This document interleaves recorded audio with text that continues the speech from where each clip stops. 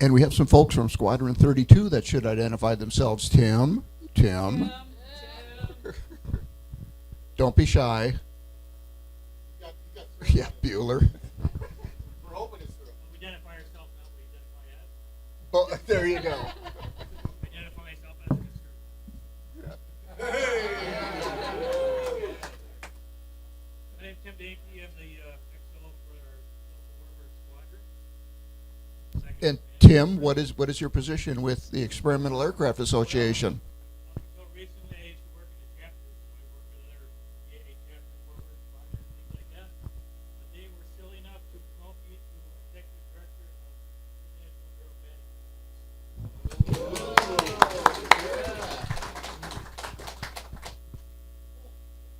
And who else is here from Squadron 32, Tim? There's another shike running around here somewhere. Scott, and I'm Scott Scheidt. Run away. Yes. Scott is, yes, Kristen's dad. Anyone else? And Bill Gaius Flightline. So the next thing's always the hardest because each year we lose too many of our friends. So a little moment of silence for all of those friends who have gone west, please.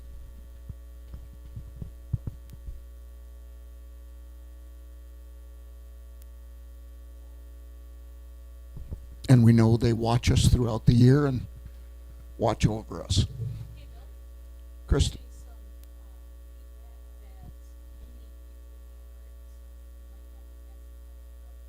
We can do that. Okay. And thank you to Squadron 32 for doing the pancake breakfast this morning. Great job, everyone. And definitely. And Bill Keys, he was just here. Steve Owen just left a few minutes ago. Steve's the president of the Dyne Sportsmans Club. And in one of the lucid moments for Steve, Bill's behind the bar. Okay. Steve had volunteered the facility for us after we had some rather frustrating times trying to find a place for our meeting this year. So we really, really appreciate the Sportsman's Club stepping up to take care of that for us. Yeah. Next slide. Okay. And as usual, we will do our area recap, and we will start with administration. Hello. There's a couple of things that I just want to talk about. I probably should stand up, even though you won't be able to see me anyways. But there's just a couple things this year. Some of you do purchases on your credit card, personal credit card, etc.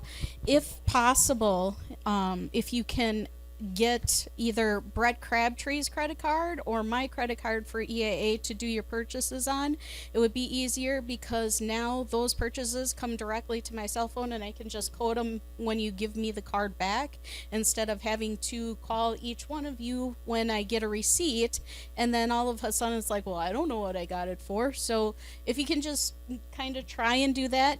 If you do have a purchase on your own credit card, make sure when you bring me the receipt, or Linda the receipt, whichever, or Nora, one of us is always going to be in the office at all times. When you bring it, make sure your name's on it and exactly what you purchased it for, because if you don't do that, then I'll end up having to call you and then you'll not know what you were doing a month ago. So that's number one thing. Number two thing is camping. I know a lot of you are probably wondering about when that email is going to come out. It's going to come out the end. I'm going to interrupt you. Hello, Mike. Well, anyway, one of the things I did was I just sent a text to Mike Anderson, president of Warbirds, to give us a call to say hello to folks. So Mike is on my phone. So here, let's see if this works. Hey, am I? You're on. You there, Bill? Yep, go for it. But first of all, thank all of the volunteers and all the great job you guys do. We obviously cannot do it without you. And so I'm hoping you have a good meeting this weekend. And I look forward to seeing everybody in July. And again, we really appreciate everything you all do. And we certainly can't do it without you. Well, Mike, thank you for calling in and saying hello to everybody and let everyone know what you're up to this weekend. I'm getting ready to get into the Zero right now. We have our official tour of practice this weekend in Muskogee at my home airport. And we're getting ready to go up and do our first flight of the day for our practice. So that's what I'm doing this weekend. All right. Well, thank you for calling in to join us here and have some safe flying. We'll see you soon. Great meeting, and thanks again. See you soon.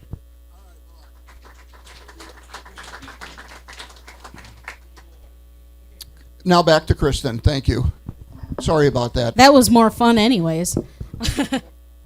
So camping. Camping is not, you're not going to see an email from me for camping until late April because we're a little bit behind. We're actually going to try a new system again because the old ones just haven't been quite right. This one should be 100% easier. Don't quote me on that as of right now, though, because it's brand new.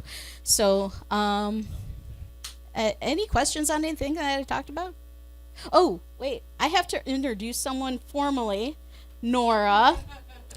She is my right-hand girl. She did a wonderful job. She was only here for 2 months, and then she got to go 6 weeks solo, and then had to go to a conference in Florida for me. So she deserves all the credit in the world. So, but yeah, that's all I got. Oh, thank you. That was the one thing. Okay. So, along with the credit card receipts, hours worked. We need to make sure that either you, as leads and chairmen, are recording your hours for your people, or they're recording their own hours. Everybody I know has their own system of recording hours, but we need to have a better system because this year there were a couple of groups that only got 25 hours.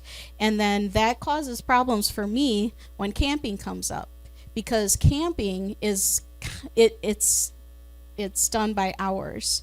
So if you want to ensure yourself a campsite in Warbirds Camping, I would suggest that you do at least 40 hours so that you are on your A list. Okay. The other thing about that is if you do not get a spot in Warbirds, our backup is always Camp Scholler. And you get a free spot in Camp Scholler if you have over 40 hours. So that's why that's why we made kind of the change to that. It's 20 hours to get on the list, but if you do only 20 hours, your priority people are going to get priority over your 20-hour people. So just keep that in mind. And you have to have at least 3 years of service to be able to be eligible for camping. So 20 hours and 3 years to be eligible, but to ensure a camp spot, 40. Any questions on that?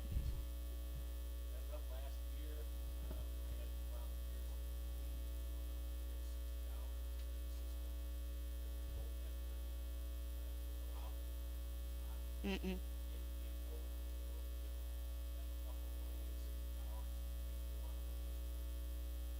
Yep. So 30 and 20.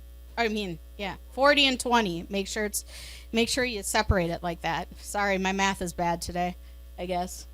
Any other questions on camping? Yeah? Yes.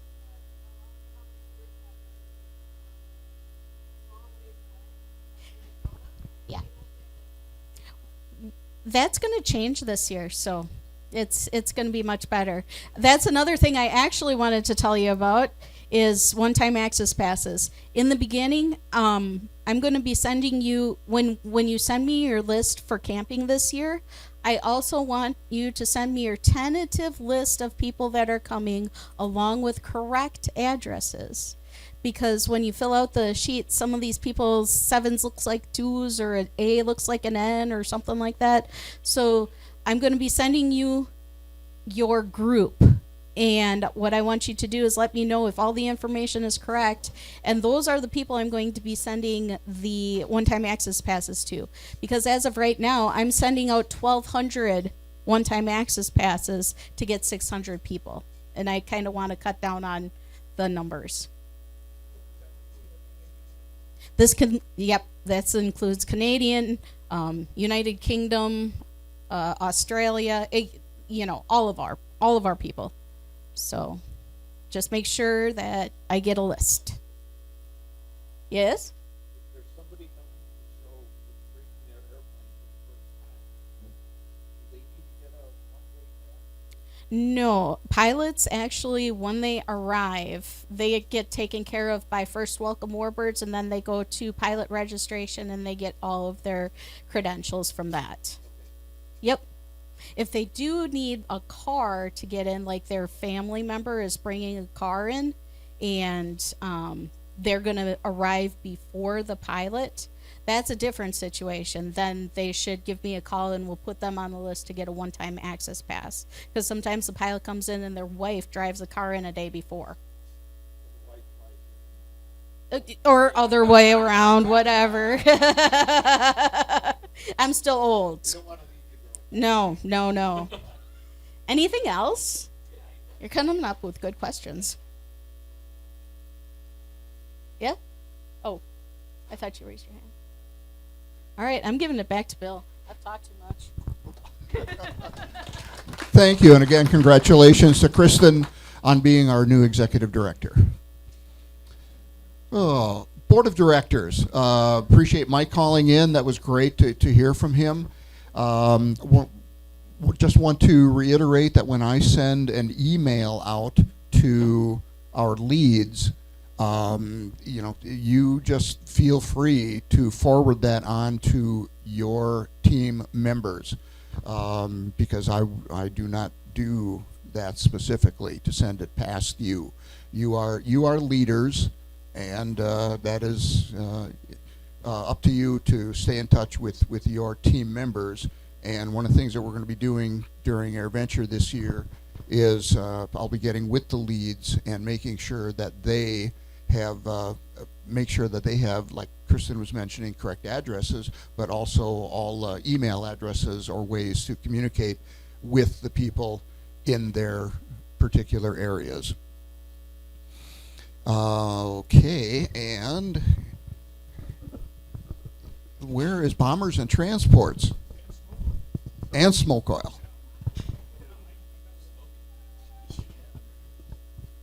And John will be up again later with his presentation on standard operating procedures. Oh, yes, that should be very exciting for everybody who's still awake. Okay, so on behalf of Don Egge, who is not here, he's conducting something special down at the Lexington, which is where he spends his winter. Welcome from Bombers and Transports and Smoke Oil. A little bit about what went on with us in Bombers and Transports first, then we'll get down to Smoke Oil.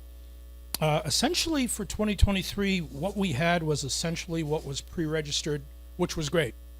Unfortunately, a couple of our pre-registered C-47s found their way to where? Yes, vintage. That's okay. We got an extra Albatross that just kind of showed up and wanted a place to park. Well, okay, park over there.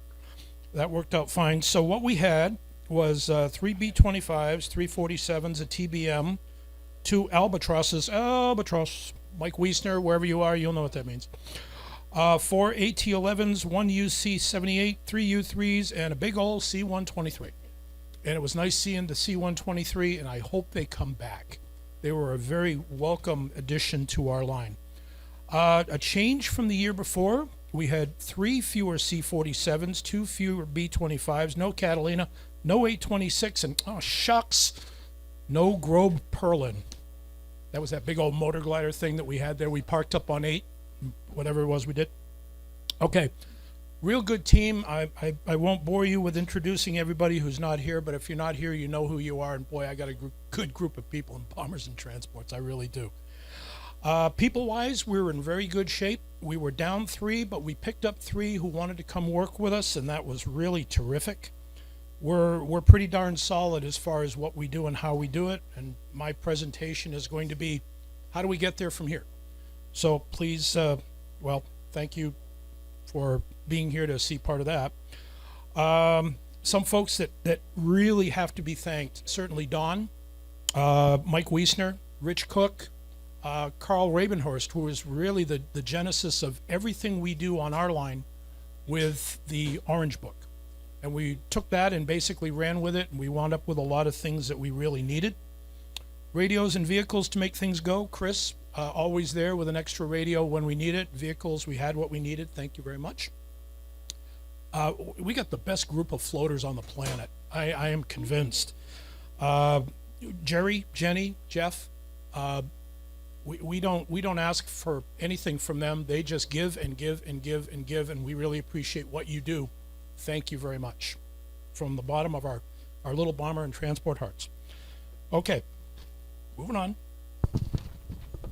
There we go. Okay, pre-registration's a big deal for us because unlike the smaller airplanes, we actually do have to kind of floor plan our spot. So if we can encourage people who are thinking of coming, pre-registration is really a big deal. And we want to make sure that people have the spot that they need to make things go. Ken Lesniak gave us a great drawing 3-4 years ago. We use it to the best possible opportunity. I guess that's not quite the right word, but it's the word I'm using. And he really gave us something we really can work with. So thank you, Ken, if you're listening.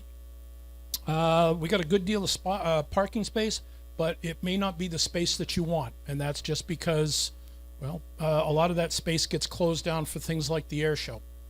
So pre-registering is really important, especially for us with the big airplane stuff. We understand that there's going to be a significant C-47 presence because it's going to be directly after the event over in Europe with the 47 drop over there. So we're expecting, but we don't know how many people are coming. And as soon as we know how many are coming, it would be great to hear about that because, again, we're in the floor planning business. Our group benefits significantly from Carl's class. And I'm just going to put in a tip for that. If you're outside of 2 years of flight line safety, please attend. We really do need everybody working on the same sheet of music with the same model of what is safe and what is not. So that has continued to evolve. Thanks, Carl. Yeah, absolutely. Thank you. Let's see. Talk about smoke oil. This is my second year with the smoke oil team. Good group of folks. They're working. We are going to have our own SOP. We're working on that. A couple of things left to coordinate. Smoke oil pumped 600 gallons of oil. They were down from 800 previous year, and that's largely because we didn't fly a number of air show events because of smoke. Not smoke oil, but smoke from Canadian wildfires, and we don't hold that against the Canadians. It's just what it was. Okay, so we had 1,000 gallons of smoke oil to start. We pumped 600, so math being what it is, we probably have 400 gallons of smoke oil left. We used the Gator pretty well. We put on 19 hours of that, put about 100 miles, and we're very happy to have that. And we've also had some change to procedure about how we're going to get that vehicle and how we're going to get some help from the folks over at EAA to get that built up, John Hopkins especially. So that's our story. We're a good operation. We could always be better, and we're happy to be doing what we're doing. And if anybody has any questions for me, catch me off the side. If not, that's what I got. So thank you.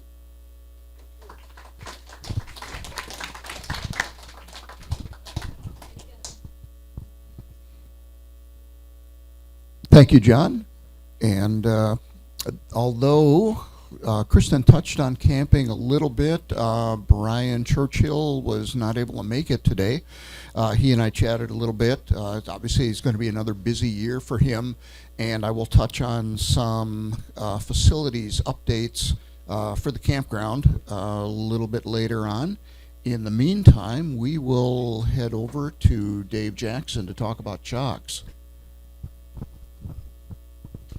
Well, good morning, everybody. Thanks for.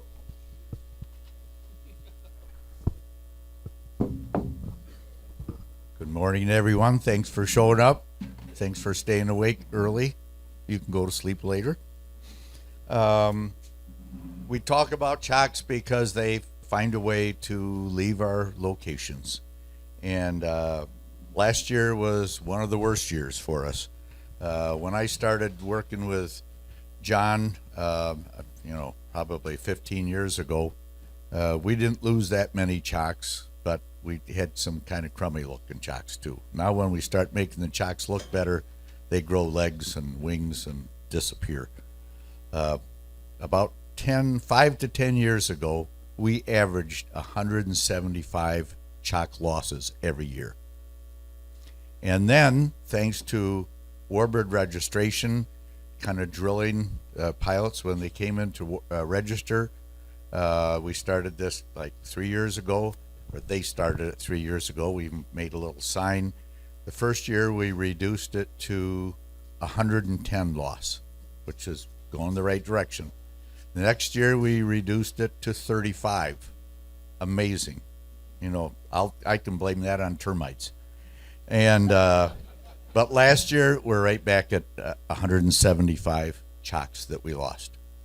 And that loss included 17 chocks that were given to family members or survivors of warbirds who I made the remembering chocks for. So essentially, we lost 158 to pilots just thought that they were theirs. So I've got a source of wood now that I don't have to pay for, and so I made a lot of yellow chocks this year. I made 102 yellow 4x4 chocks. I made 151 of the larger 4x6 chocks, which hopefully would maybe discourage people from walking off with them or flying off with them. I made 85 remembering chocks and fancy chocks.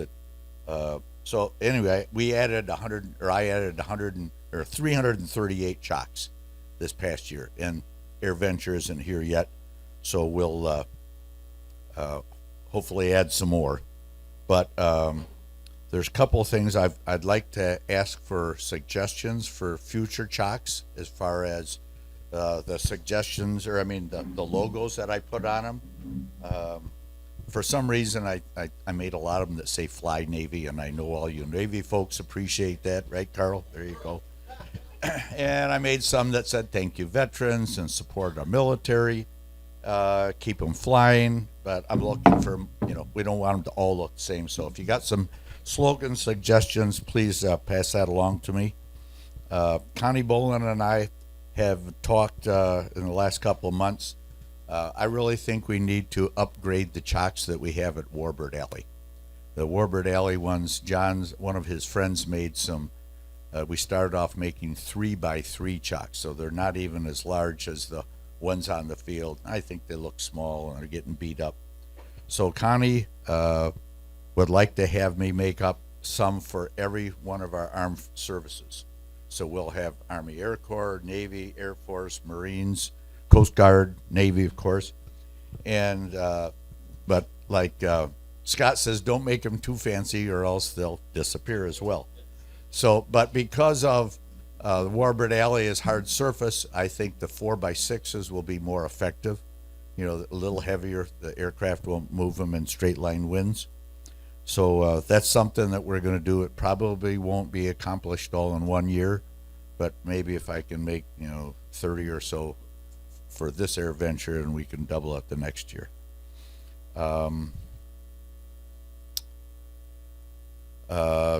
I've already made some for Chuck Marshall. I don't know if you brought yours but when we talked about remembering those that we've lost, Chuck was a tremendous asset to our organization, to NADA, to Steerman Association. It was just a terrific guy.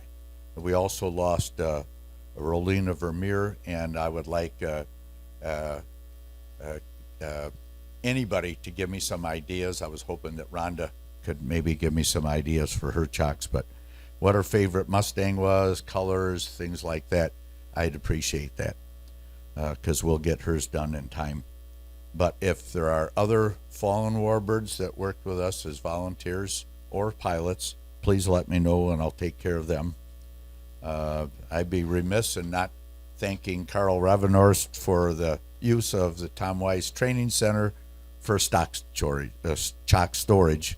I asked him if he'd been in there already, and he said no. And I said, well, it's probably not enough room for you to squeeze in there anyway, because they're stacked up 4 feet tall. I think that's about it, but I'm going to probably, since I get more 4x6s and 4x4s, you'll see a lot more in the chalk bins, and they can be used in any area, but especially on hard surface, I think the 4x6s are going to be more effective. And believe it or not, the cheapies that I made for the T-34 line, we had some I guess they were 4x3s or some small ones. So I said, we'll make them for the T-34s. T-34s aren't supposed to be using chocks anyway. They stole 15 of them last year. So who knows? So that's definitely not all for quality. So thank you very much. Appreciate your help, guys. Dave, we appreciate everything you do for Warbirds. That is, you're an artist, and we appreciate everything you do. You're an artiste. El artiste. And Chris, you have the box full of tickets, I think, right? Yep. Okay, let's do a door prize drawing. Who wants to draw? Well, Chris is going to draw the first ticket. 4251. 4251. Mark, head on over and grab something off of the table with all the hats on it.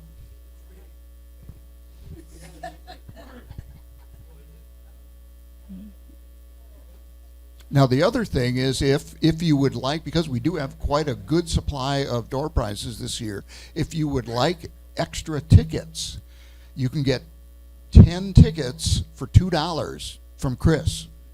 So whenever you have the urge to make a little donation to the Warbird Food Shack Fund and want some more tickets for more goodies, just go on over and give Chris a couple bucks, and she'll give you some more tickets.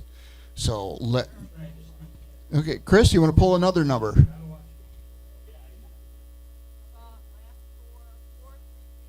4337. 4337. No, Carl, was that you or no? No. 4337.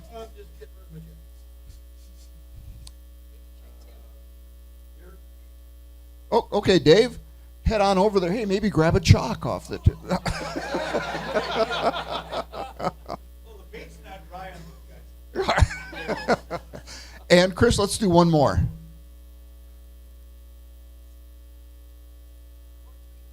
4311. All right, head on over there. Let's do 2 more, we'll do 5 in a set, Chris.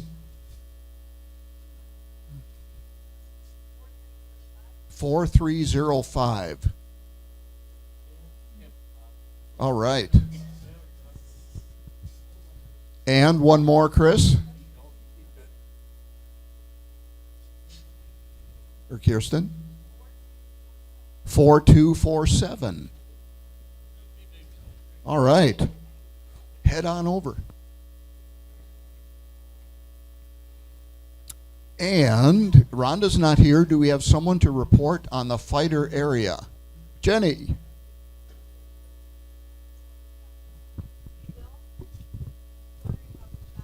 Chalks are door prize as well. Mom says hi to everybody. She's watching.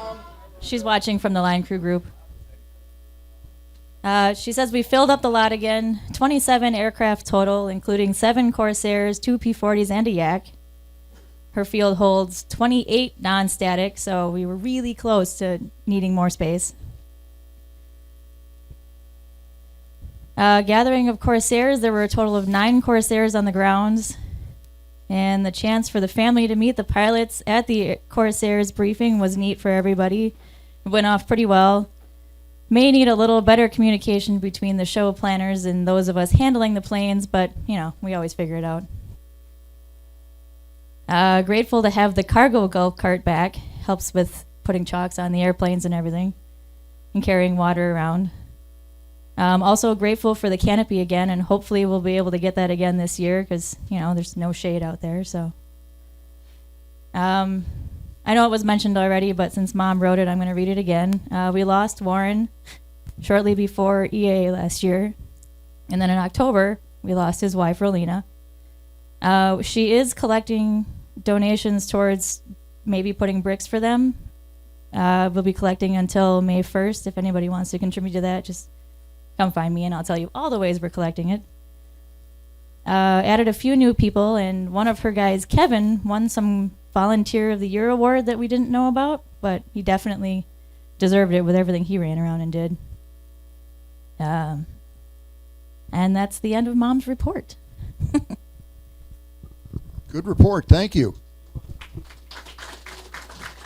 Bob Ehrenberg, First Responders.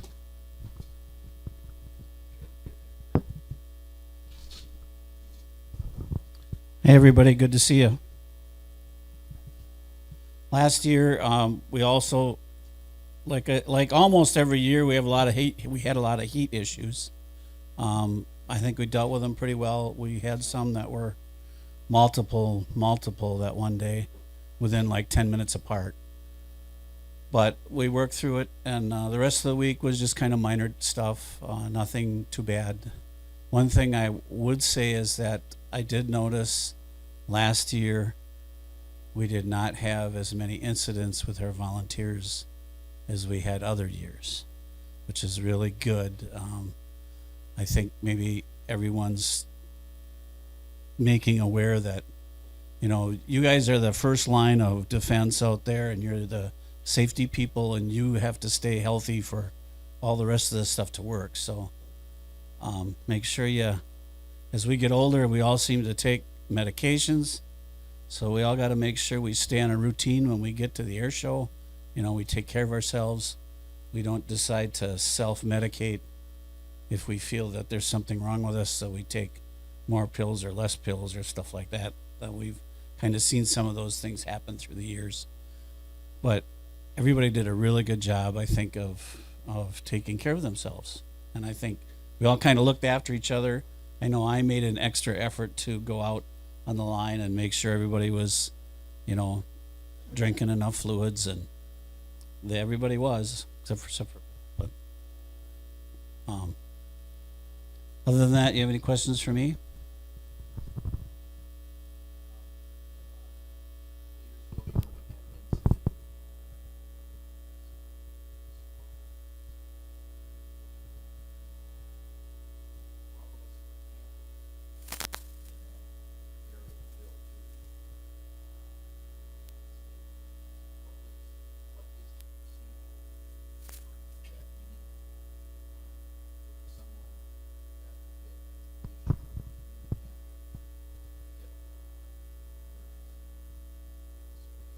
Well, the first thing is call 911. The question from Mark is, what is the procedure for calling emergency services into the campground? And Bob's response was? To call 911. So,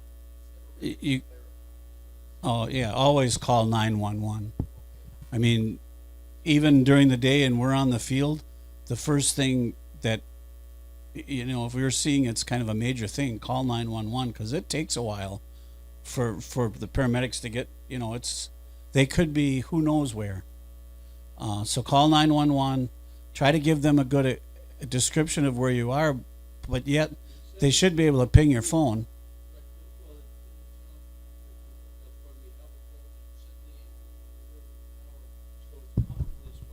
Carl, that is not correct. Please don't spread that. The best thing for people to do is you do not send them to Warbird Tower. You try and identify the location that you are at in the best way. We have street locations, we have street intersections, etc. Then the next thing that we do is we contact the Warbirds community ourselves. If Warbirds Tower is up, reach out to Tower, reach out to board members such as Judd, John Russman, and myself as key members for operations during our venture. But then also, in order to have the ambulance locate the situation most effectively, we find volunteers to help guide them to the direction from the nearest possible intersection. So I know a couple of years ago we talked about having them go to a particular spot, but that may be actually going past where the incident is. So that is, we do not direct them to a single location. We direct them to the incident, be it on Warbird Alley where we've had people with heat issues, be it out in the campground, be it in Area 51. We had tram issues with people all over the field, etc. So you go to the immediate location. Stacy.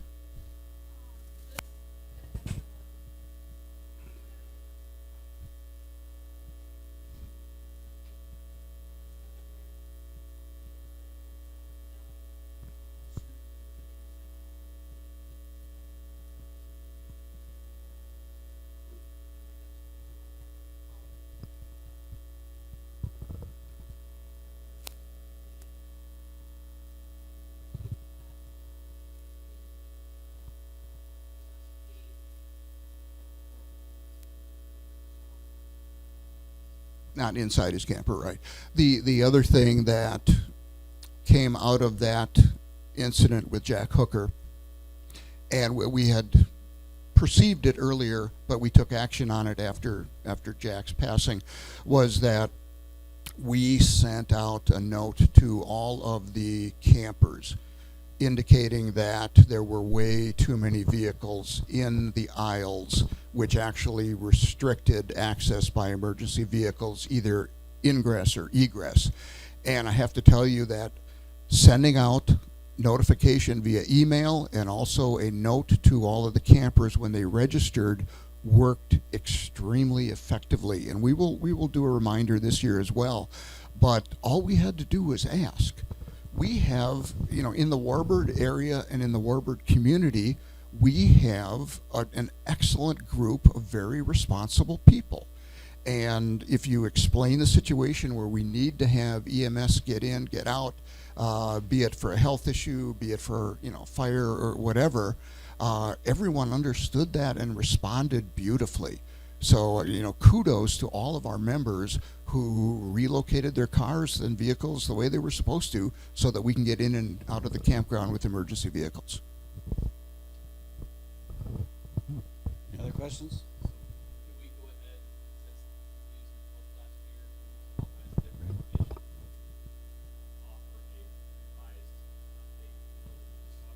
Yes. Yep. Yes. We'll have to do that, absolutely. Yep. Any other questions? All right, thanks. See you guys in, hi.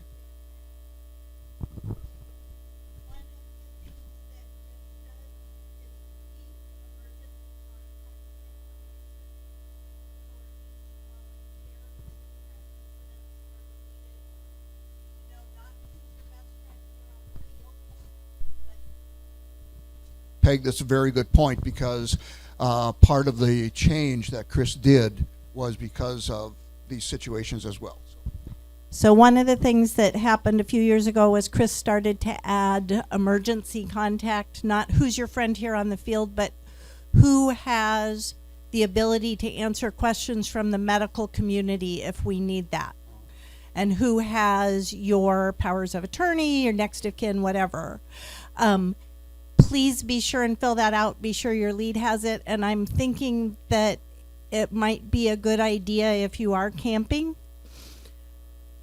that you have that information posted in your camper so that if there is an incident, it's available much more easily than we got to get hold of Chris. Chris has got to look it up, all that kind of stuff. So.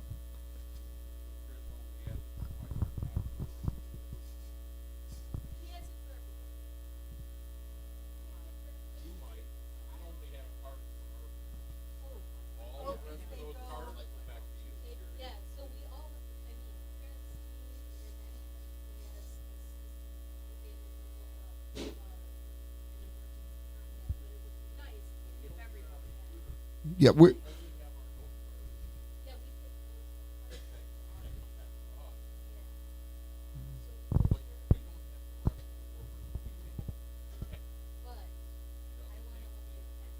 For those online, the discussion is regarding where notification persons are recorded, and we have them in a couple different locations, and we are working on making sure that they are in a central location.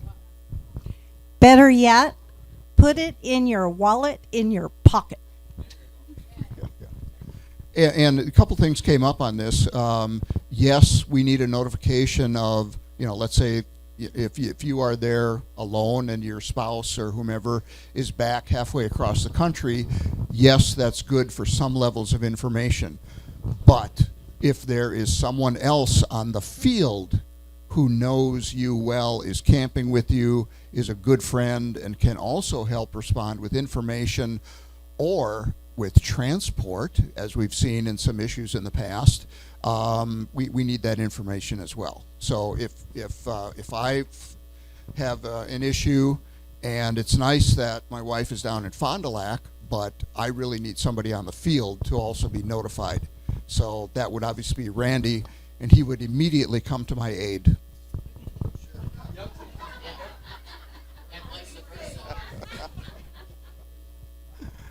Okay, back to Bob. I get maybe Randy wouldn't come to my aid. Another Anyway, question. Another Go question, ahead, Jenny. Jenny.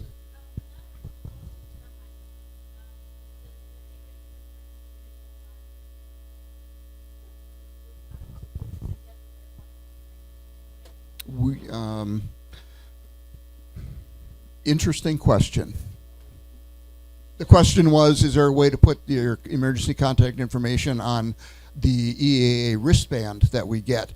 And we can think about that, but there's some issues there because for the few of you who shower during the week,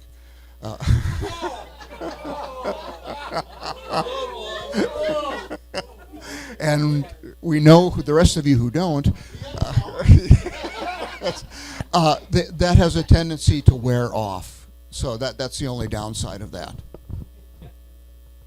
There you go. No, okay, we're not gonna, no tattoos. Okay. Next. Kirsten, Food Shack. Oh, I'm sorry, Floater. Jenny, I'm sorry. How soon we forget. Jenny. Come on back up.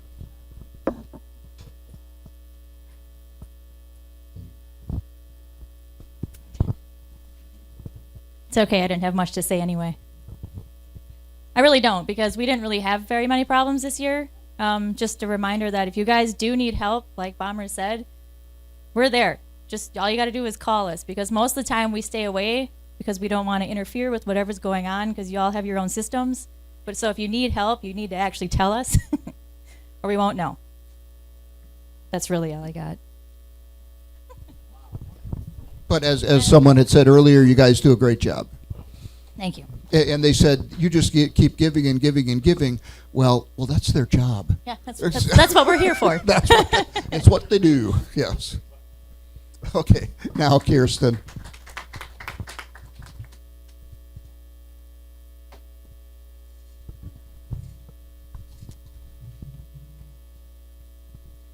So everything went pretty good in the food shack.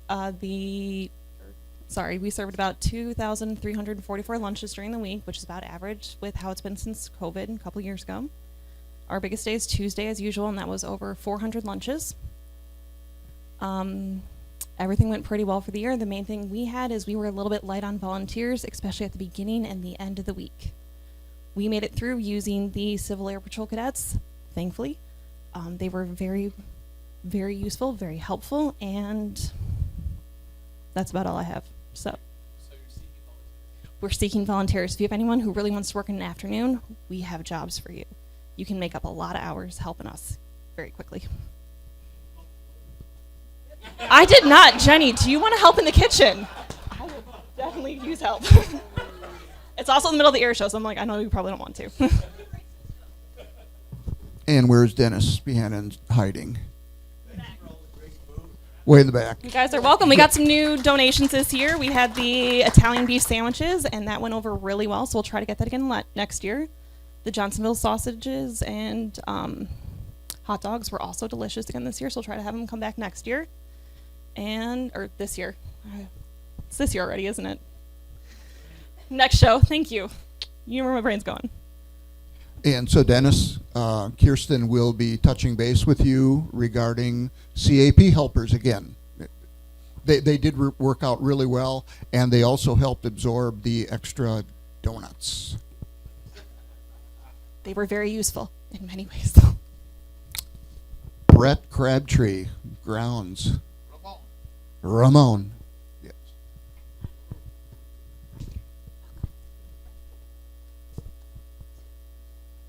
Thank you. The state of the grounds is good. You gotta say that grumpier. Oh, okay, I'm sorry. No, the grounds are pretty good right now. We got some work to do around the Fagan building with the fence that's dying. Bill and I have been out there quite a bit over the winter, I believe. Closer. No, Bill and I have been out to the grounds quite a bit this winter, checking it out. It went by pretty good. There's some work to do. And, anybody wants to come out during the week prior to the show, come on out, because there's a lot of work to do out there at that time. Other than that, everything's been going pretty good. Good. We are. Yep. Brett does a great job. Dino. Can we get the field roll this year? Can we get the roller from the AA? We saw it the other day. We're going to work on that.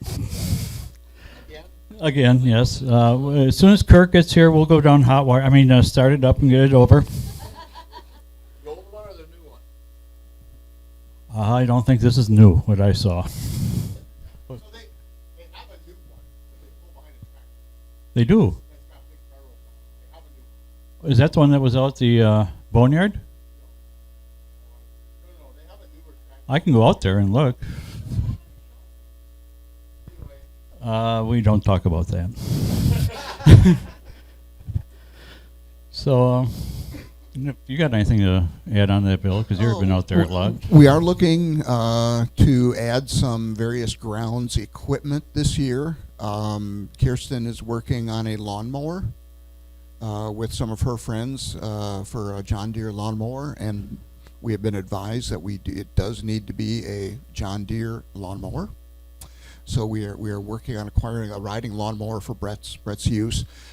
We can use a Green paint. string trimmer / weed whacker and a leaf blower and there's a variety of other tools that we can use as far as brooms, shovels, etc. So we are open to donations on those things, rakes, and things like that, because some of the things that we have age and they pass on, we're just trying to make sure that we have enough tools to keep the grounds going. We need some garden hoses, we need some new sprinklers, and things like that. We'll put a list together and we'll get that posted so that any of the folks who might want to donate some things can do that prior to AirVenture. We will be having the water in the facility, the buildings, etc., turned on in April. so that we can get things going out there sooner this year. Obviously, the weather has been exceptionally cooperative, and we will have the water turned off later in the year. So Yes. there you go. Well, Right. Well, one- they once turned a the year. water off. What was it? I think the Labor Day, Yeah. which is way too early. We're also putting some doors in too, I believe, aren't we? We're working on doors, but we need some other work done prior to putting the doors in, because part of the reason for the doors aging and being damaged was outside of the doors, the concrete pads lifted, which created some issues for the doors too. So, but we are working on that with our friends at EAA. We'll be having a follow-up meeting with them on that in a couple of weeks. And before we move on to any other questions on the grounds, Dino? If you have a lawnmower you want to donate, if it's red, do we have to paint it green? Yes. That'd be good. That'll work. Yes. There you go. Little decal says JD. Yep. Before we move on, let's do some more door prizes.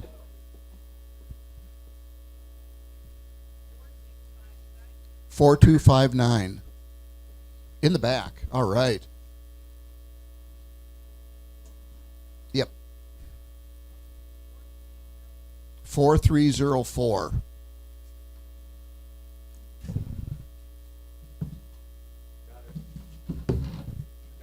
Oh, good. Oh, another one for El Chaco. 4322.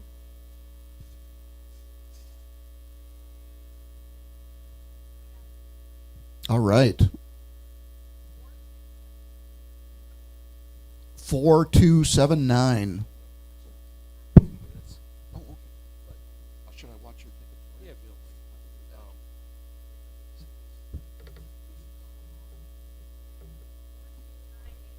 4298.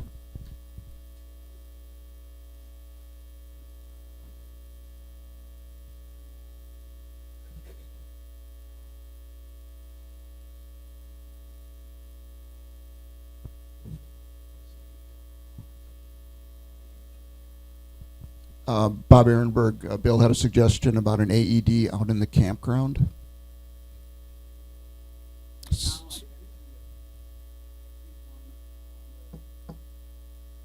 Chris.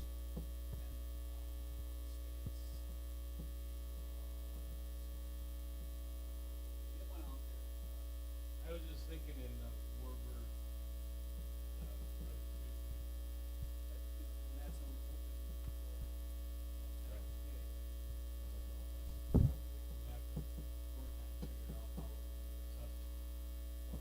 need to put that in security.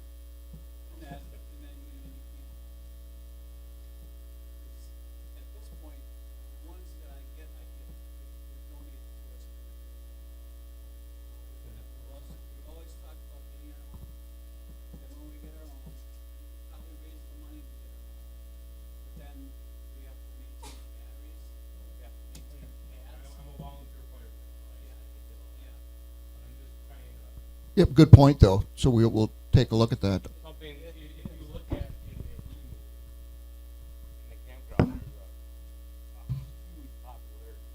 And so we should try to figure out how to address that. I mean, the first responders, we do a great job. However, there's always that time limit. Just trying to-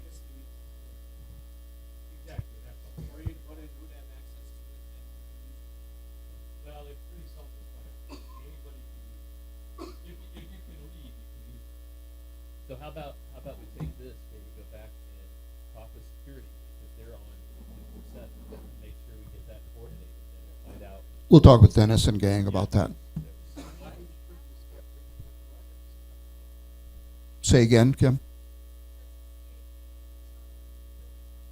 Don't know. They have first aid. Yeah. All right.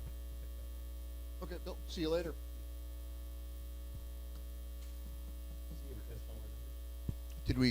Kirsten, did we finish the numbers?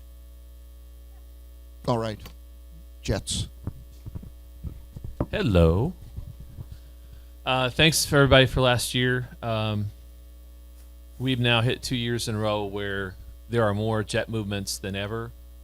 In fact, when I start mentioning to guys when they come, the biggest complaint we have all these jets showing up is, can't we bring more? So even this last year, we had 2 jets from Wisconsin that weren't coming because they thought they couldn't get in. So yes, we're maxed out on all of our areas. So looking at that overall thing, what does jets, equipment, and tugs do? We have all the tugging for Warbirds, but we even sub and take care of the central area. So it's not just alley. It's not just if a T6 needs tugged. It's everywhere. We pulled civilian aircraft. We've pulled. We went down last year and had to work on Super Guppy.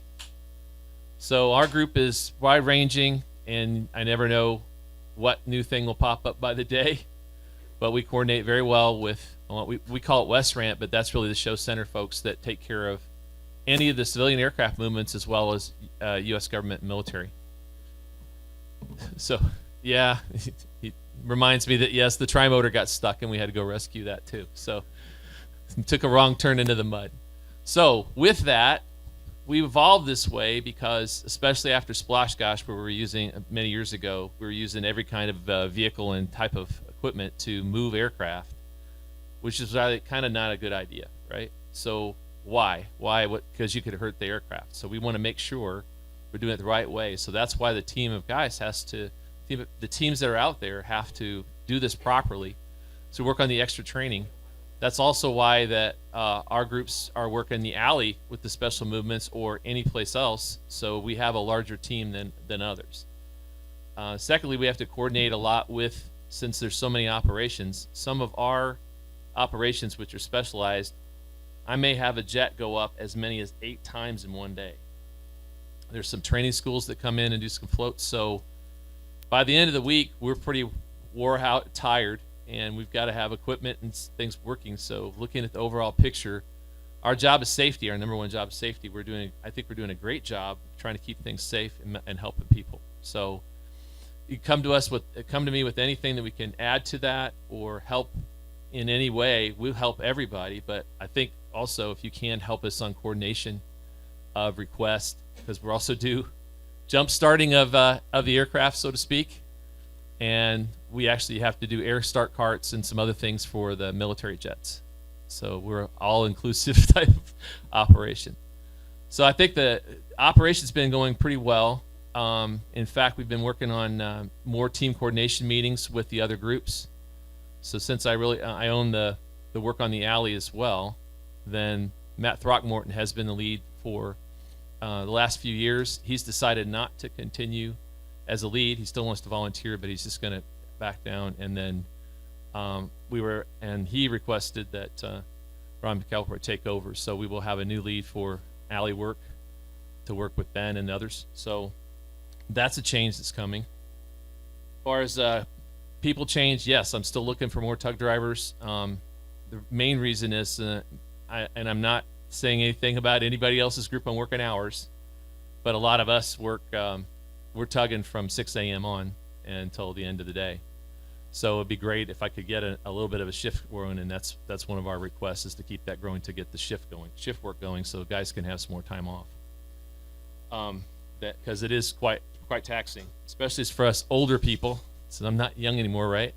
And I got a large crew that's not young anymore, so would love to have the help there. As far as equipment goes for the week, our tugs have been, and thanks to our extra mechanics and the work that we have in the background, our equipment is actually working all week. We did have some problems with some equipment. I don't need to go into detail there, but just looking at the package of being able to tow all these different aircraft and all the tow bars, we're getting some good information on maybe more tugs coming to us, and then we'll start to retire other tugs, but keeping a dually tug operating so that we can pull most anything.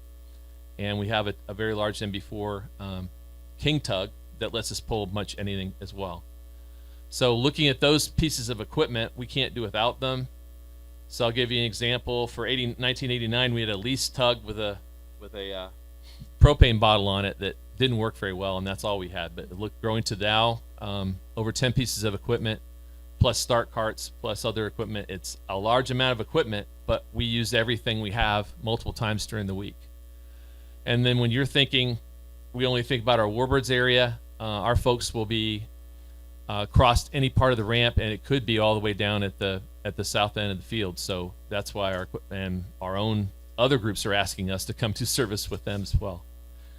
So coming up the year, we're trying to ask for a couple more tow bars to work with our team to add to our tugs to make it more flexible. And then as far as getting all of our equipment service, we may have, there's things like clutch changes and everything that have clutch changes. And we had an errant tug last year, which was the interesting one that kind of started and ran it by itself. So, okay, you go over that. All right. Just trying to go by what the equipment is. And so as far as chocks that was mentioned earlier too, we tend to go steal all the chocks because we don't have any way to tie down. The other aircraft have tie down. So during the week and get more chocks anytime, be great. With the storms that may come in, we make them chalk all three because there's no way for a jet to tie down out there. And you say, well, Scott, why would you need to do all these extra chalks? If you go back in history, we had heavy winds come through, and we actually had an A4 Skyhawk on the ramp that went into the mud, but in the high wind that normally would turn aircraft over, all of our aircraft survived, and the A4 only went into the mud because that chalk slowed it down, having chocks on the nose. So it's very good, very helpful to have these chalks, which we can't thank enough to El Chaco, but we're always looking for more chalks and more equipment help out on the line. Okay. So let's see if I got anything else left. Okay. I don't think I have many more changes. If I got anything, suggestions or additional things we can do to make things better for our group, since we have such a large group and a lot of motion going on, please come to me. I'd love to make any advances as well. Some of the things that you guys want to see. I just want to say with the team is really working well now on movements and coordination. I'd like to see it improve even more. Yeah.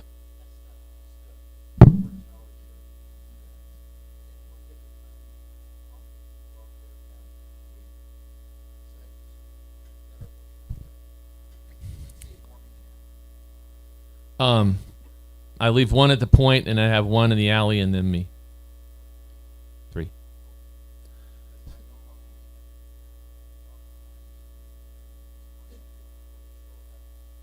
Right. Yeah. So the modification we made this last year was that,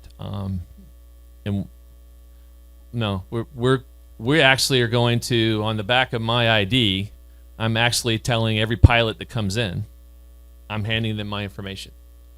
So they can get a hold of me in the coordination, and then all the flight line people have my cell number. And so we're trying to do more cell service if you need something urgent from the tower, because the communications are overwhelming for the number of things that we have to do. So like smoke oil, fuel, I take care of oxygen, things like that. So when this is all occurring, we've started, and we are looking maybe even doing one of the barcode. Like a barcode, but a QR code, so that we can have that number central and keep it working. So not want to take away from the radio, but the radio becomes quite confused because you're covering everything.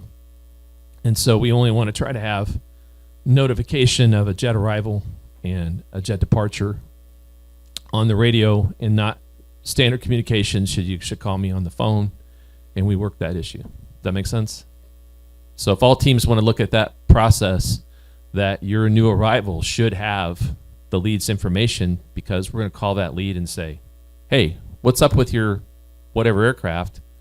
And they need help. In addition, on registration that we've talked about before, as another improvement, was that I can call the owner of that aircraft. Because obviously I don't greet every aircraft. You don't greet every aircraft. We don't know.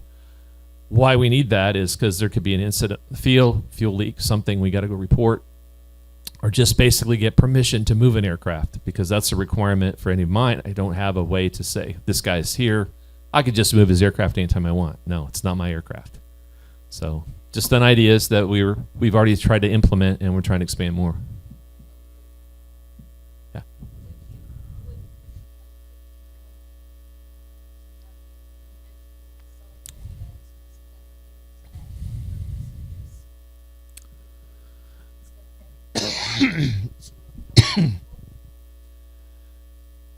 Sorry.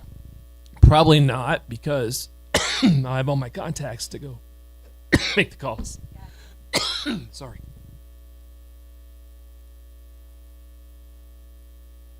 Sorry. Thank you.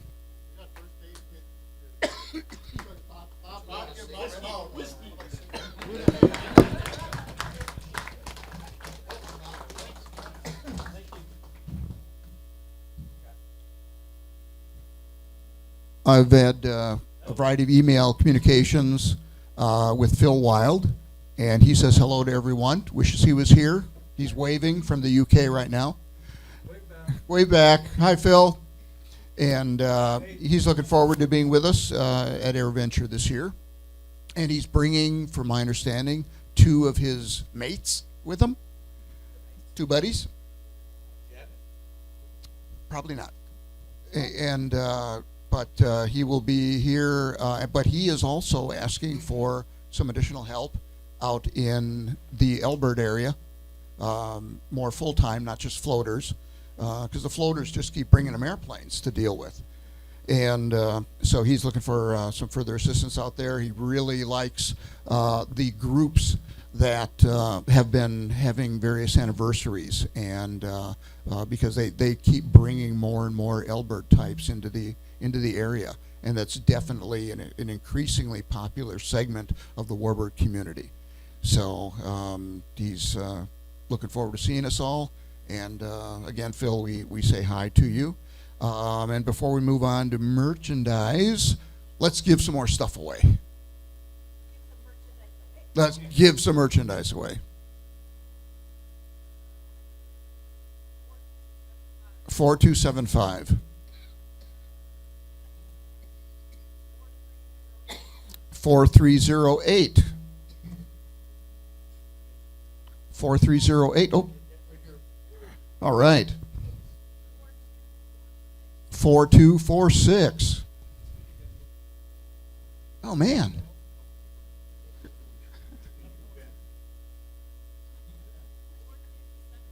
$4272.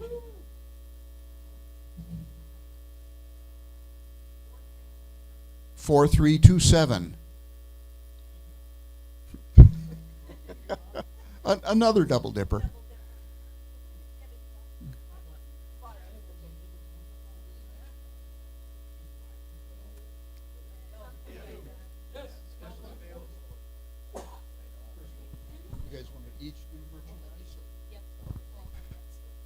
We'll have 2 merchandise presenters. We'll start with Kristen. Oh, we'll start with Peg. I meant to start with Peg. I knew that.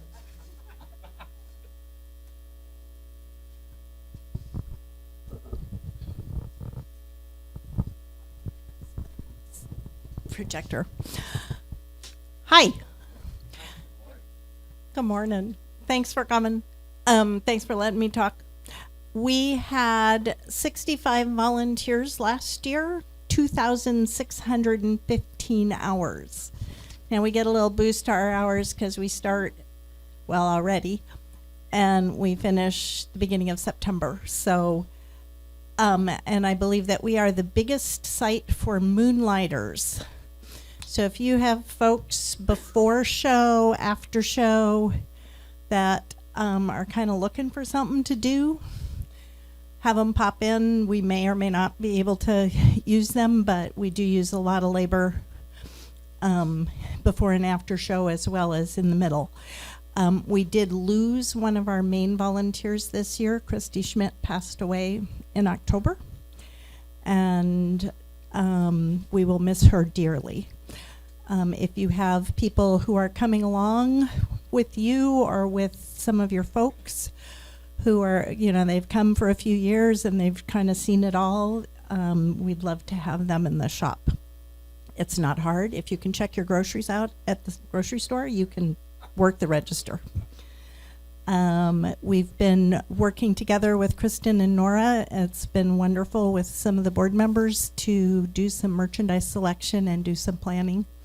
If you have suggestions for things that you would like to see that you see other places, you can email those to Nora, me, Kristen, and Diane and Pam, whoever you've got an email address for, send them on and we will look at those and see how they fit into the mix. Questions? All right. If you got things you liked, things you hated last year, let me know. No. If you have things you liked, let me know. If you have things you hated, no. No. Let us all know all the things. Thanks.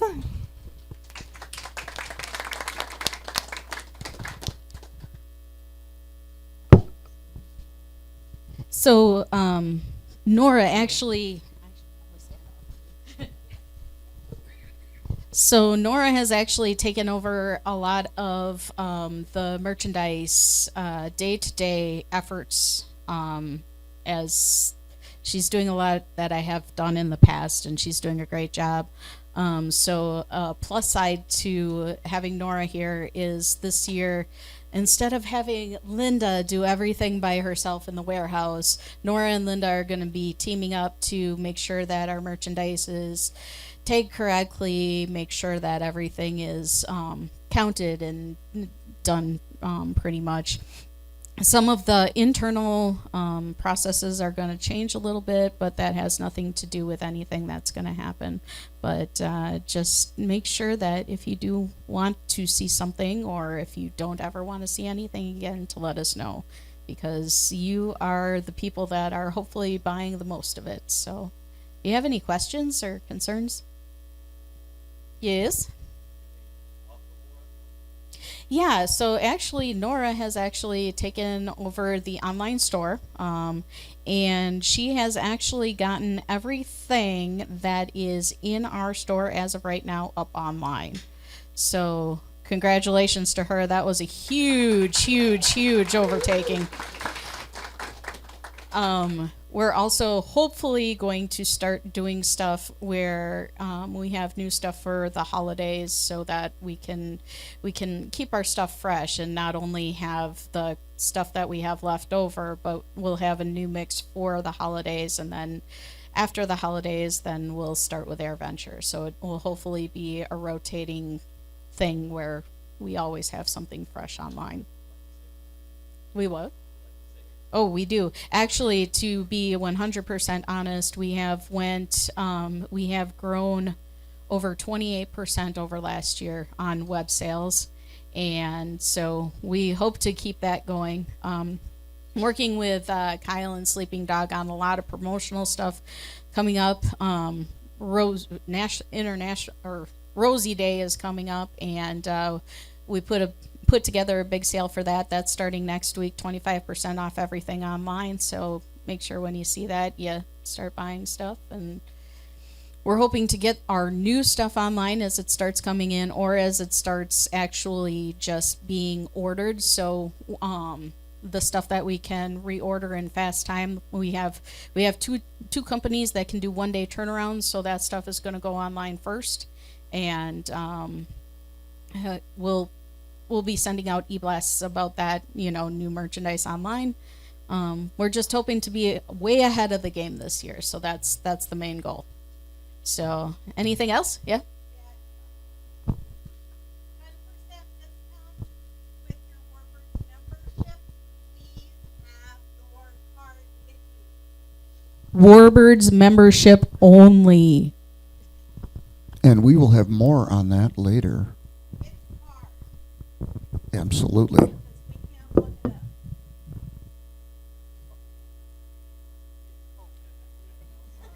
Anything for you? I'll get the other stuff, the membership stuff later. And before we move on to motor pool, let's give some more stuff away.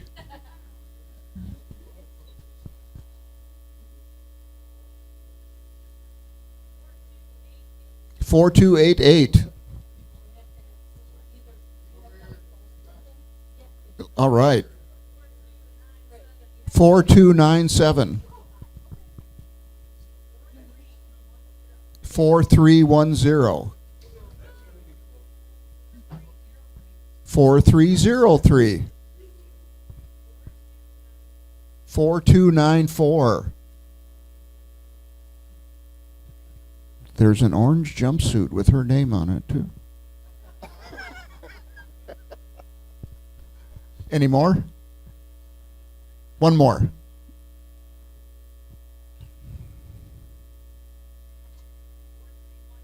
Four, 3, 1, 2. Dino. Okay, motor pool. Great report. Okay, thanks. So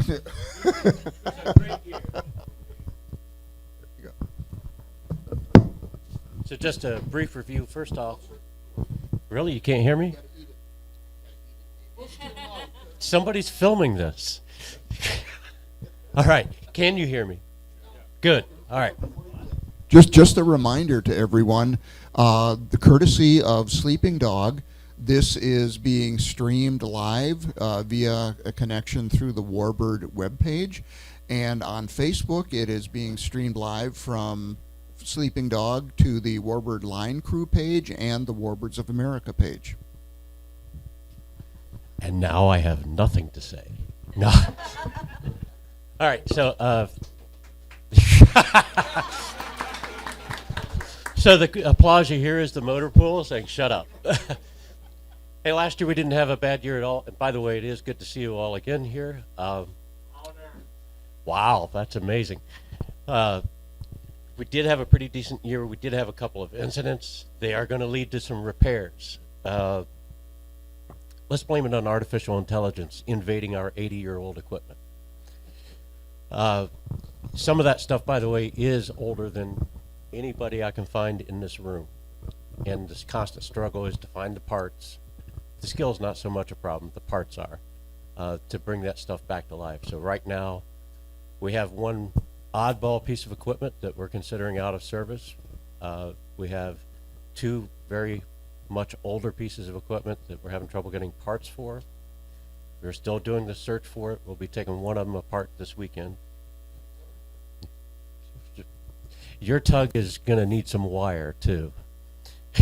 But yes, but we'll get on it.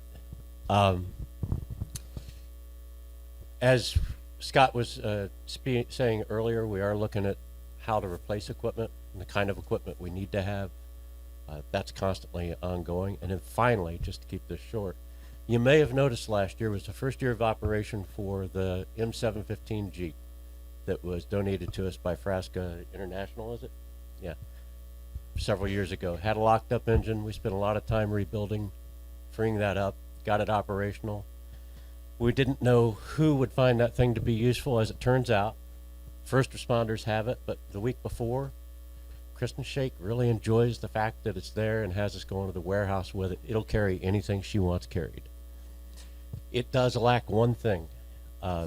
It is not weatherproof. It does not have a canopy over the driver's compartment.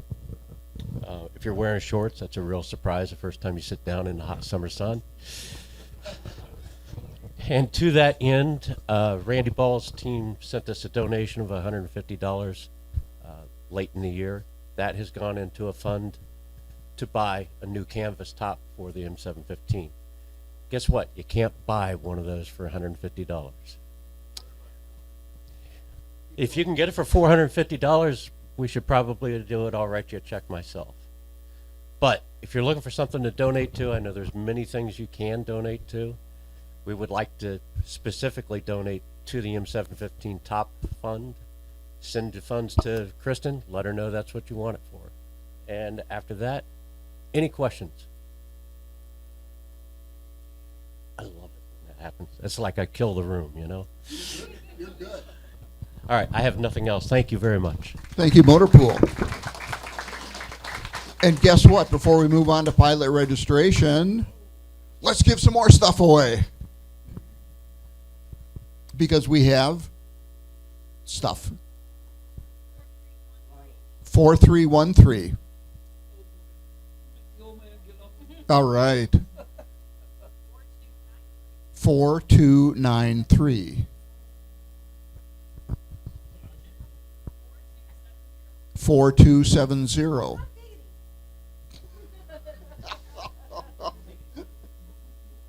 Get some stuff. Go, sorry, 4320. 4320. 4334. El Chaco.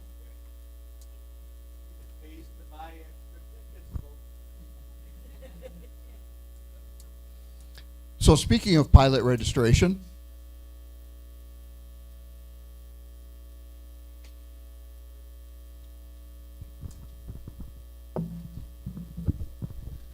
Good morning, everybody. I'm Chris. My co-chair is Cindy, who was not able to attend. I'm not sure if she's watching online or not, but we registered 380 Warbirds this year. We opened Saturday at noon, as everybody knows. We did 79 that day, and then Sunday is our biggest day, assuming the weather's all right. We did 160, and it tapers off after that. We're a second year into our new software package this year. The old one had a fail-safe in it where you couldn't register the same N number twice, and the new one does not have that yet. So we, Kim did, and the reporting isn't finalized yet, so she exported everything to Excel and found 10 different instances of a plane being registered twice. We finally got convinced Alan that it was an issue, and he went through and found 17. So he corrected them, and he plans to fix it this year. I'm not trying to say those people were trying to get 2 sets of wristbands, but the way it is right now, somebody could walk past a T-34, write down the N number, come in and register it. If they're a Warbirds member, we'll give them stuff. So the old package had a check in there that prevented us from doing that. Pre-registration seems to be working out well. It gets better every year.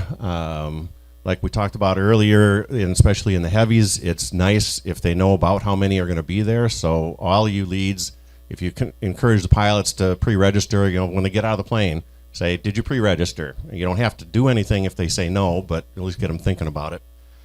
The first year of the new software package, there was too many degrees of freedom in pre-registration where the pilot would put in the category of his plane, his or her plane. And we had T-28s that were L-birds, fighters, bombers, and I had one that was a foreign jet trainer. So we have to go back in and correct all that stuff. Let's see. This is the point where every year I whine about not being able to get at the old software package. As clumsy as it was, it's got 30 years of data in it that we can't even look at now. And I know it still exists. There's probably some very interesting names in that. And a couple months ago, Bill texted me and said, when was the last time a fairy swordfish came to Oshkosh? And I knew I'd taken pictures of it, but with the old software package, I could just run a report by year and see, you know, when the last time it was. I went out online and searched a little bit and got him his information, but that just a read-only copy of that old database would be a big help. Let's see. I guess the last thing, oh yeah, we had plenty of everything that we stuffed the pilot packs with this year, but we ran out of wristbands. We had a real run on weekly wristbands, and everyone was out of the office. And so we did a short-term workaround where we took a Sharpie marker and wrote weekly on some daily ones, and believe it or not, it worked. Nobody got stopped. They all came in and turned it back in for weeklies the next day. And but we'll try to do a better job of staying ahead of it this year. And then finally, the last year I talked about the group of C-47s that came in and came to us and said EAA or Warbirds told them there was no room for them and they had to go to vintage. And so we gave them, you know, $600 worth of wristbands and 2 pilot packs and all this other stuff. Because if Warbirds tells you you're on the west ramp, you're still displaying it with us as far as we're concerned. Our rules that last I've been told are that if you're a Warbird member and you display it on Warbirds end or wherever Warbirds tells you to go, you still get the stuff. But if you choose to go to vintage to camp under your plane, then we don't give you all the stuff. If that's changing, then we need to know about it. But 2 guys came up this year and gave me the same story, and I said, so you're saying Warbirds sent you down there? And he kind of hemmed and hawed a little bit. And I said, yeah, a couple guys came in last year and scammed me. I took some heat for it, and so they screwed it up for everybody. And he said, thank you very much, turned around and walked away. So again, if they come down and display by us or they're told to go somewhere by Warbirds, they're still in. Yeah, so if you are telling people that they go to vintage, I mean, at West Ramp, the judges will go judge them down there too, if Warbirds has them there. Yes, sir. Yeah, well, The 1 year splash gush, there was 1 year where people were being told not to even land because there was no place to park them, and they'd come in a car and said, EAA told us, or Warbirds told us there's no place to park, and we gave them their stuff because it wasn't their fault. But if they just want to camp under their airplane and they're not going to show it to our visitors, then we don't give them anything. So.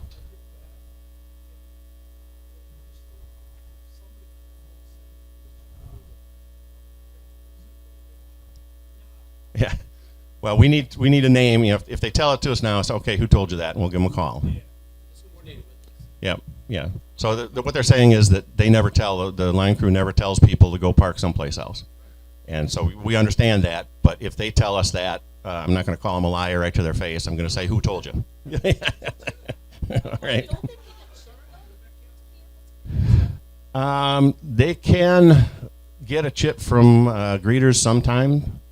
Sometimes not, but if, again, at West Ramp, if like the Aeroshell T6s, they all come down and they register, they're all parked at the West Ramp. We don't make them get a chit, go back to their plane and all that stuff. So it's, if they're that far away and they tell us that they've been told to go there, now we make them verify. Yep. Yeah, that's where, yep.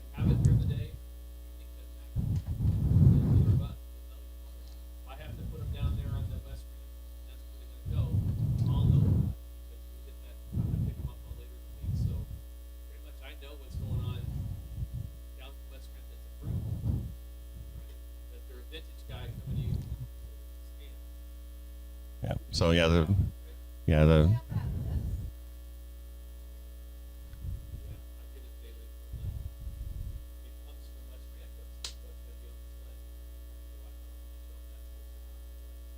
So I guess long way around. If someone's supposed to be on West Ramp or someplace other than in Warbirds, if we get to know about it, then we'll not give them the third degree when they get there.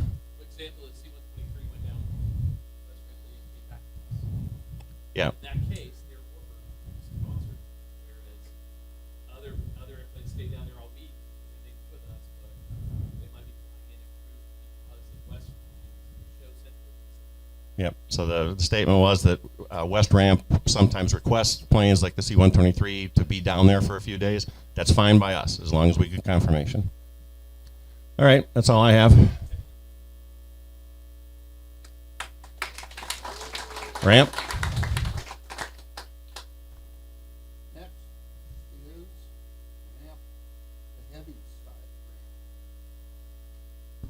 The heavies side of ramp.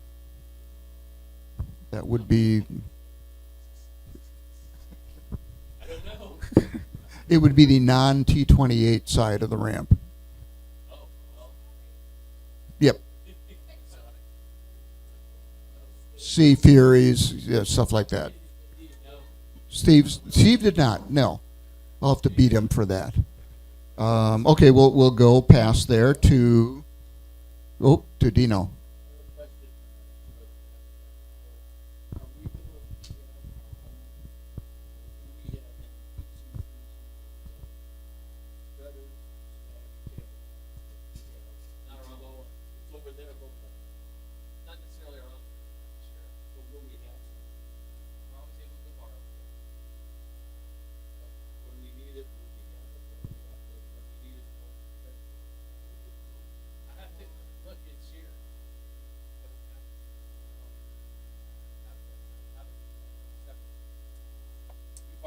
We borrow the one that comes out of West.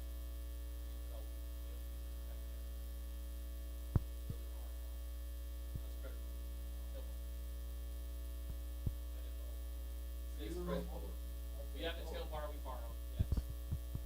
And they don't usually ask for it back. Plus the 247 ground.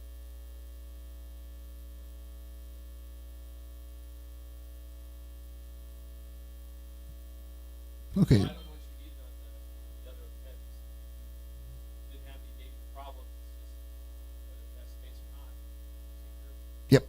And one of the things that we have been communicating to some of the jet groups in particular is if you do want to park on the Warbird side when, because we have had an increased population of jets. Show up early if you want to be, staged together in particular. If you have a group, show up early. Don't show up Thursday or middle of the week, and then you won't have necessarily your choice of a parking spot. Safety. Randy, did you want to say something on safety? The safety. Just be safe. Stay hydrated. Shower. Dentist security.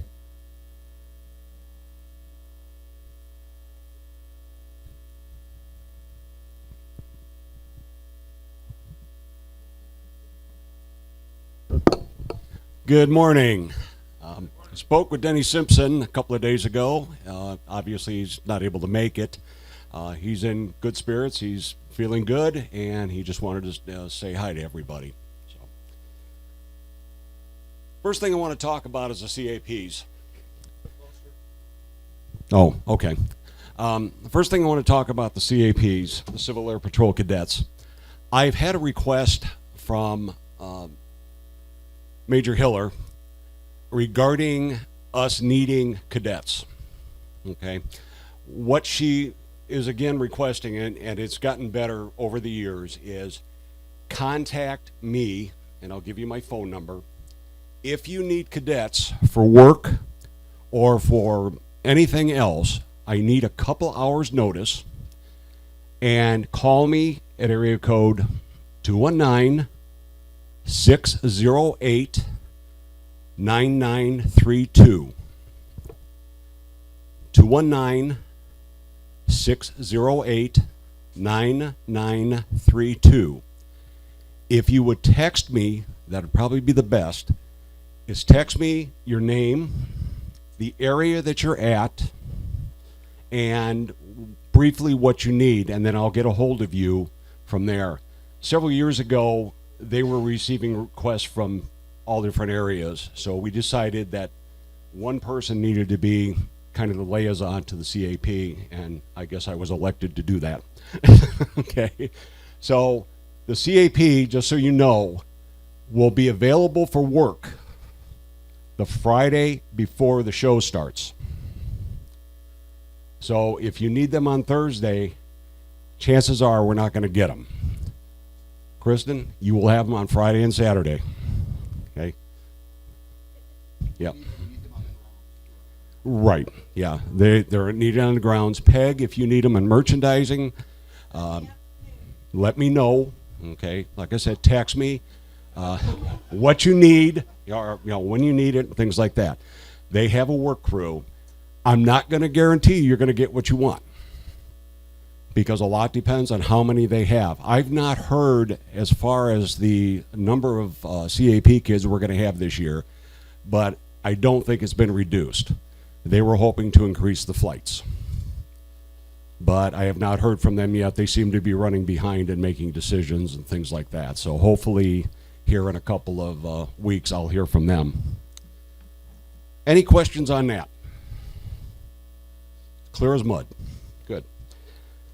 Okay, as far as security goes, last year we had 135 volunteers who worked a total of 3,121 hours.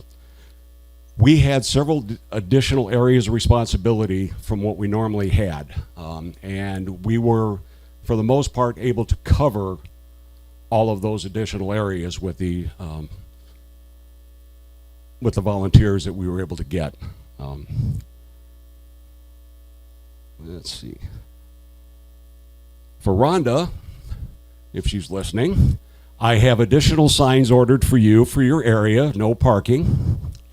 So we'll have more of those. For camping, I also have got some signs for you for no parking along the fence. Last year we had to steal half of theirs in order to get them over into Fighter Town. And we've got some additional signs for Warbird Alley and Warbird and Review to try to keep scooters and carts off of the hardtop over there.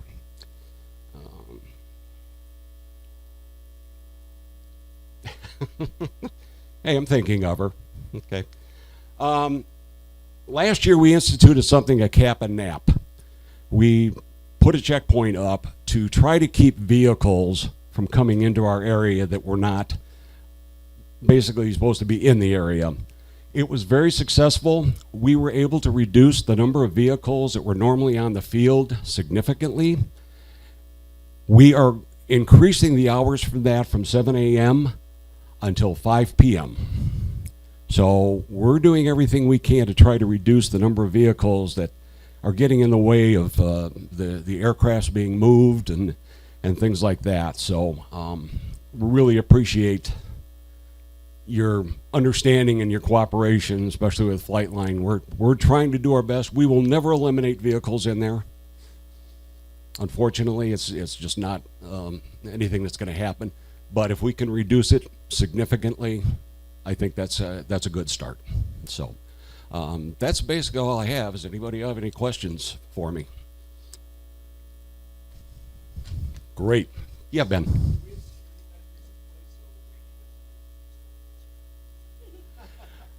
Yeah, well, I'll tell you this. The security person that was responsible for getting the coughing starting this morning is responsible for not getting his Jeep stolen.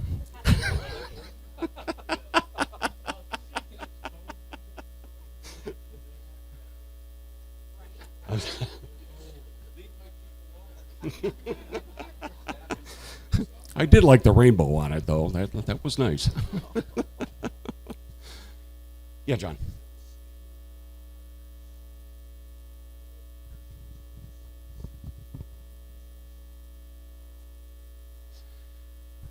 John's question is there a time that we set for setting up the cones and sterilizing the area? What Randy and I and Bill, we go to the briefing at noon.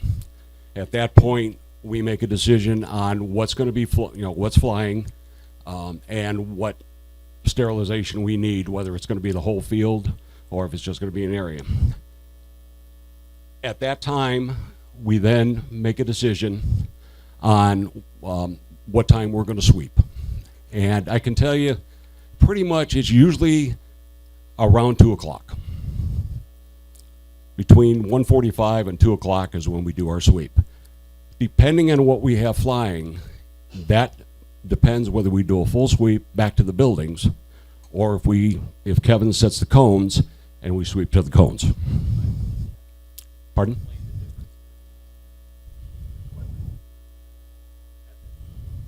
Oh, Flightline safety? Right. Flightline safety is the one that sets the cones. When we do a full sweep, that's a decision between Randy and myself. That has nothing to do with Kevin at that point. Once we sweep to the building, once we've recovered all our aircrafts, then Kevin will set the cones and we'll let the spectators come up to the cones.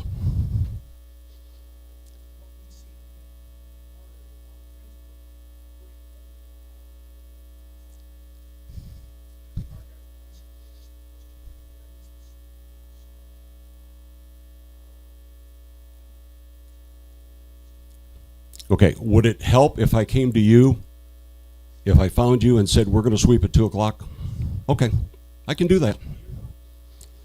Yeah, because usually I will go to the Devil Dog and the B-25s there. I will let them know when we're going to sweep. So I'll find you. Yeah, no problem. Yeah, I know who you are. Yeah, Mark. Mm-hmm. Yes.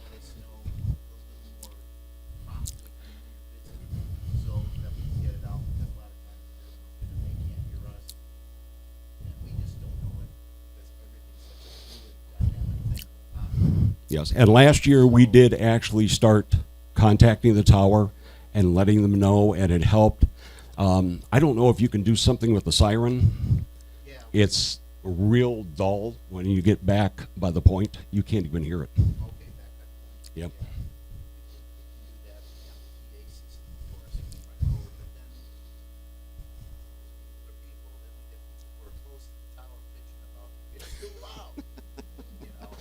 Go further out. So I'd rather have it be overtly loud because it is a safety Exactly. And I will make sure that the tower is contacted as soon as we make the decision. That'll work. Anything else? Thank you.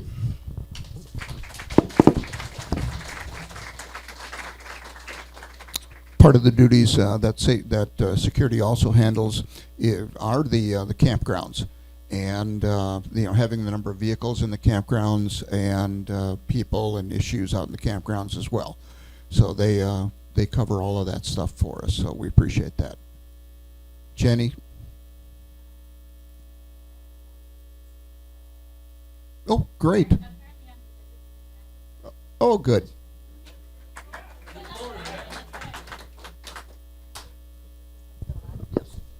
You sure? Okay. This is from Steve about the ramp. It's just a small note. He said everything went well. The airline safety box wasn't a huge issue for him. But he said the biggest problem he had is somehow a lot of non-pilots and non-essential crew members are getting past the show line. So I don't know if there's some way we could monitor that a little better, because he said he kind of got in trouble with the FAA a little bit about that. Okay, that's all he had, but he sent it to me, so I thought I'd pass it on.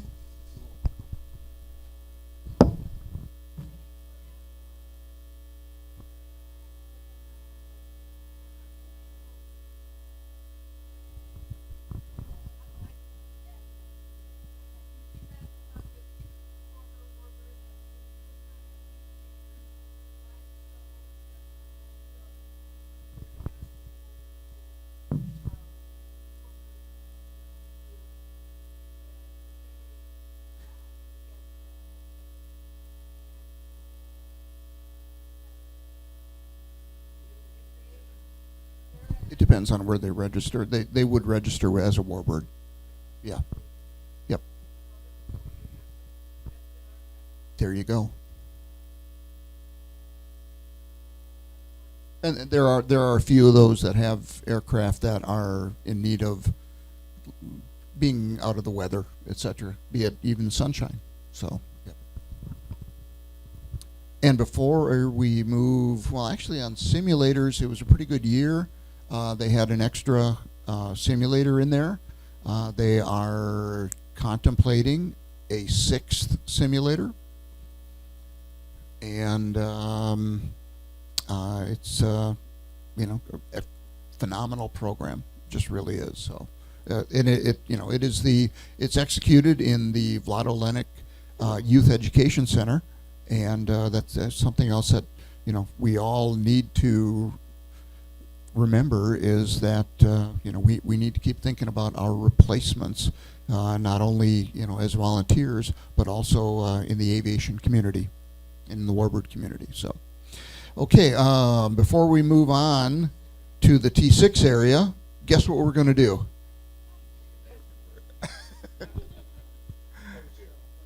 Okay, and Mark says we need a bathroom break too. Let's do the numbers first.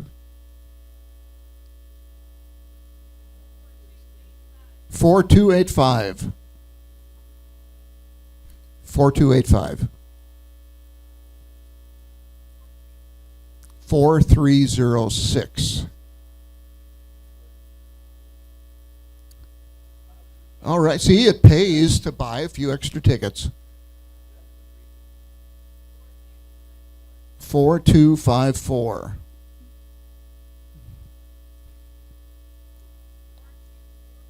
4244. 4. Oh, I should have said 2. 4263.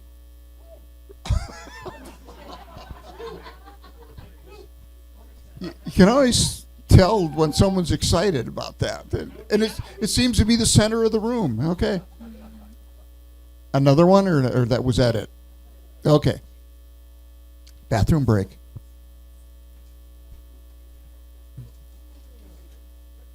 Oh, okay, that was it for the bathroom break. Now we're. So for those of you that are interested, There's 4 bottles of booze on the table over here. I call them brandies, but there is no distillation involved on my end. I buy the vodka at Costco, and I mix it with sugar and fruit and let it clarify. And so far as I know, it's completely legal.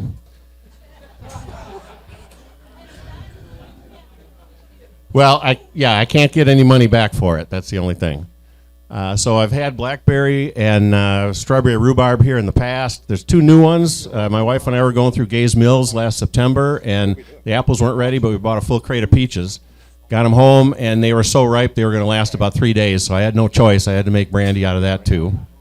So the tall bottle is a peach brandy. It didn't clear up quite as much. It's still a little cloudy, but it's good. And then the small bottle, I've made brandies out of what people call choke cherries or pin cherries. You know, the wild cherry tree. They're about the size of a pea. You can't pick them up off the ground because by the time they fall, they're kind of dry and wrinkly. So you got to pick them by hand, like Juan Val does in his coffee plantation. But because they're on trees, I'm on top of an 8-foot stepladder doing it. So they're kind of a pain to do. Then when you finally get them, half of the thing is a pit, so you don't get much out of them, but it tastes pretty interesting new, and over time it develops sort of a dark chocolate flavor. That's the first bottle that's ever made it out of our house. So, and I can pretty much guarantee you won't see another one again.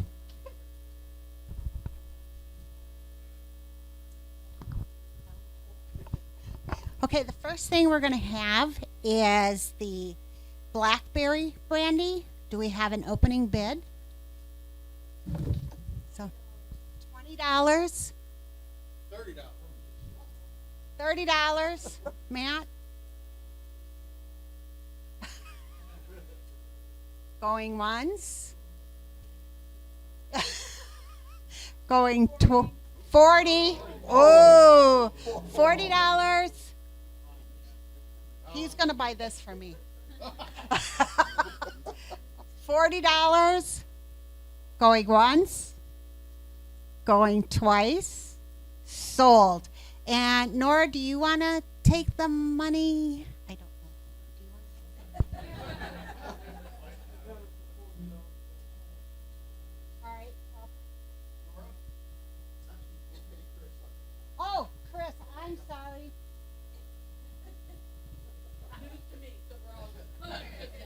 All right, the second one is the strawberry rhubarb brandy. Starting bid. I want it. $40. Any more? Going once. Going twice. Sold to Dave. You'll have to talk to Chris on how that's paid. All right. Then we have the peach brandy. $30. Any more? 35. 40. 50. Ooh. Ooh. $50. 55. Chris, you can't use the money we're paying you for the other liquors.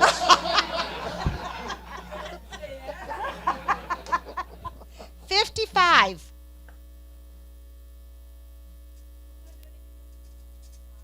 Bob. Okay, going once, going twice, going 3, 55 for Bob and pay Chris. And then we have our wild cherry. 30. 40.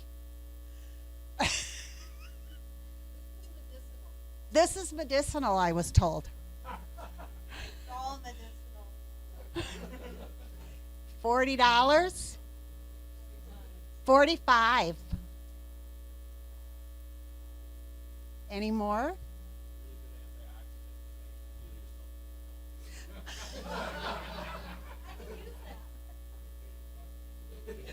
$50. $50. Any more? Going once. going twice, going $3, $3, going 3 times, $50. And I haven't even had anything. $50. Is this? No, that's not. All right, then we're gonna walk over Have there. you been sipping before doing the I video? Okay. wish.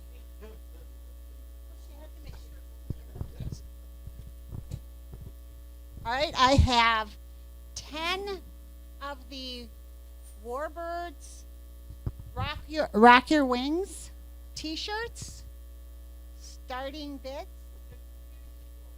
3X and 4X. But they're good night shirts if you want. They're good night shirts. Any bids? Somebody.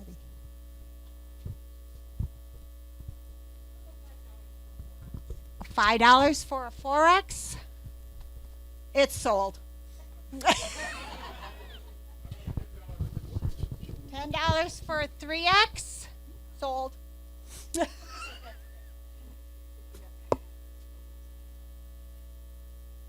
Yeah. I still have some 2X and 3X. Or 3X and 4X. Thank you. All right, I'm going to go on and we'll come back. 10 for a 3X.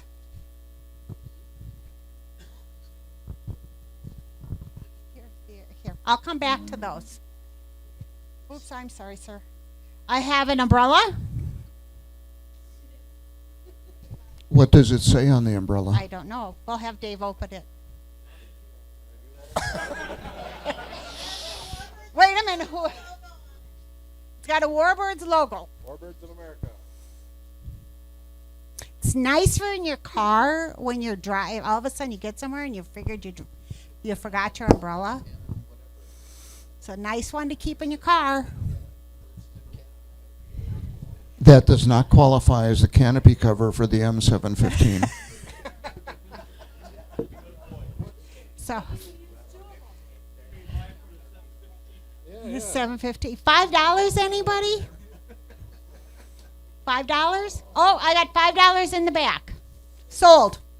I'm going to just go on.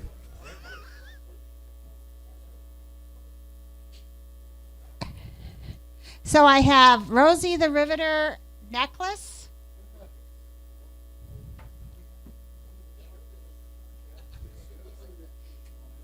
Nice little gift. Anybody? Rosie the Riveter? Usually goes for $13. How about $5? You know what you could do, Linda, is put that together with the Rosie the Riveter chalk that is further down the line there. Oh, and do a Rosie the Riveter collection. oh, we could do that's a good idea. We're going to do a collection. We got Rosie the Riveter chalk, Rosie the Riveter mug, and Rosie the Riveter necklace. It's all three. All three. I have $25 for the set.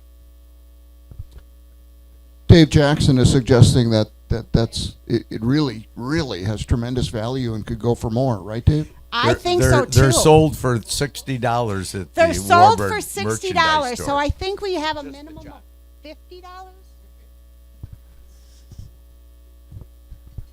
for the three. All three. The three is The three of them. It's a great bundle. $50. Any higher? 50? What do you have so far? I have 50. Gentlemen in the $50 going once, going twice, sold. Yay. And I have there's a basket here. It's above my head almost. So it is looks like a coffee mug. Do we know what's? Homemade Kahlua with, oh, yum. Homemade Kahlua with coffee mugs and coffee. Oh, You want to add any more description to make it even more enticing? homemade Kahlua with health benefits, and it'll help grow your hair. How about that?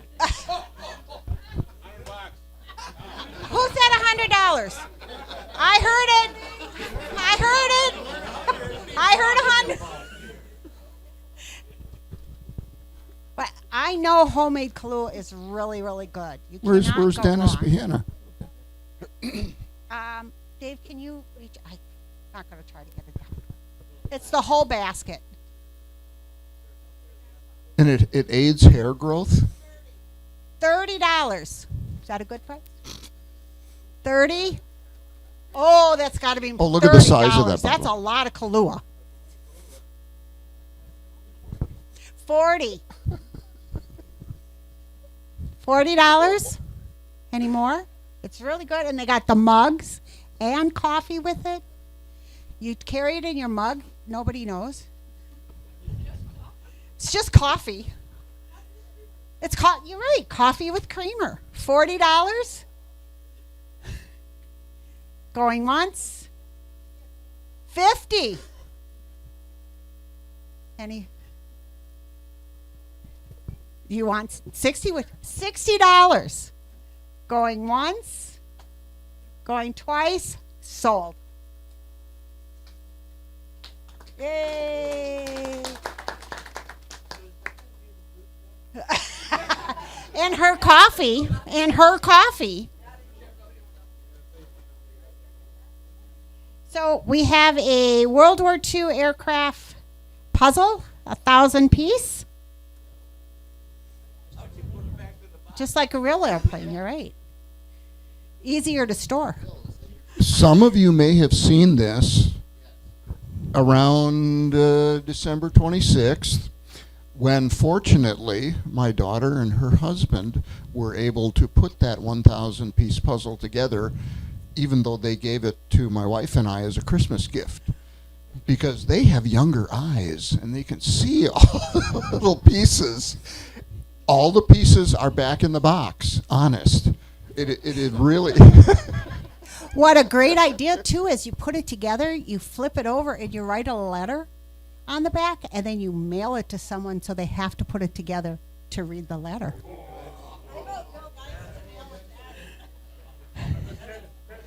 $10. Tyler, 15? $15. Going once, going twice, sold. 15. The gentleman in the yellow. So we have the volume 3 of the Warbirds in Review from 2000.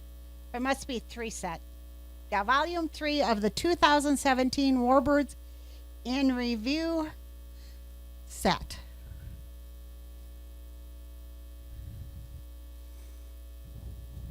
So, I don't know what.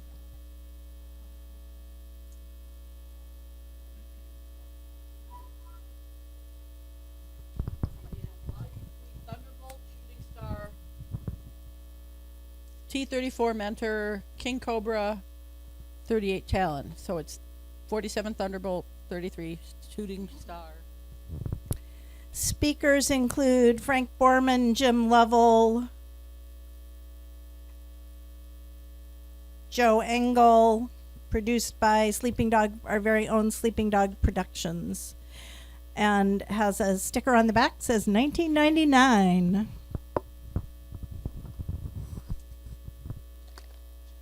So do you have an opening offer?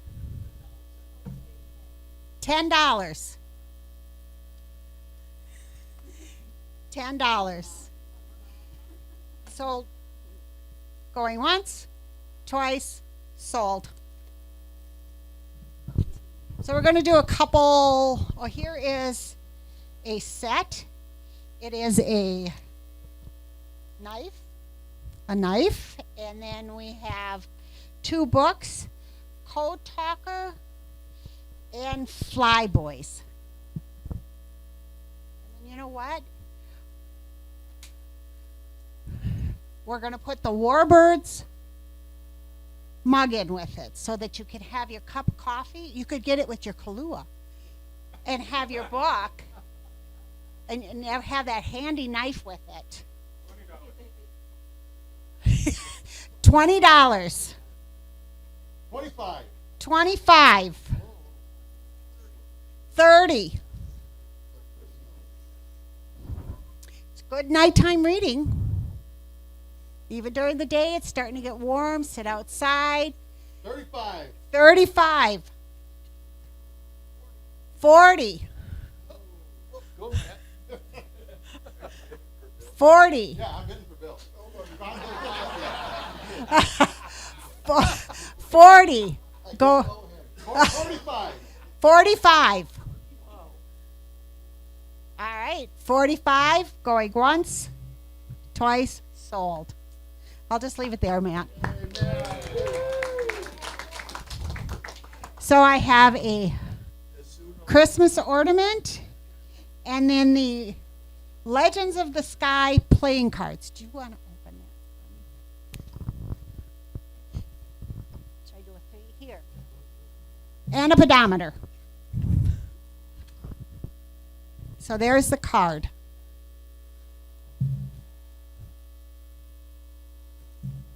Are we opening bid? $10. $10. Anybody else? Going once? 15. Yeah, 15. Going once, twice, sold. I don't know who said it. Back there. Thank you. All right.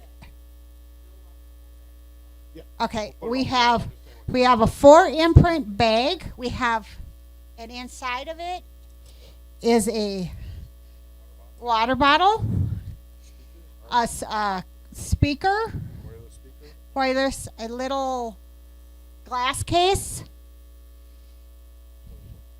2023. I don't want to put it on top of his thing. And then emoji sticky pad. So I have 2 of these. So opening bid, we can take 2 bidders. Or we can take as many bidders as we want. $10. Anybody else? 15. 15. Do we have another bidder? So 15. Once, twice, 3 times. Just bring it to. Okay. Does someone want to buy the other one for 15? Exact same thing. You'd be matching. Again, if you have your coffee with your Kahlua, it would really go well in here.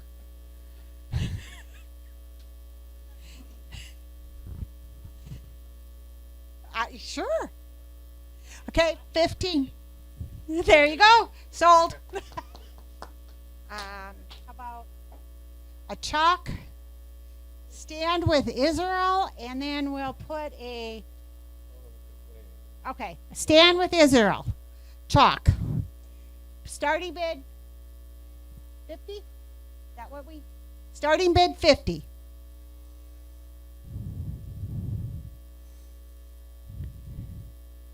It's really?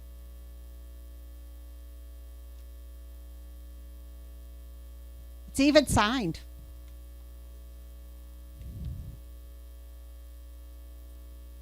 Any bid? 50? $50. Anybody else? Going once, twice, sold. All right. So we have a hat. It is the North American Training Association.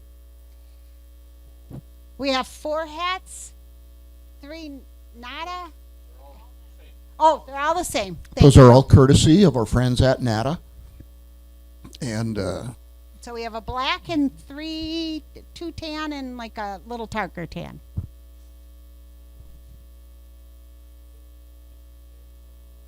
I did not.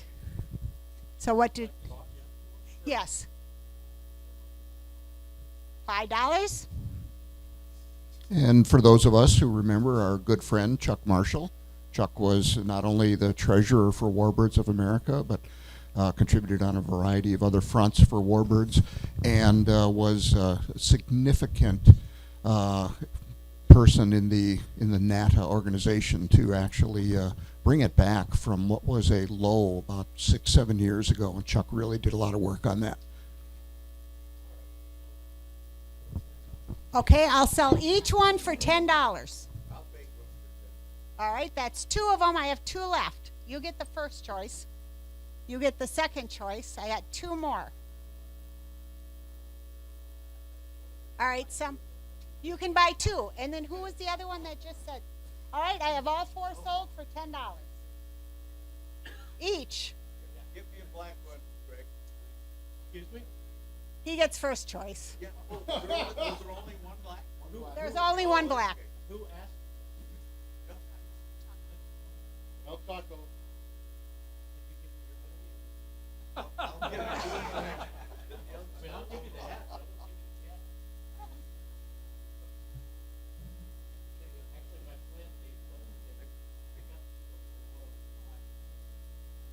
No. This one? And then who got the 4th one?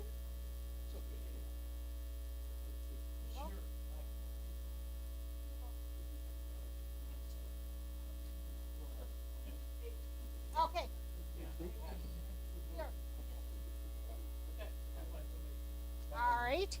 And now you can plan your own little assault. We have the Combat Action Military Playset. Oh, yeah, here. We're going to put all 3 of the toys together. We have a little... That one's separate? That's because... We have the A-10 and the Combat Military. Putting them together.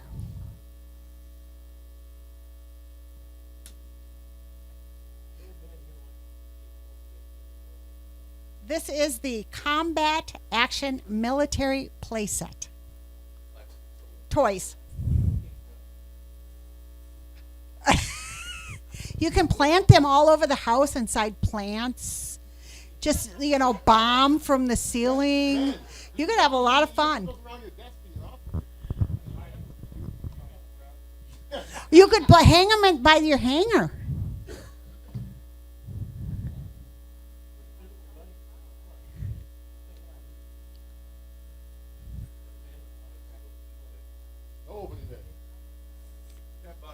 $10. I have $10. Sold. Thank you. Ooh, this one?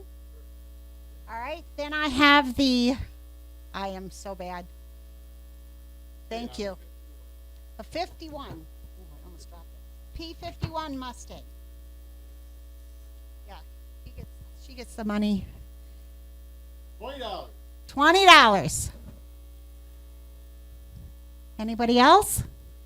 20? Once? Come on, Jenny. Poke your mom. Have her bid. Online bidding. Online? Yes, that's true. Is there any online bidding? All right. Once, twice, sold to Matt.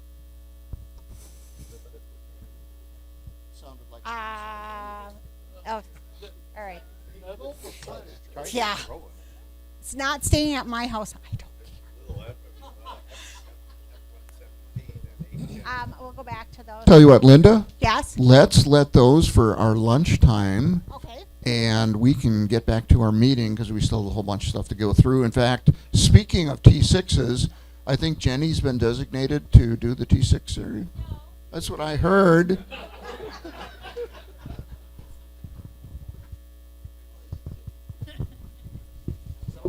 Yeah, I thought she was a floater. I could call her on for anything.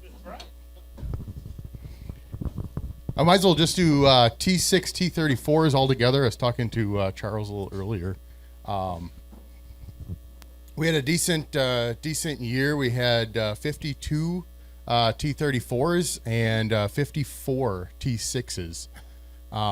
Lots of movement. Not a whole lot to say. I have a great crew there. We move a lot around the field. We're kind of running back and forth. We have a large area to cover. Looking to continue to do great things. Again, I have nothing really big for either of those. So, absolutely. Yeah, you got more volunteers, especially if they're young and willing to run.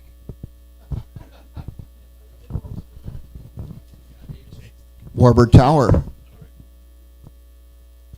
Thanks, sir. Hey, everybody. Good to see everybody here today. While I got you here, I'd like to talk to you about the wonderful opportunities with Amway. It's going to be great. Lots of opportunity for everybody here today. Very good. Lots of fun. It's okay. Loosen your butt cheeks. You're supposed to have fun here, people. Don't want to be too political. Oh, my goodness. Anyway, Warbird Tower, we had a good year, except for one actually very serious incident at the very end of the week. Our tower winch, the mount that it goes on, if you're familiar, it actually failed and broke. And not the winch itself, but the mounting mechanism broke, and the whole winch assembly went down, and unfortunately hit one of my volunteer buddies, Mark Gibson's Jeep hood. Fortunately, it didn't hit Mike Hance, one of our volunteers in the tower, but we're hoping to get that repaired, Bill. Overall, though, I think communications went well. We always have problems because of noise and all the other mayhem that goes up there, so any suggestions are always welcome, but be gentle. I'd also like to thank all the guys that come up, the real core guys. We have a number of many volunteers, but a lot of them don't stay the whole week, and that's not on them or anything. But the core I want to thank is, of course, my partner in crime, Grant Hastings, who couldn't be here because he flies for United, and he's also always on vacation.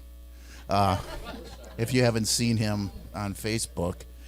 Anyway, I want to thank Grant and Mark Schuler. You're out there. I don't know you're watching, Mr. Schuler. He's like our go-to guy. If anybody can't make it or someone doesn't show up, he's always in the tower helping out. The other guys are Mark Gibson, of course. I want to thank Mark. And the shotgun shells. That's a delicacy of Mr. El Chaco. That's a long story, but you don't want to hear that. Tim Miller. And, of course, Mike Hance, he's our guru that put together the intercom system that's still got some bugs in it, but we're working that all out. As far as the other things that need to be addressed besides the winch mounting system that hopefully be taken care of, we also have molding around the big picture windows. That's all rotted. That needs to be replaced. We're also in need of replacing the kick plate step that leads into the tower from the top of the stairs. So hopefully that'll get addressed this spring or early summer. And one other thing, we're looking at replacing the carpeting up in the tower cab itself. So if anybody has any extra carpeting, especially indoor-outdoor type, maybe 12 by 12, that we could use, I sure would appreciate it. Otherwise, we'll procure it somehow, some way. We always do. I think that's about it. One other thing on a side note, project I've been working on, John Lydell here from Squadron 32 and also a Warbirds member. Carl, who also runs the safety and training operation for Warbirds. I noticed last year or the year before, a lot of these training models, if you've ever been in the training room, it's kind of a mayhem mess. But a lot of the models that we had for display and for training purposes got destroyed. So I kind of took it upon myself to see if we could get new ones and get them replaced. And John's a master modeler. He's in a modeling club. That's where's your club exactly, John? Yeah, in Ixonia, beautiful downtown Ixonia. And met with them a couple months ago, and he's building all new models for us we can use them as training aids for our people that are volunteering. So let's give John a round of applause. And for all his guys that are helping out for this little side project. So it's going to be a nice little enhancement to training and safety and so forth. I think that's about all I got. The last thing I wanted to mention is if you haven't seen it and you don't watch Apple TV, Masters of the Air kicks ass. So if you can find it through someone to watch it, it's a 9-part series. It's the companion to Band of Brothers, produced by Spielberg and Tom Hanks. And I've been watching it for the last couple weeks, and it's fantastic. So I heartily recommend it.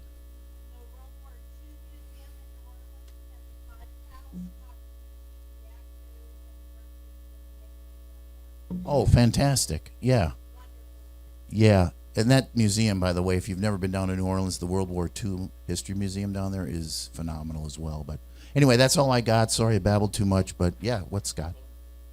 Phone number? For the tower. Well, we have a burner phone because she's my dealer. Yeah. Through NCIS, we got it. When Gibbs retired, she got it. We have... Yeah, we're yes, we're doing the same thing that we're trying to tie in, use the phone, and we only get those like a week before. We don't know the number until we get it. Yeah. Well, there you go. So it's okay. So now that we have a new administration, things are moving forward. So. No offense. Anyway, but yeah, so that's all moving forward, and that'll make things hopefully easier for all of us out on the line and working together. So yes, so Kristen, aka Radar, she'll take care of you. So, oh, that's true. No, she's 0.2 or 2.0. 2.0. Anyway, all right, I babbled too much. Thanks, everybody. Thank you, Mark.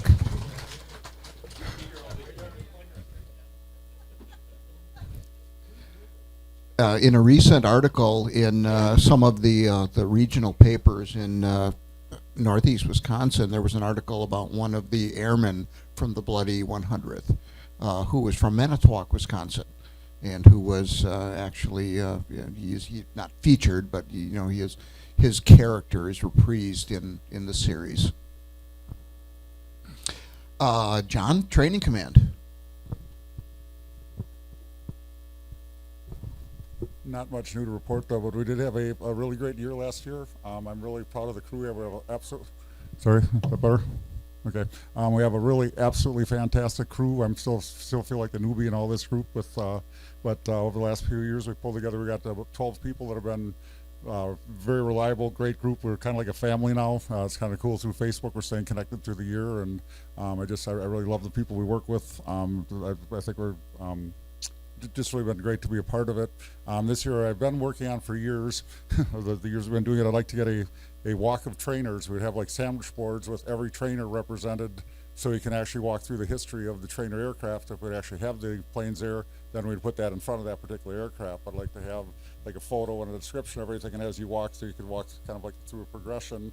And we're even thinking the idea of like maybe with the tram right next door, this could maybe be like leading into because there's always people standing in line there. It could maybe integrate it with something with that as they're waiting, they could be looking at these sandwich boards, learning about training, seeing our planes there and so forth. So that's kind of one of the plans, dreams, whatever I have to make happen. But again, I love working with the crew I got there. Several of them are here with us today. It's just been really fantastic being a part of it, and I love being part of this group. So it took me all these years to get involved, and now I've been just loving it. So thank you for having me. So.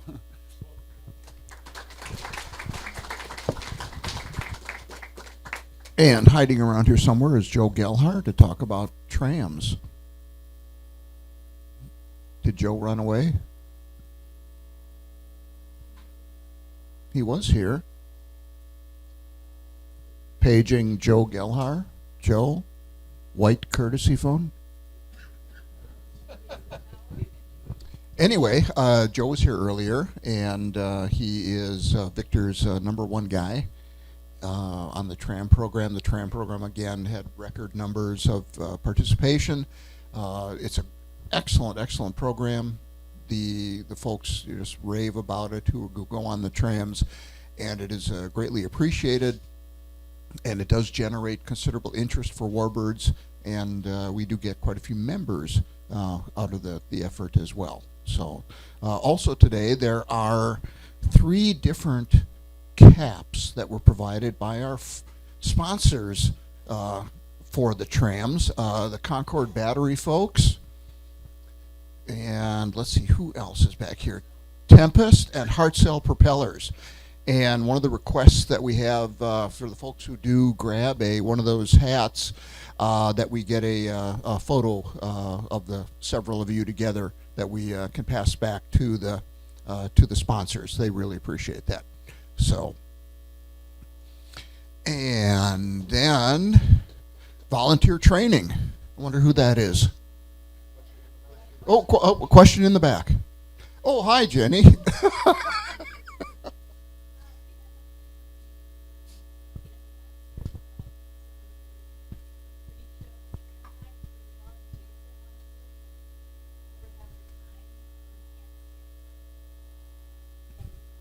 We can talk with them about that. Yep.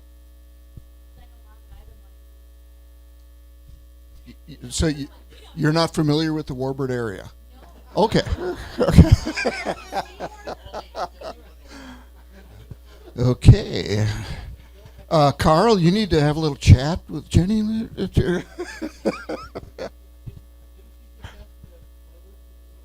Yeah, I don't know where they're floating. Mike. Okay, so last year we actually put 110 people through the class, which is the best we've ever done. Pre-COVID, we were doing about less than 50. The first year after COVID, we had 60 some, and the year before that, 99. Last year, we crossed in over 100. The big piece that helps with that is when the leads and the folks who've been around for a while show up too. And it's really important that we have people doing that. Just like, in any leadership training, you can send all the young guys to a class and they don't, they sit there and listen to it. But, it's different when you have experienced people sharing their experience. So the more we do that, the better off we are. And that helps us develop that standardization so that no matter where you go, you get the same thing. That's, what we want is same thing out of every place we go, so that if we tell you to turn or if we tell you whatever we're doing, we want that consistency. And John's working on that standard operating procedure to where we have that consistency. So when people come to us, they see the varsity team, they know what we're doing, and it all just works. I got a question. Shoot. What day is your first class going to be? Typically Saturday, because and you came and asked about that too. And the challenge becomes Thursday and Friday we're still probably setting up. The room is where everything gets buried when we're gone for the year. So the first day is a complete circus, dragging everything out of there Thursday and Friday. So by the time I can do a class, it's usually Saturday morning. I try for 9, 1, and 3, and then on Sunday I've tried 8, 10, 1, and 3. And the challenge is if people can get there and if anybody's going to get up that early. But I'll do classes whenever we need one. The reason I'm asking is because as tug drivers and sometimes, our crew, after, as you get closer to opening day, it gets busier and busier, it's harder for us to get away. Right. So it'd be great if those of us who have a hard time getting away can get in early. Okay. Is Saturday at 9 too late?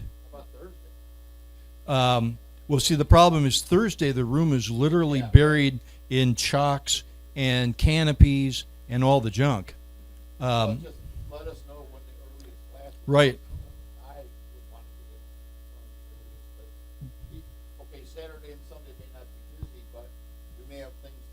Right, you're setting up too. Yeah, you're setting up too, and that's a challenge for everybody. We're all setting up, and we're all pulling stuff out of boxes, and we're all trying to get it all back together.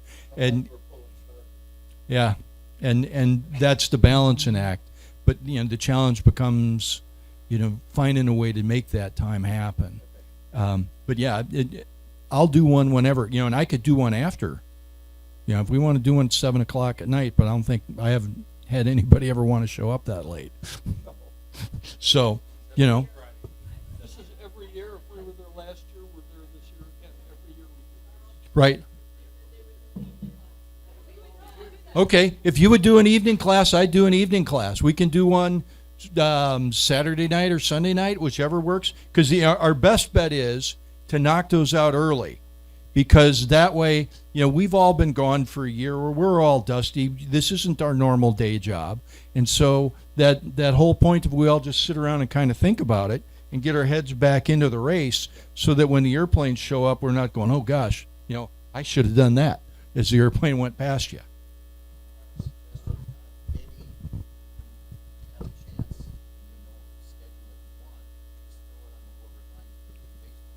Right.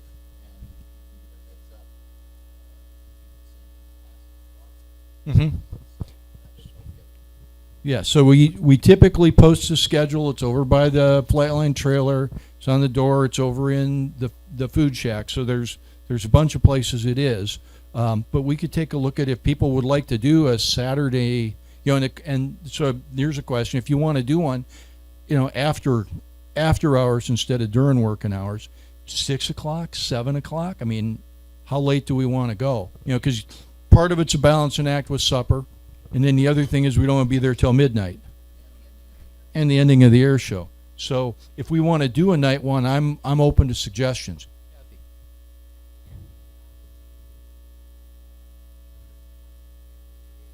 There you go. Yeah.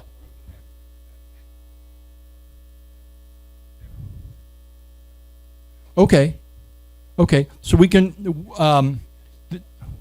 the challenge is, when I get there as well, because I still got to get my tent up and I got to get my act together. But if we can try doing a Friday at least, if that helps folks. Yes, ma'am. It's set up to be 2 hours, and the reality is there's a lot of duplication. It's meant to be 2 independent modules that can be conducted. I can usually get it down in about an hour-ish, especially if it's folks that have been here forever, because we don't need to belabor all this stuff. When I've got new folks that have never been on, and you get like CAP people or college kids that don't have any experience and want to come do this, they need a little more effort. Most of the stuff we can click through the slides and we don't have to talk about nearly as much. So.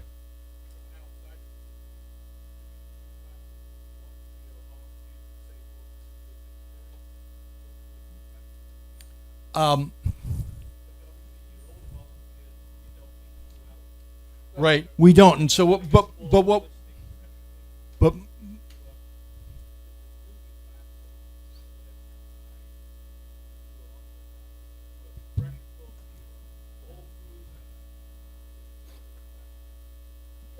we could take a look at that, and then that gets into figuring a way to schedule. It's not a bad idea, and the challenge is building it to where we get all it done. Like 2 years ago when we were in Sheboygan, was it, at the museum? So we had kind of a shortened version we did there just as a refresher for those of us. And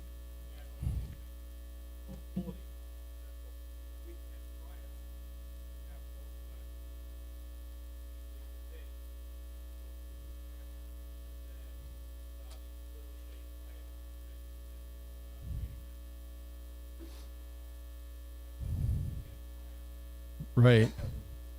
So, yeah. Okay. Thanks, Steve. Okay. Anybody else got anything? Because we can take a look at doing one. If they can get the room clear, I can try knocking classes out on Friday. And and then we can take a look from there beyond that. If we need to do a nighttime class, I mean, I'm flexible. We can make one up. It's not like I'm going anywhere. We're there for the week. So, thanks. All right. Welcome, Warbirds. Anyone from Welcome Warbirds? Going once? Jenny, Welcome Warbirds? Bill. Absolutely. It's either you or Jenny.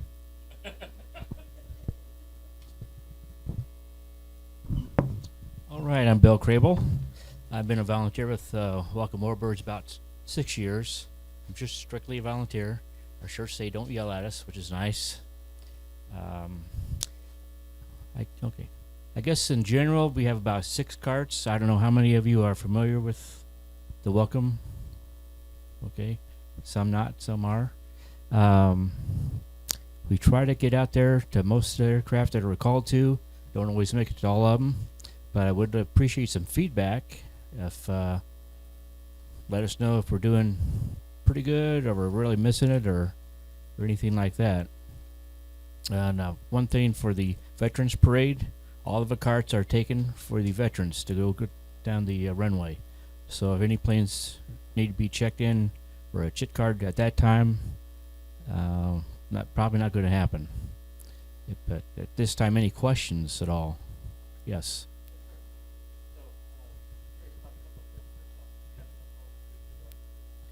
I think there are. Yeah, Trish will be the person to contact about that. But I think the emails I've been receiving, she's pretty well stocked up on volunteers.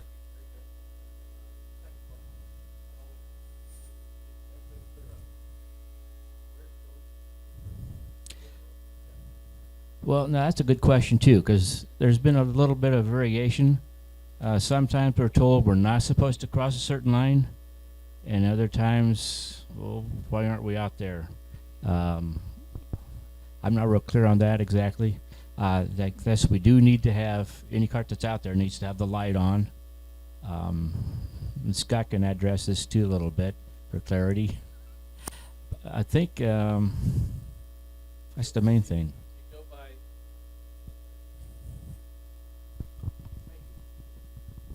We go by protocol. Basically, when flightline safety takes over, we're not supposed to have anything across there but our orange shirts. There's cases, though, we're trying to get people back and forth, and they've come in and helped us. We actually will escort Warbird Welcome to get groups out as the aircraft are returning, just to get them out of the way, move them out fast. Simple rules, though. They're not supposed to be the other side or any area where the active aircraft are, so without escort. So if there's somebody from Flightline, our guys want to escort them to go there and go help people, that's fine. The biggest problem we keep having with them is communication, and we're always trying to work on that. So people can help us suggestions, as we were talking earlier about the tower and some coordination with phones. Sometimes we can't get a hold of them because they may be busy. At the same time, we're busy, and we can't just keep asking. So something to think about. If there's ways to talk to them about known aircraft coming in, things like that, to try to help with that coordination, that'd be great. But that's just keep it within the same lines that we all have to do for the flight line. It should be fine. Yeah, thank you. I think it's one of the best jobs. Any other questions? Yes.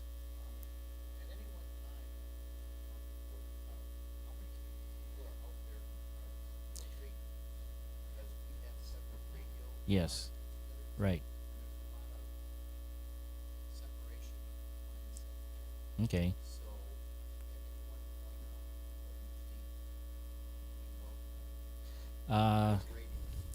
Each cart should have 2 people. One will have a radio, the other driver.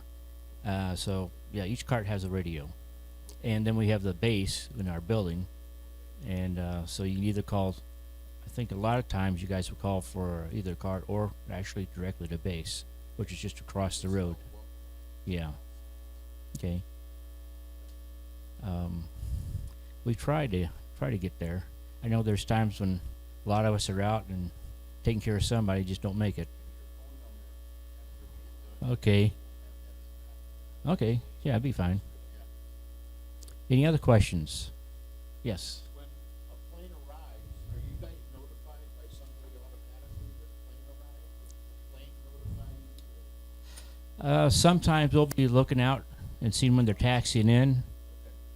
Sometimes we will be notified by the tower, or yeah, Leads will yeah, call and say, and then they have, because they were inaccurate, that's the tower domain. yeah, yep, Make it fast to everybody and come to registration, then we've got a radio in there with welcome. We'll get one of them to ride out to their plane. yep. One question I have, well, go ahead.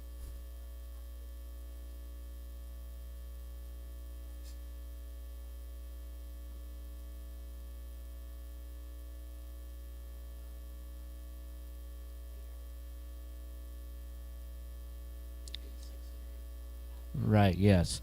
I remember a couple years ago your mother asked about having somebody out there tonight, and I'm hoping that worked, but I don't know for sure if it did or not. That was my question, actually. Yes. One of the welcome people is actually bringing his own car and staying. Okay, good. Not using your cars. Yes, that'd be Scott, perhaps? Yeah. Okay. Scott does, so yes. Okay. I think we've already addressed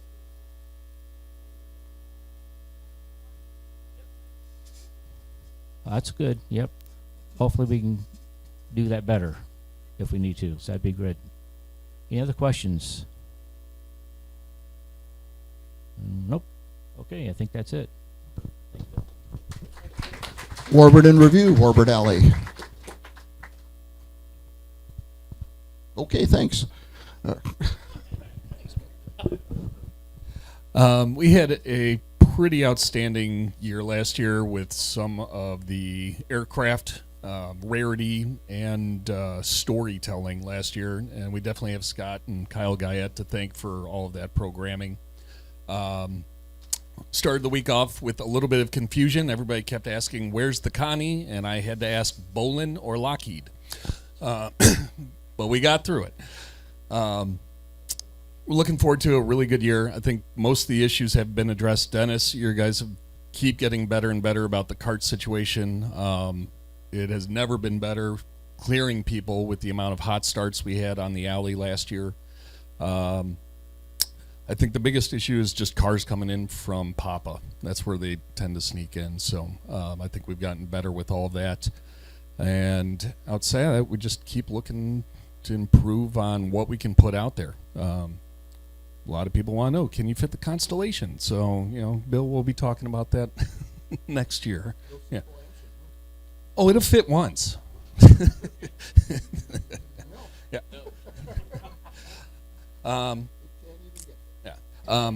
More than anything, just big thank yous. Kristen, the Garbers, for getting us any contact info when we need to find pilots to get on the alley. Scott and the tugging crew for all of the movement they do. And especially big thank you to Rhonda for letting me survive at the end of the week when I pilfer all of her fighters. So that's pretty much it. Thanks, guys. Work weekends, Matt.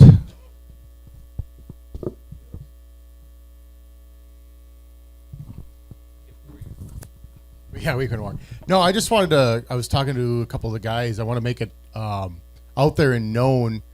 Starting next month, in April, we are going to do a work weekend the first Saturday of every month. Now, we may add some more, and we will put those out if we do add more. But for now, we're just going to set it in stone, and we're going to do the first weekend of every month as a work weekend, and it's across the board. We'll do maintenance on vehicles. We got Brett. We're going to do, you know, we got a lot of maintenance to do around the buildings. So anybody and everybody that could show up and help be greatly appreciative, and you're in the area. So yeah. No. Will we have access to South Maintenance welding machines so I can weld some brackets? We have access, not access to go down there and use them, but we have people down there that can use them. So we just have to get with South Maintenance. And if somebody in our own group is talking about, if they're busy or we didn't take them any gear, That is a good question that I don't have answers to because that's Doug in the back with his hand raised. Oh, Doug can bring his welder. So we'll probably have welders. But yeah, other than that, if we need something big welded, we can always go down and talk to them because there are 1 by 1, 3/4 by 3/4 that we make racks. Okay. Doug's gonna bring his welder. So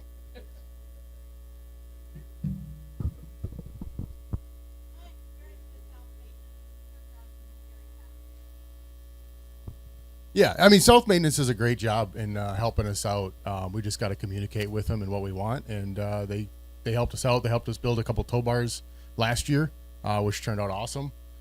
So as long as the beer's cold, absolutely.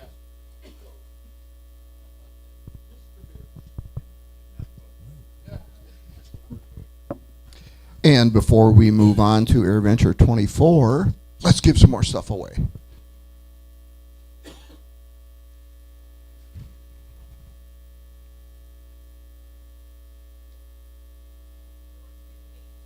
Four two eight two. 4282. 4284. All right. 4295.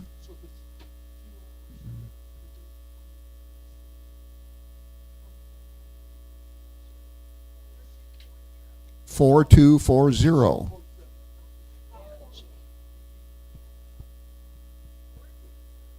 4274. Couple more.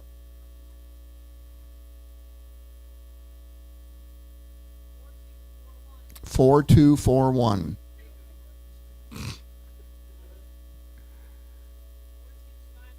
4257.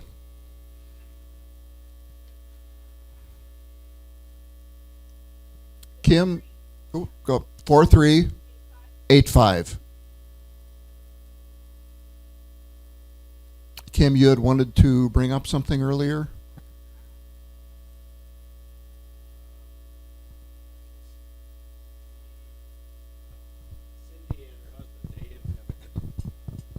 Yeah, Cindy and her husband Dave Staffold have been doing the insurance waivers for pre-registration. It's included, so they can fill it out and have it all done. Otherwise, if they don't have it done, they do it at the window. I think you wanted to have that online, ready to be posted when you open pre-registration. And as far as I know, Kristen, they're working on it, right? Yep. Cindy and Dave? Yep. All right. So if anybody, for whatever reason, has anything that they want to see included on this waiver, I don't know why you would, but talk to Kristen about it, and she'll make sure it happens. All right. So nothing's happening for AirVenture 24. No airplanes, no nothing.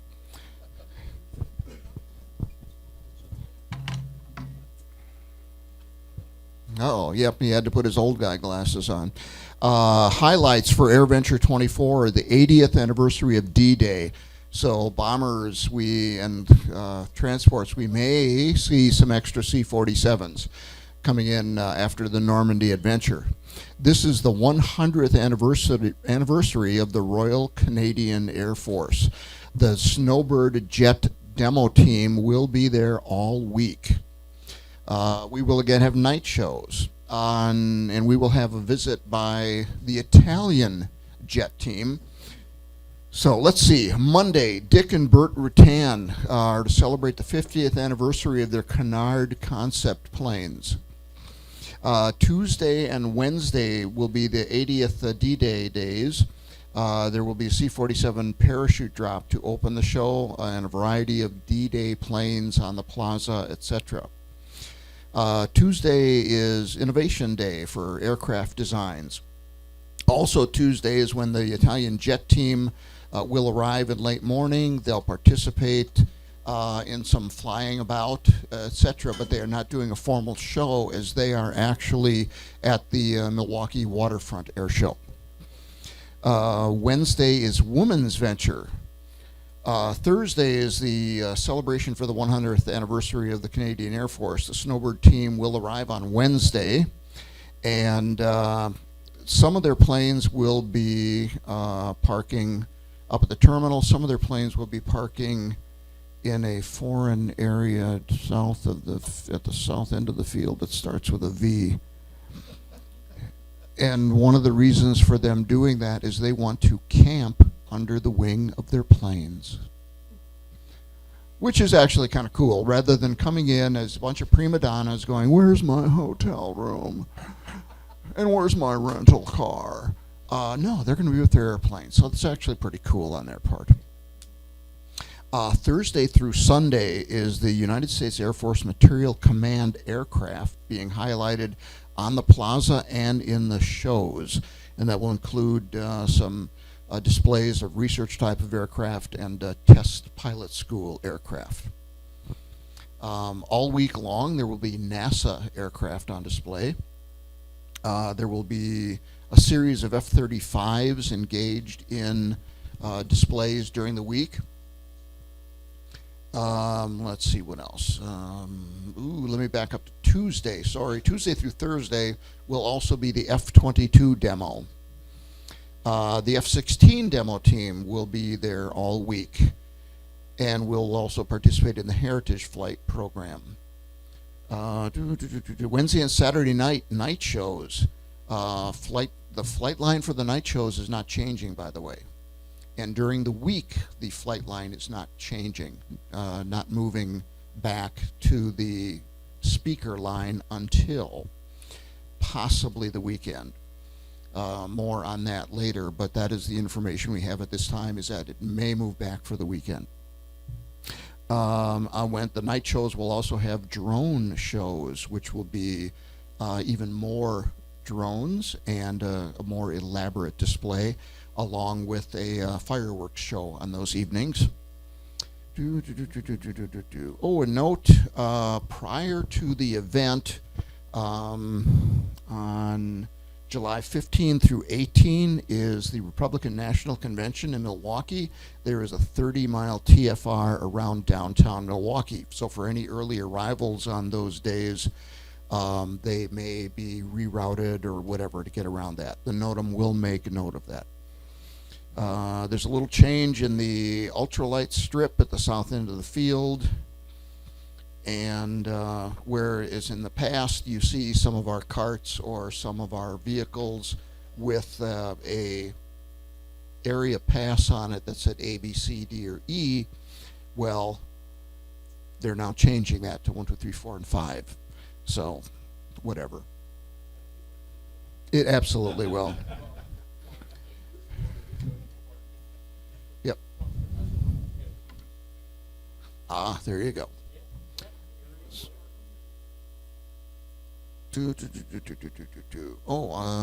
That pretty much sets us up for AirVenture 24.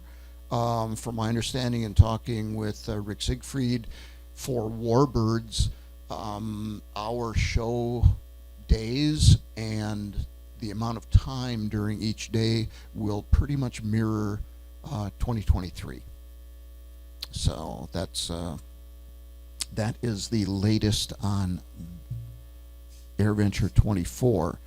Social activity. Oops. Good. Okay. Next slide, please, Kristen. Nope. There we go. See, all the stuff I just talked about right there. Sorry. Playing catch up. One more. Yeah, there's some printed copies of this presentation out there. Next slide. Okay. Social activities. So don't schedule training for Sunday night, Carl. And there will be an insurance picnic with the date to be announced. And if we have any other social activities, we will try to keep everybody updated. Site updates. One of the things that we discovered last year was that some of our electrical outlets in the campground or elsewhere didn't work. Or the plug would fall out of the receptacle, which kind of falls under the didn't work. And we had some plumbing leaks, and we've been meeting with Steve Taylor to go through the maintenance on that. We'll be doing some upgrades to the pedestals in the recreational vehicle campground area, and we will be adding 7 pedestals in the tent camping area for people who may have a pop-up with air conditioning, or if you have the need for a medical device that you need to plug in, but you will be charged a fee to plug into those, and that will be monitored by both Brian Churchill's campground groups and Warbird Security. Just thought I'd let you know, Dennis.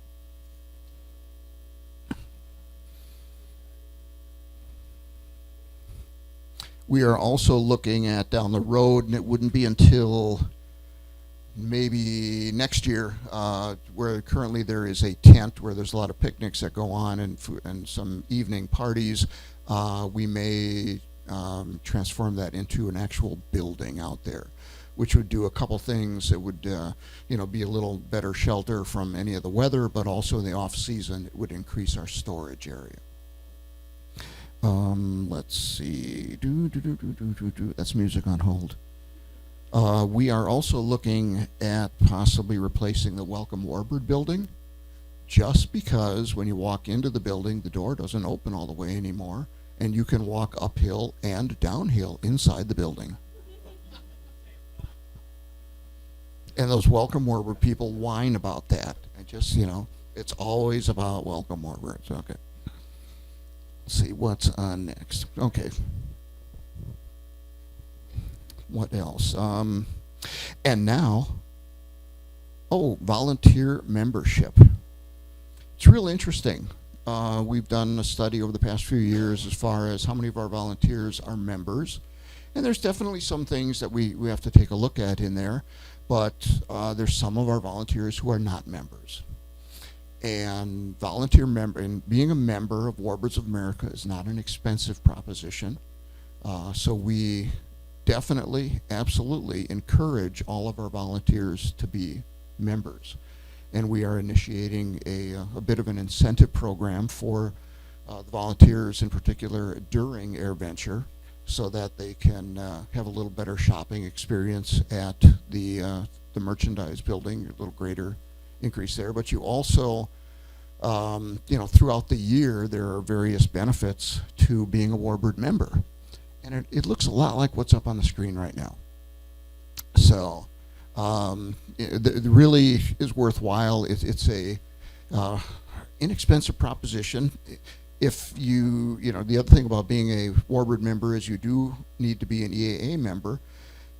You can be a basic EAA member, or you can be a full EAA member. That's up to you. Any questions on what type of membership you would prefer?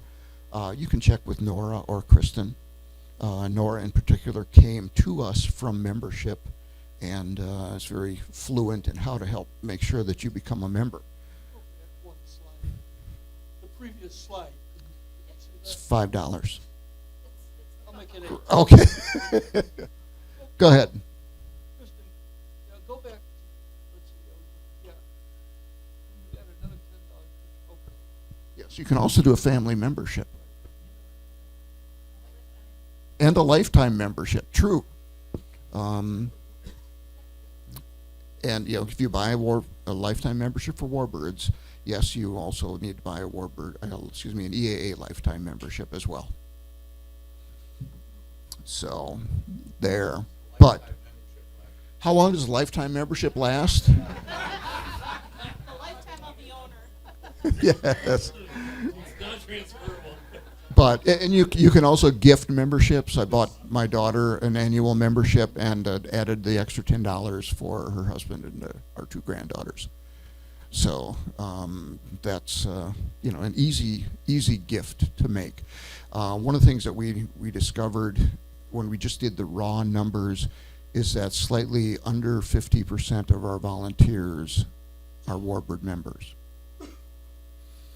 Some of that could be because a spouse could be a member and one of the other volunteers, if you're a married couple, one of them may not be a member, etc. But hey, we're a good organization. We really appreciate the support of membership. So, when you are on the field, when you come up to register as a volunteer, we are going to again encourage everyone to be a Warbird member. There's benefits on the field, there's benefits off the field to being a Warbird member. So and Peg has a question.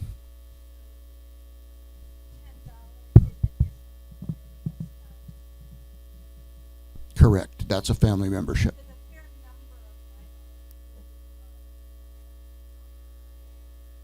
Well, and that's exactly what, yeah. Yes.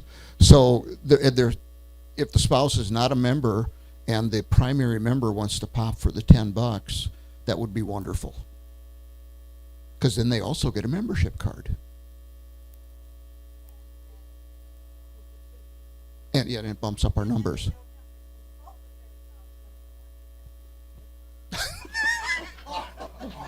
Uh-oh. Uh-oh. I think we just opened a floodgate.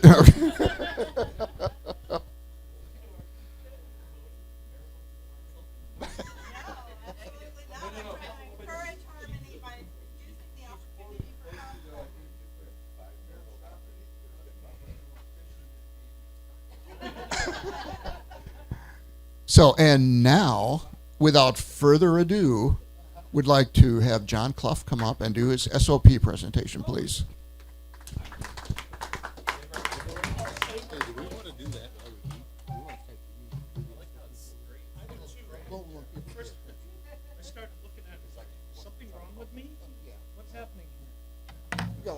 Oh, thank you. Grab a mic. Grab a mic. Hey, any mic. Any mic at all.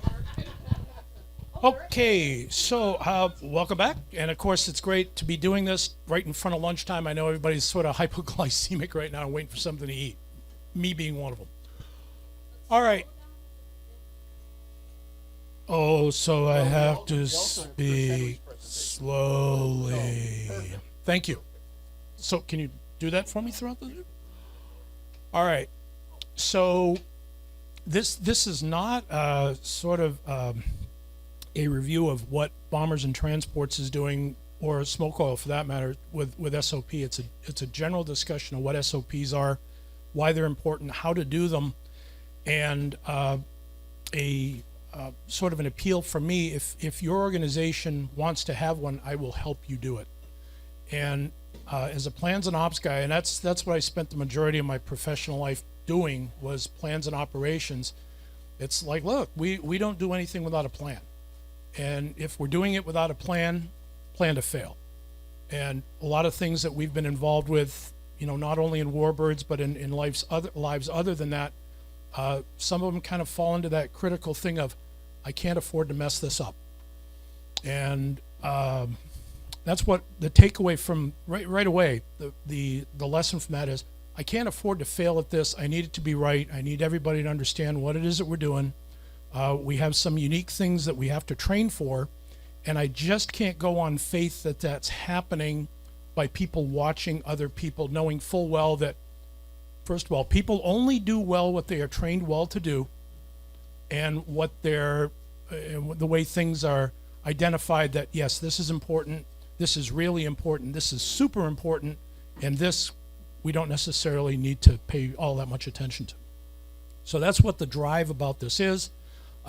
We instituted our SOP about 4 years ago, and actually the first operational year of our SOP was COVID year.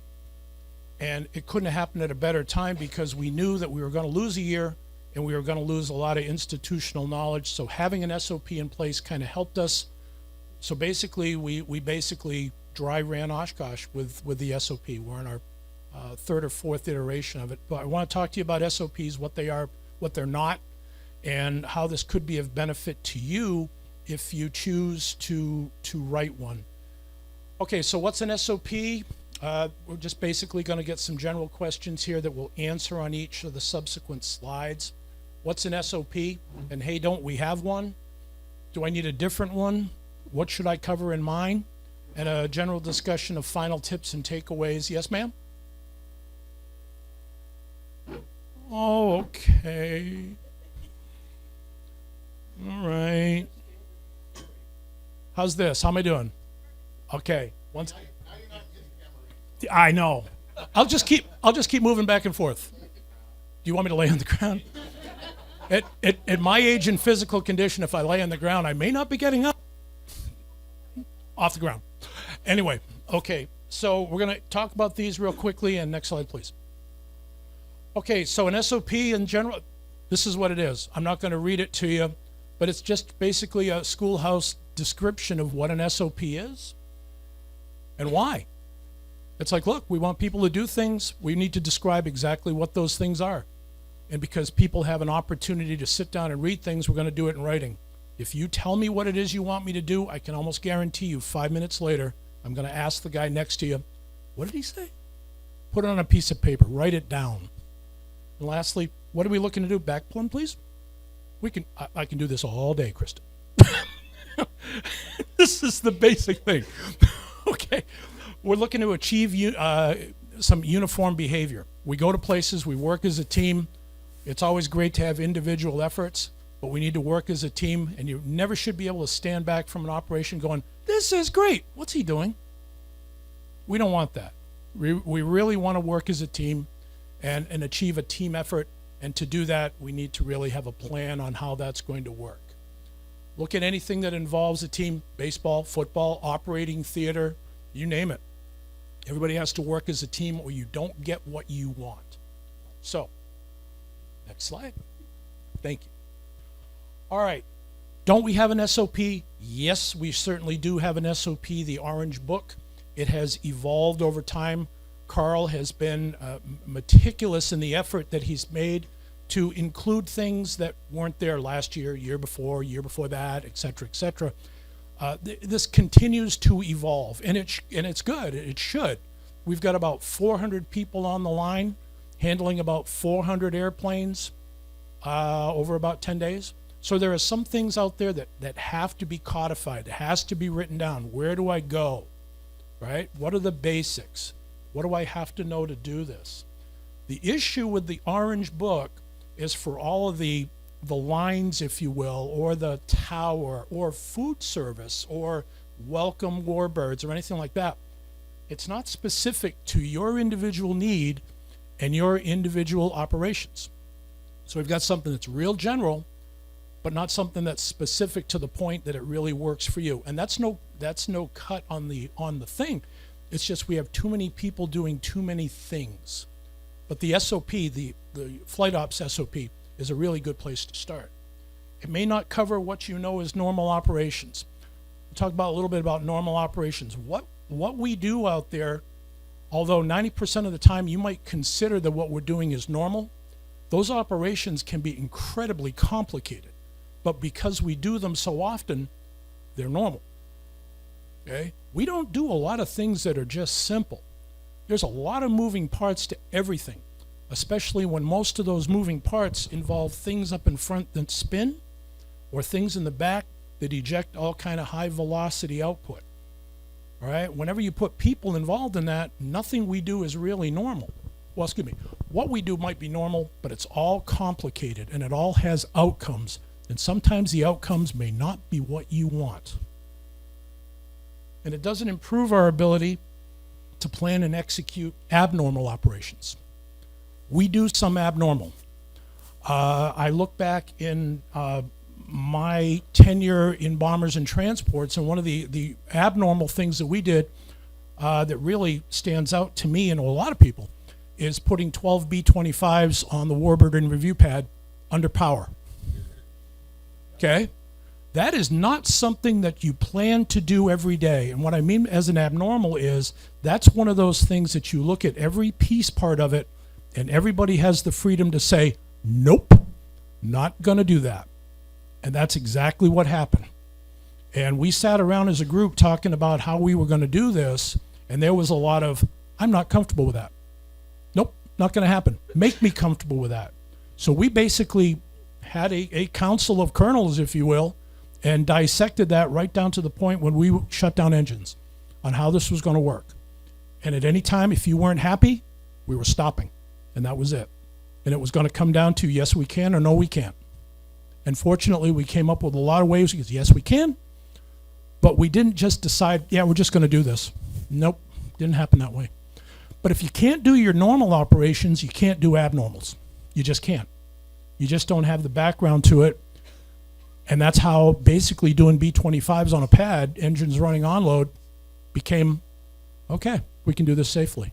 And we did. And we're pretty proud of that. It was a pretty cool thing if you had anything to do with it. Next one up, please. So does your organization need a different SOP? Maybe it does, maybe it doesn't. It's kind of based on what your needs are. But what does that SOP do for you? And let's face it, we're all kind of different in what it is that we do. And here's my laundry list of 8 great items why you might need your own. Ensures adherences to the best practices in your area. What works for me in bombers and transports may not work for you in food service. It may not work in welcome warbirds. It may not work on the T-34 line. It may not work on the jet line. It may not work for you at all. What we've written, what we've come up with works for us because it meets our needs. Your SOP will certainly be different, but there are some things there that are the same, and we'll talk about those briefly. Ensuring consistency and efficiency, quality assurance. We get 10 days to do this. The thing is, we have to do it right day one. We can't peak at day 7 and then ramp out. We have to do what we do right off the bat with the first airplane that shows up on the ramp. Day 1, airplane 1 is a really bad time to have something unfortunate happen. So we really have to be ready to go when it's really time to go. The quality assurance end of this, after every movement we do, we talk about it. Hey, how did we do? Did this work the way it was supposed to work? Did we do what we were supposed to do? Are we safe? Are we learning? That's quality assurance for us. Did we meet the goal? If the answer is yes, great. We build from that. If the answer is no, we come back to training. Where did we fail? And that's how it is. It's kind of binary. Yes, we did, or no, we didn't. We either succeed or we fail. There's no in between. That's it. Proper onboarding and training. Look around the room. I don't think any of us are getting any younger. We're going to be bringing new people into the program, hopefully, and they're going to need to be trained. They're going to need to understand what it is that we do and what the implications of not doing it right really are. For a lot of these folks, they've never seen anything go bad. They don't need to. We don't want them to. So we need to make sure they understand what this is all about. We need to train them to do what it is we need them to do. I sincerely believe, coming from a background of plans and ops my entire life, people really want to do a good job. And they really need to be trained the right way to do it. The SOP is that first step into making that happen. Preservation of organizational knowledge, again, goes back to that thing. A lot of us are getting a little long in the tooth. Some of us a little longer, right? We know a lot. We need to be able to pass what we know on somehow, some way. Okay, institutional knowledge is a great thing. We just need a vehicle to pass it on. How do you do that? Write it down. Write it down. Train it and do it. Reduction of misunderstandings. Oh, okay. What do you say about that? Right? Spoken word, you say something, I hear something different. You write it down, I read it, I get it. We all use different words, different languages. We're all from different places, right? Words mean things. So let's just make all the words the same. Let's work that out. Compliance with organizational standards. Warbirds has accepted the fact that the Flight Operations Manual is the standard for how we conduct operations. It's a sanctioned book. Yep, this is what we do. We have to refer to that. That is our baseline document. Everything we do references to that. We build from it. We can add to it. We can't take from it. Period. If we take anything away from it, the book isn't valid anymore. Start over. Okay? We have to support that book. We have to support some of the premises that we work efficiently. We work safely. That's it. And all about it, improve safety. You can have the best show in the world. It could be the greatest weather you've ever had. You could have the biggest mix of airplanes going. Have something bad on the field happen. Doesn't matter. Just doesn't matter. Okay? And it doesn't matter where that thing happens, whether it's on the flight line, whether it's in the kitchen, whether it's Warbirds in Review, whether it's anywhere. It doesn't matter. That's what people are going to remember. It just doesn't matter. So everything we do, tying back to that SOP, tying back to that flight ops manual, has to improve safety some way, somehow. It can't take from it. Just can't. Next one, please. So what should you cover? This is just a general listing of what should be in there. Again, your needs dictate content, but definitely some things that need to be done. And I look at this from the perspective as an airfield operator, as somebody on the ground moving airplanes around with a team. What needs to be there for me? Your mileage may vary. References. Again, why are we doing this? I'm referring back to the Orange Book. That is my thing. That's my base document. That's where I start.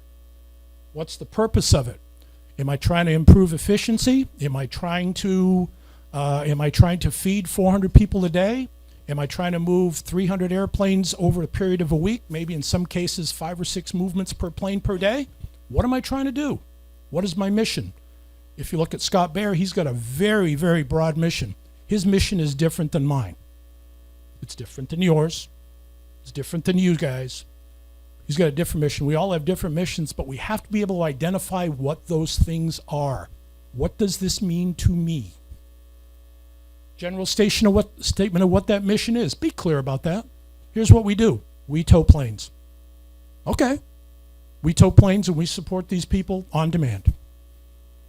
Okay, whatever that is. Just be clear about it. Safety concerns and mitigations. Let's face it, everything that we do has some connection to a safety concern. I can use the line shack with food shack. We don't want to serve anybody any food that even has the hint of contamination to it. Absolutely not. So how do we protect for that? What do we do? What practices do we employ to make sure that we're not inadvertently poisoning 400 people at lunchtime? What is it that we do? How? Say it. Be specific about it. Wash our hands. Sure, if that's what it is, that's what it is, but be specific about it. Don't lick your fingers. Whatever it is, just be specific about it. Staffing. What do you need to be capable of doing what you do? If you really need 10 people over that period of time to work, having 3 people is not going to get it done. What are your basic needs? What do you need to have? How many shifts do you have? How many people per shift do you need to be safe and effective? Identify that. Talk about it. Specific training requirements. Again, Carl does a terrific job of bringing people in for flight line safety. It establishes a baseline, but it might not be what you need in T-34s completely, or T-6s, or certainly, Fighter Town, or in the jet line, or anything. You have to identify what your specific needs are over and above what's in the Orange Book. And you need to be able to identify those, and talk about it, and train for it. If you don't, it's not going to happen. Expectations. Hey, what's right? What does right look like? If you can't identify what right looks like, you are not going to get there. You're just not. Because as the lead for that, or even as a member of that team, you should be able to look back on that movement and go, it's not what we wanted. That's just not what we expected to have happen. Well, why is that? Well, we didn't do this, so we didn't do that. Well, how do we get better? We do this. Okay, great. Assigned equipment. Hey, what do I own? What is available to me to help me do my job? And if I don't have what I need, who do I go to for better? If I need another radio, do I go see Chris? If I need another vehicle, who do I go to? If I need a different kind of vehicle, who do I go to? Am I just going to sit there and try to work my way through it, or are there resources available to help me get there? What do I need to accomplish my mission? Description of the area. Where do I work? Bombers and transports is kind of unique amongst the area. We have the largest piece of real estate, thank you, our word, and the entire thing. Unfortunately, about half of it is usable all the time. Half of it is unusable because we're behind an exclusion line.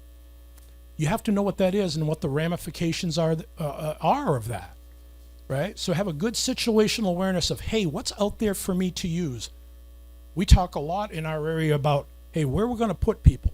What's the ingress? What's the egress? If I have an airplane that's bigger than that one sitting right there, where's he going? How am I going to deal with this? So it's just another thing that you might need to be considering in your SOP. What's normal? What's a normal operation? Again, go back to my statement of, doesn't mean it's not complicated, it's just normal. So what's normal? And you need to talk about that. Abnormals? Hey, if we have an abnormal thing, something that is outside of normal business, how are we going to plan for this and mitigate our risks? You're going to sit down and you're going to talk about it. You just can't dive into an abnormal without some degree of discussion and some degree of thought. Again, I go back to my 12B25s on a pad. Abnormal. Every bit of that was abnormal. Every bit of it. And we sat there and we talked about it. And you all have abnormals that you do too. Now, we all make it look easy. We all make it look fun. But there's risk there and things that we need to talk about. We really do. Be ready for an abnormal. Coordination requirements. I may be, in some cases, I may be Scott Bear's biggest customer. Could happen that way because I got a bunch of stuff that's going to come in. It's going to be all over the field. I can't put it where I want it to end up, and I have to be talking to somebody about towing. We don't do towing. He does towing. I need to know who to go to get things done. So do you. You know, whether it's Warbirds Welcome, or whether it's security, or whether it's this, that, and the other thing. Who do I go to for help if I need help? Who are my partners? Identify them. And yeah, or any one of those things. Team briefings. Hey, if you're starting off your day without talking to your team about what it is you're going to do and what your concerns are, you're starting off on the wrong foot. So in the SOP, looking forward to say, hey, look, I need to brief this out every morning. This is what we're planning to do. One of the things in our operation is, hey, what time is the 12 o'clock meeting? It's a joke, but we're serious about it. It's like, look, we're going to have a 12 o'clock meeting. We're going to talk about air show, and then we're going to debrief the group so everybody understands what's happening. So leave time in your SOP to, when is it required, when is it necessary that we all get together to talk about this so everybody understands what the expectations are and what the outcome is. So be complete with it. And lastly, feel free. That's beautiful. Okay. I'm a fan. So basically, that's the presentation on SOPs. And again, it's not just for, AirVenture 2024. It's anything that you may want to do that requires, other people to be involved in what's happening other than you. I mean, you can walk around with your own SOP in your head, and that's perfectly fine. But if you're going to start having people around you and you're expecting to doing something, you have to tell them what you want and train them to make sure they can get there. Now, this right here, this is, oh, okay, here we go. Yeah, thanks. SOP tips and takeaways. Meet a real need. Hey, if you don't need an SOP, you don't need an SOP. Don't write an SOP just because, well, it would look cool if we had one. It's hard to have a purpose for an SOP saying, we really don't need this SOP, we're going to write one. It's not helpful. So try to fill a need. If you've got a need to fill, this is a good way to start. Build foundations. Build for tomorrow, right? It's not what happened last week, although that might be relevant. It's where do we go from here? So build from foundations. It's like, yeah, this is our culture. This is how we do what we do. What's culture? It's how we get things done. That's it. Put it on paper. Everybody understands. No monuments. We used to do this 15 years ago, and we're going to keep talking about it until people understand this is something we used to do 15 years ago. Look, if it's not relevant, don't talk about it. If it is relevant, please do.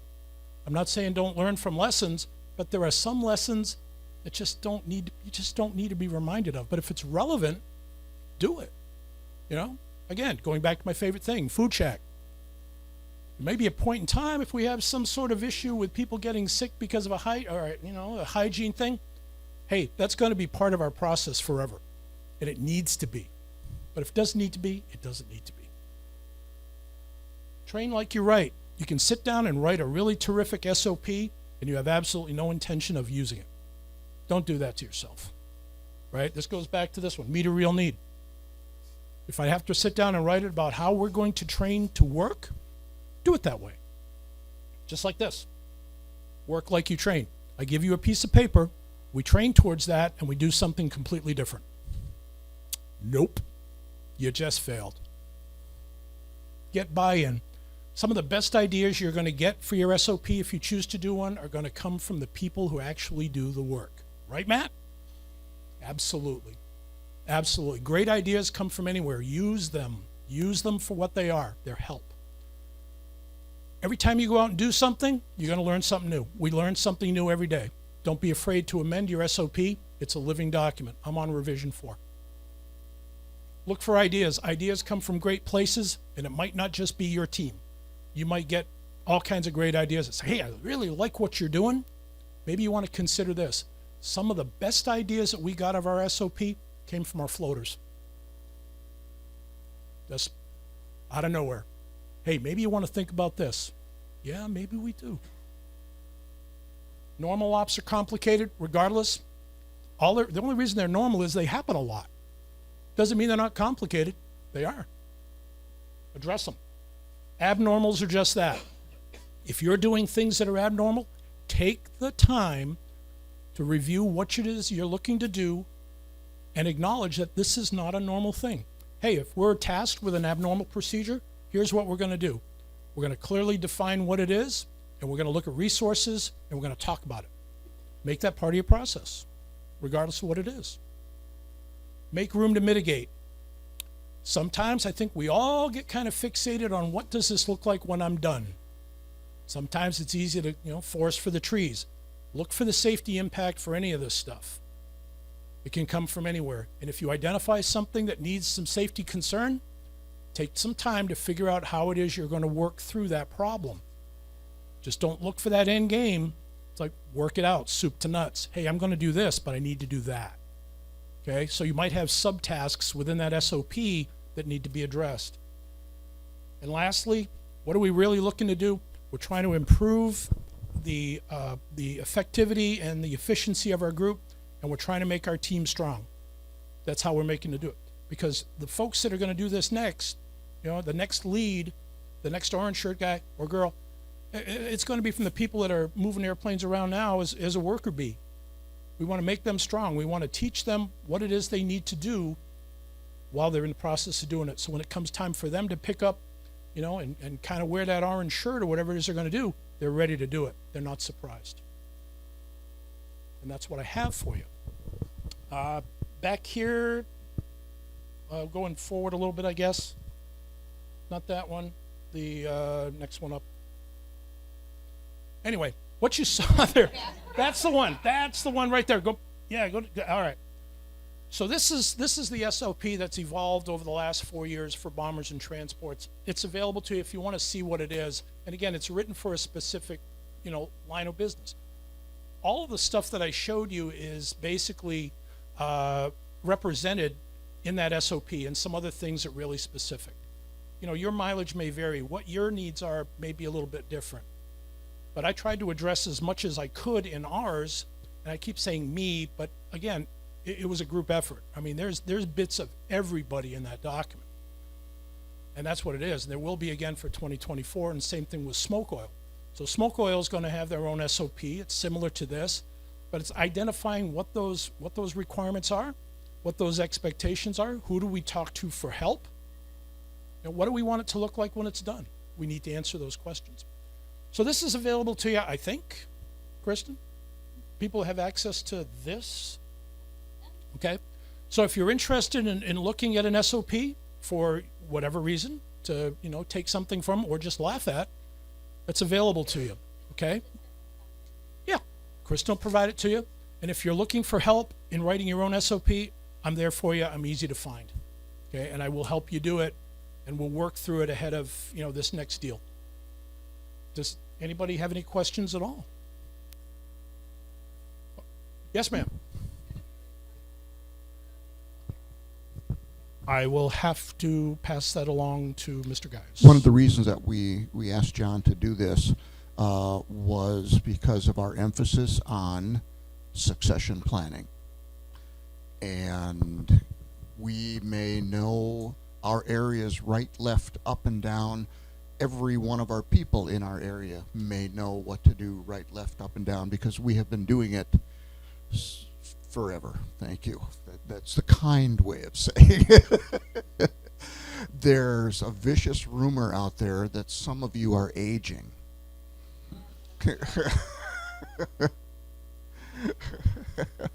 It's just a rumor. Yeah, we all want to be on that other plan, but it really is succession planning.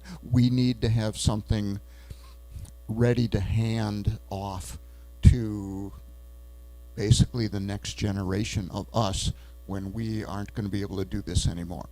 So the question is, will it be required? At this time, the response is we really, really, really would like everyone to consider doing one of these for your area. John has offered to help to do that for you, and so it'd be great for you to work on that. So is there a deadline, like next Friday? Yes. No. No. No.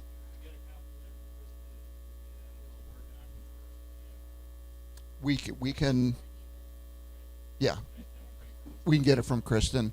The whole PowerPoint presentation would also be available. I have it, Kristen has it, John has it. Yeah, just let one of us know that you would like that via email. Thank you. Absolutely.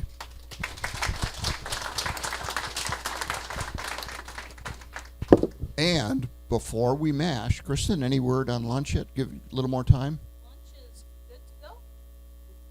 Okay, so should we, but please stand by.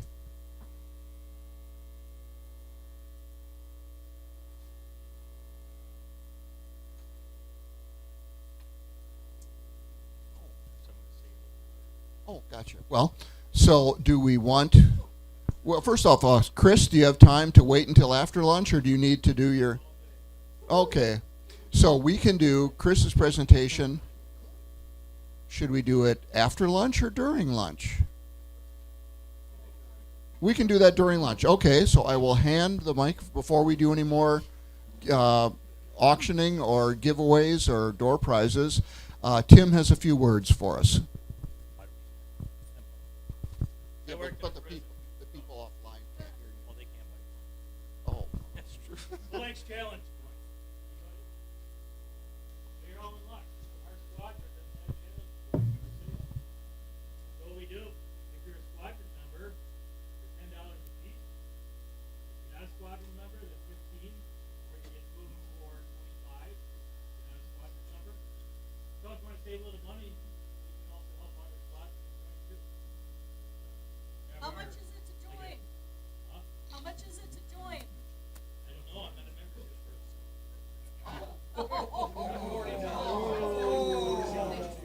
It's $30 to join.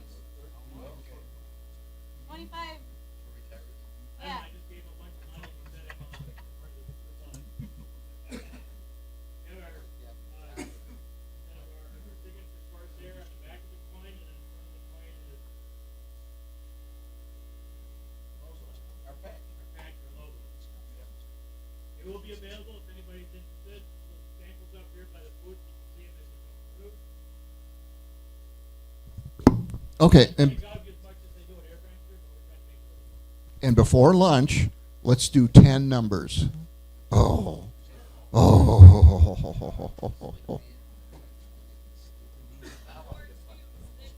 4266. 4361. 4318. 4363.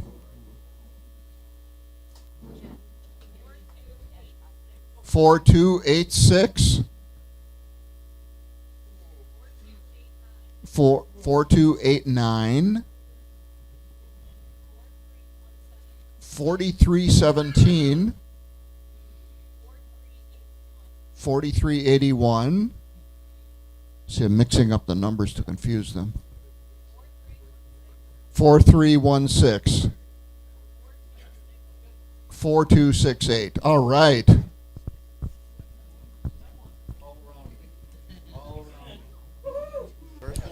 All right, everybody, how you guys doing? Awesome. Thanks for having me. If you guys haven't met me before, my name's Chris Henry. I'm the museum manager over at EAA. So thank you. Well, thank you, guys. So this talk is a little bit about the history of MASH units, why they were important. And it really, I was kind of an old, how many people are fans of the show here? You guys fans of the show and the movie? And so I was a longtime fan of that, and little by little, we started getting some stories from folks who were involved in this, and I'll tell you a little bit about how that came about. And then finally, it was like, well, I'm going to actually try to do research on this. But we go to our first slide here. We'll talk a little bit. Why was a MASH unit important? The golden hour is really what we're talking about. It's the first hour after an accident happens, after someone is injured. That hour and how they're treated is really the foundation of what their outcome is going to be. So if you're able to do a few things to help treat that wounded person, their survivability, their prognosis of coming out with all their limbs gets much better. And that's really where the MASH unit comes into play. So next slide. So everybody's heard those stories about the Civil War where, like, if you got a nick, you basically died on the battlefield, right?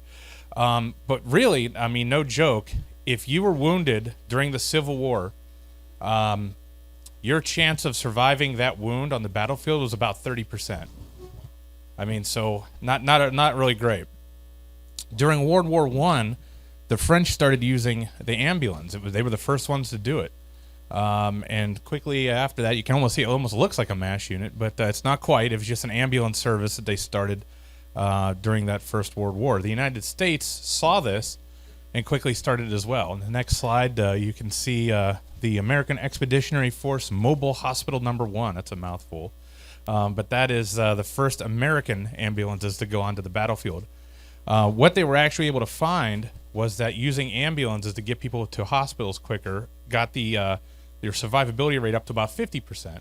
So better than the Civil War. Still not fantastic, but an improvement. Next slide. How many guys have ever read A Farewell to Arms? Of course, all about battlefield ambulance driver, and of course, famous author Hemingway, right? Do you remember that? So I usually put a little note for me to cheat because I like to cheat with stuff like this. But at any rate, he wrote the book all about his experiences as a battlefield ambulance driver. Next slide here. So where the in between the world wars, our American armed forces really kind of fell behind the power curve. I mean, if you just look at aviation, we know that. I mean, we didn't continue to really develop aircraft with any sort of a passion until we figured out that maybe a Second World War was coming. During an air display in Germany, the Luftwaffe put up more airplanes than our entire American inventory had in 1940. I mean, so that's how bad we sort of fell behind the power curve. As far as treating the medically wounded, it wasn't until they were starting to plan the Normandy invasion that they realized that they were not going to have any sort of hospitals to fall back to. They would maybe have some hospital ships, that'd be about it. So next slide. It was a major in the 3rd Army Medic Battalion who came up with the idea of putting medics along with their battalions, so like companies, traveling infantry groups would have an assigned medic with them. But also, next slide, a development would occur from this gentleman who a lot of times gets sort of credit for developing the MASH unit, but actually he was anti-MASH unit. He did not want MASH units. So it's very weird how he gets credit for it sometimes. But this gentleman actually led to the development of the aid station, which was still a progress in treating the battlefield wounds. So they started the Auxiliary Surgical Group. This was all in a lead up for D-Day. So they wanted to make sure that there were medical teams going aboard the ships going to Normandy. But these guys were training, and they were just Army doctors. And this was not a MASH unit by any means. This was just a way to have some medical treatments in tents, basically. I mean, it was treating the wounded, but it was not what was going to happen in MASH units. And the next slide. Every unit has to have a cool insignia, right? Something to put on your jacket stuff. That's theirs. Pretty fantastic. The next slide here. And then they were shipped to Europe, and they were going to go and be part of not only the invasion in Normandy, but also trying to liberate the rest of Europe as well. So if you guys have seen Band of Brothers, what these guys were, if you saw the episode where you kind of followed Doc Rowe through taking wounded from the battlefield to like a bombed out hospital or buildings, things like that, that's what they were using. They did not ship with any sort of structures. They were using anything they could to sort of shield the wounded from the weather. A lot of times, this is actually just outside of Bastogne, where they were trying to turn a bombed out part of a bombed out city into a hospital complex. So World War II, after that concludes, luckily in favor of the Allies. Really, everybody on the medical field got together and said, we've got to figure this out better, because I mean, using bombed out hospitals, things like that's not great for our medical team. It's not a great way to treat the wounded. So it was actually a colonel at Tokyo General who came up with the idea of deploying a hospital that was able to actually move around the battlefront. Next slide. So basically, no longer would you kind of need the aid stations. Now you would actually have, this was also studied with the folks on the ground as they were getting ready to deploy to what would become Korea. You wouldn't have to have such a long time before you were getting what I would call heavy treatment. It wasn't just first aid anymore. So next slide. So the first MASH unit, they called it MASH, Mobile Army Surgical Hospital. The first one was the 8076 MASH. They called it the Spirit of 76. But that's a picture of it right there. That's the first one to deploy. It almost looks like a shot out of the TV show. There's a reason for that too. We'll get to that. This is the what would basically make up your welcome wagon, the MASH unit. They were going to use the Bell 47, or the Army called it the H-13. And then you have your ambulance drivers, your medical team. Notice the ambulance drivers are usually African American at this point in the armed forces. So it was actually something that got picked up on the show, and they had to change something in the show, which we'll talk about as well. Next slide. So when you think of MASH and you think of like the units deployed, you probably think of like all these MASH units all over the place, where there were only 7 in all of Korea. And this is a list of all of them. We'll talk about a few more in depth, but that's all good. You can go to the next slide, though. So we're going to talk a lot about the 8055th MASH. And there's a reason for that, is because we talk a little bit about the TV show here as well today. And the TV show is actually based on the 8055th. And there's a lot of reasons why, which we're going to get into here. How I started into doing this research was not anything to do with MASH units. This gentleman was a guy named Richard Kirkland. And Richard Kirkland flew P-38 Lightnings in World War II. Next slide, you should have that. The reason this is significant for us was he was actually one of the guys who would be Richard Bong's wingman in World War II. And we found out he was still alive. He was living just outside of Dulles. So we traveled out there to do an interview with him for our Time Was Voices program. And it was really cool because he had like his whole basement set up as like a little mini museum and stuff like that, and a lot of really great photos. And he had a lot of great Richard Bong stories. One of which was my favorite was they were getting harassment bombed by the Japanese, and they were using just traditional dummy bombs, middle of the night, keeping them all up. And he said, I think the record was like 27 different times they were woken up in the middle of the night or something like that. And he said it was like one of the last times they were tired because they would have to fall out, go to these trenches, lay in these trenches, and wait for them to get the all clear. And he lived in the same tent as Bong.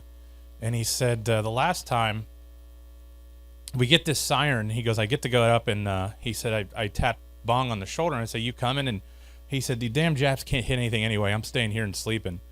And he's like, okay. So I went down to my trench, and I got into the trench, and he said, on this one, for whatever reason, the Japanese decided to use a new phosphorus bomb, and it lit up the sky, and it looked like these big fingers coming down from the sky. And he said, the next thing I know, Bong jumped into the trench with me. He goes, I don't know what that is, but I figured I better be safe. So, but it was really cool. I mean, and that's why we were there. So we get done doing the interview, and we're actually done. We're wrapping up cords and stuff like that. And I just was like, hey, what did you do after the war? And he goes, I flew helicopters into MASH units. And I looked over at my buddy, it was Zach, and Zach was like, okay. And he just started unwrapping the cord again because he knew we were going to go do an interview. So in the next slide, there's a couple pictures. So that's actually Richard Bong right there. It's hard to tell here. and then that's Kirkland right there, in the same group photo they took at one point.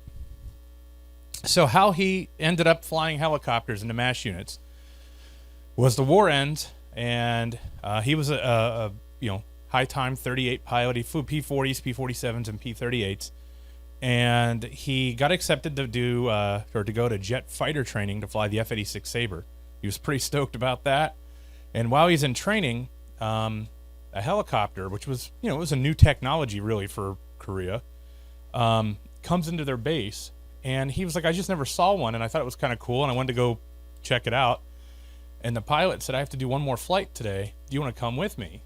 And he said, sure. So I jumped in, and he went for the ride. What he didn't know is his squadron commander hated helicopters. And he said, when we landed, my squadron commander was there.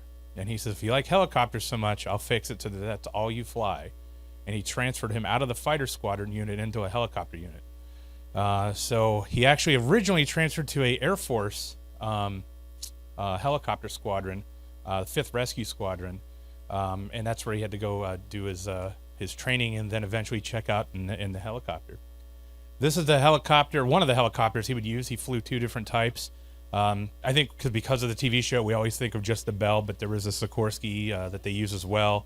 There's a couple other types, but these are the main ones here.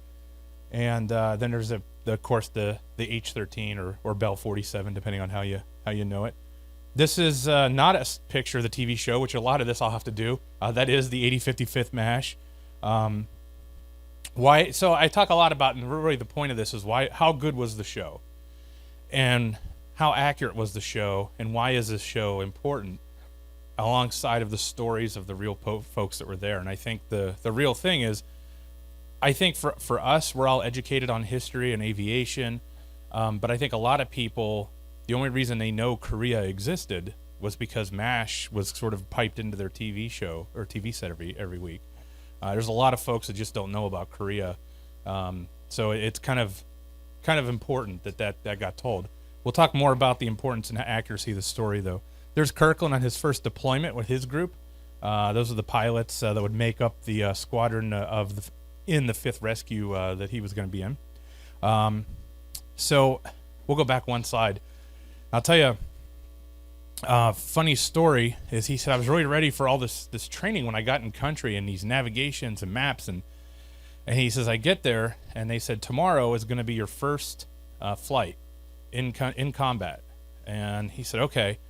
And he says, you're going to be flying to an aid station. That's what's been set up, and we'll go get wounded from there and bring them back.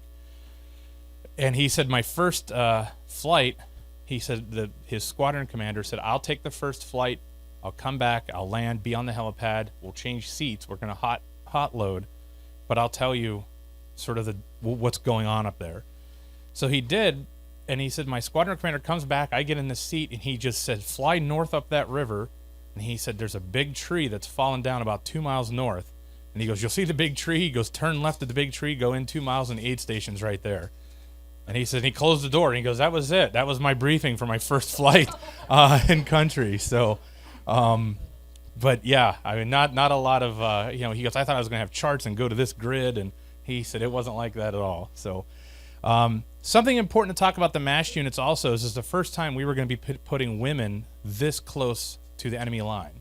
I mean, the MASH units were just sometimes a mile, and this line was moving a lot, as you can tell if you study the combat in Korea. We're really putting women in harm's way here. I mean, we've had the WASP programs and stuff, which were amazing, but this is down in it. I mean, this is right there. These nurses were really brave, and they certainly deserve the honor that they don't always get. So, if you're a wounded patient, what does this look like? So you're on the battlefield, you're a GI, and you get into battle, you're wounded. The next thing that happens is you yell for a medic. And somebody in your unit, your battalion, is trained up as a medic. They will come and they will at least get your bleeding to stop, hopefully maybe get you from going into shock, get you some first aid. And then as that's going on, they're going to be radioing the aid station. They'll get a Jeep and try and get you to fall back to the aid station. That's an aid station. They were rough. These were not very glamorous places to be. They were usually kind of dug out of hillsides. Sometimes they were tents. I mean, they were pretty rough. But again, think about this whole time you're wounded. you just want out of harm's way, right? You just want to get to where the treatment gets a little bit better. These guys would help get you from, you're good. These guys would help you from falling deeper into shock as well. And the next thing would happen is the helicopter would come in. And the helicopter would cut down the time to transport. You can imagine what the road system probably was like in Korea. So now, you're just maybe about a 15-minute flight in an H-13. Now, one of the things I found out is that does not, it depends on how much of a daredevil you are. But being strapped to the side of a Bell 47, I flew in a Bell 47 with Joe Norris, and that was pretty cool. I kept looking at the skids. I'm like, I would not want to be strapped to the side of this thing. So what I asked them about was, and something I never knew, was they actually sedated the patients before they put them in the stretchers. Because they said if they were freaking out there, there's nothing we can do because it's just one pilot, and they're out on a pylon strapped to the skids, so there was nothing they could do with it. But yeah, it'd be a heck of a ride, though. And so we go back to Richard Kirkland. He flew to this down tree, and he made his left turn, and he's at the aid station, and he says, I picked up a guy that looks like he had just had dirt just blown all over him. And he was wounded pretty bad, and they put him in the stretcher, and they said, this guy's in rough shape. When you get airborne, contact the MASH, let them know you're coming in, that you need a surgeon to meet you on the helipad. And he said, okay. So he did that, and he said, and my first day in country, like flying, and he goes, and I expected sort of the surgeon with the white lab coat, like a stethoscope, to come up and meet me on the helipad. And he said, this guy in a Hawaiian shirt meets me on the helipad. And I'm like, I'm glad you're here. Go get a doctor. And he goes, I'm a surgeon. And he looks over the guy and, sort of barks out some orders and gets him ready for surgery. And he introduces himself. And Richard Kirkland said, they called me Kirk. And he said, I'm new here. And the surgeon said, well, they call me Hawkeye. And who he had just met is, in the next slide, well, he had just met Dr. Richard Hornberger. He didn't meet Alan Alda, no. So Dr. Hornberger, who unofficially went by the nickname Hawkeye, is the gentleman who eventually wrote the book, which the movie got based on, which led to the TV show. So it's really pretty wild. He was based at the 8055th, and this is where they cross paths at. There's another gentleman, their tent mate, who they were just like best friends. His name was Sam Gelfand. They were best friends. They say that he was kind of the inspirational for Trapper, but there's another story that's really great, and I think it's where they got the name for it as well, and I'll tell you that in a second too. And then the other surgeon that I had the chance to interview was a guy by the name of Dr. Appel. And unfortunately, I think most of these guys are gone now. But the reason I put him in here is the story he told me was amazing. He said his first day in a MASH unit, he landed there, and somebody came and took his bags, and then they said, we're in the middle of a big siege, and we really need you in surgery. And he said he went to the OR and then operated for 3 days straight before he ever got a break. So imagine operating for 3 days straight. He says, I got done, and I was so tired, I wanted to go to sleep, but I also didn't know where my tent was because I had never even had a chance to see my tent, or I had no idea where my gear went, Next slide here. So what kind of surgery did a MASH unit do? It's been phrased a lot of ways, but I always like the phrase meatball surgery. And what it was you were going to patch them up good enough that they would be able to take the next step, which would be get them to a hospital where they could really get the full recovery that they deserve. This was going to save your life. This was hopefully going to save limbs. And this was going to make sure you could handle the ride to get to real hospitals and then start your road to recovery. And many times, sometimes you'd come back. Sometimes that was it. You were done with the war. But this is what these guys did. I actually just love this photo, but it's a bunch of nurses from a MASH unit. And like I said, the nurses were right there with the surgeons. Now, something you have to understand that went on in this country, and when you think of the TV show MASH, it's funny. But you also understand that there were not enough nurses and doctors in the armed forces after the end of World War II when we went into Korea, so they had to start drafting. So they were drafting doctors right out of their residency or in hospitals in this country.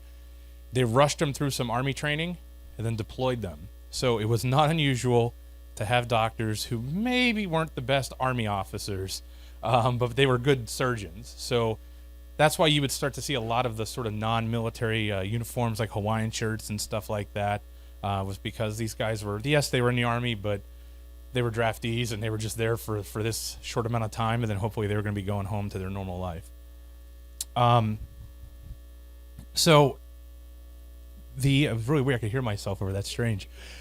So one of the people we had to get a chance to interview was Mrs. Drake. Mrs. Drake was a nurse.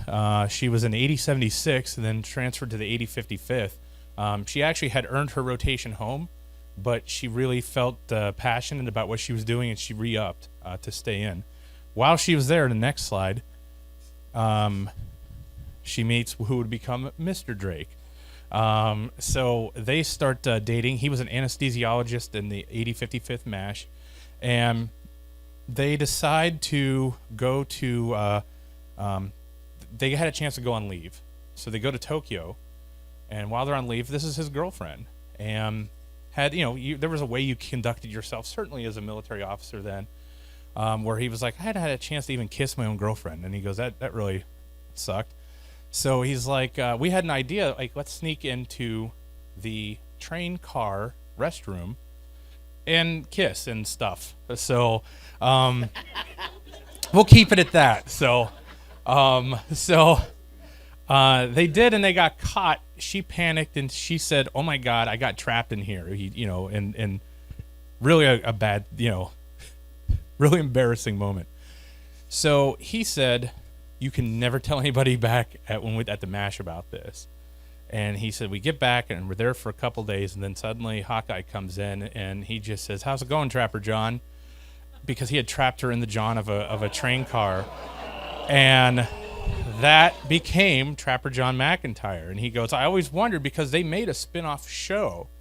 And he goes, but I always wondered, like, did they know how I got my nickname? Because that's a very, and I think he gets mentioned in the movie, which was a bit grittier than the TV show, and certainly the TV show Trapper John, but that's some of the truth in the nickname that lies there. Just a normal, just a lot of what's really cool is a lot of the veterans shared their color photos with me, which I thought was pretty cool because time period, it was kind of color film was still somewhat new, but a reason I really put a lot of them in too is because when we start talking about the show, I mean, all these photos, you're like, wow, this just looks like it could be right out of the TV show, right? Next slide here. So one of the things I really found is there was a little bit of a mutiny at MASH units, which I thought was interesting. So you have to understand, you have young, talented, I mean, these are very skilled surgeons that would be back in the United States charging for their surgeries and things. And day, they're standing in blood and guts, and they're just trying to patch people up and keep them going. Like I said, Dr. Pell said he was standing in an OR for 3 days straight. Well, you can understand a lot of amputations happened, a lot of high velocity weapons and high powered stuff. Well, these surgeons actually found a way to create a clamp and do an arterial transfer. And it was actually invented at the MASH unit. And they said that the surgery takes a little longer, but if there's nobody dying out in the waiting rooms, we can actually help start saving limbs and sending people back to be recovered without amputations. Well, the Army didn't like that. And it wasn't because they wanted people to get amputated, but they were like, just get it done, keep going, sort of the machine mindset. So doctors actually started just going rogue and doing these surgeries without telling the Army. And eventually they actually invented their own clamp over there, vascular clamp. And eventually the Army actually put out a statement that said, if we come over there and find you doing this, we're going to court-martial you. And of course, literally none of the surgeons cared. They're like, we're doing something good, and we're going to keep doing it. And as far as I know, no Army surgeon was ever court-martialed for doing this. But I did find that interesting to find out that this sort of mutiny was going on, if you will. When we talk about the bravery of the folks who were flying the MASH unit missions, at the rescue units, there's two that stand out. This gentleman actually, it does get talked about in the finale, or one of the finales of the show. His radiator got hit. So he had a patient on board, and he would only could fly for a short period of time, and the aircraft would overheat. So he would actually land, let the aircraft cool off, go hunt down the next landing site, come back, fill the radiator with water, start the aircraft up, and then continue flying. It took him like 2 days to get to the MASH unit, just hopping that way. And at night he could fly a little bit more, so he was actually flying using a flashlight. There's no lights in the cockpit of these things. He was using a flashlight. He was holding it in his mouth and flying the helicopter at night, just to try to edge their way closer and closer to the MASH unit, which he did successfully get his MASH unit to the MASH unit and save the patient's life eventually. I think he got the Medal of Honor for that. But these are the same people that would really spearhead what we called dust off in Vietnam. The Hueys, what they called God's own lunatics, these guys that would come in helicopters into places they had no business being to get their wounded out. As a matter of fact, their motto was, "When I have your wounded." One of my other favorite stories was Richard Kirkland. And Richard Kirkland said, we didn't fly at night. That was a rule. You could not fly at night. And he said, we get a call from this unit that said, we have a guy who's really bad. He needs a MASH unit. He's going to die if we can't get him to you. And they said, well, what do you think? And he goes, now keep in mind, now it's 8 hours bottle of the throttle.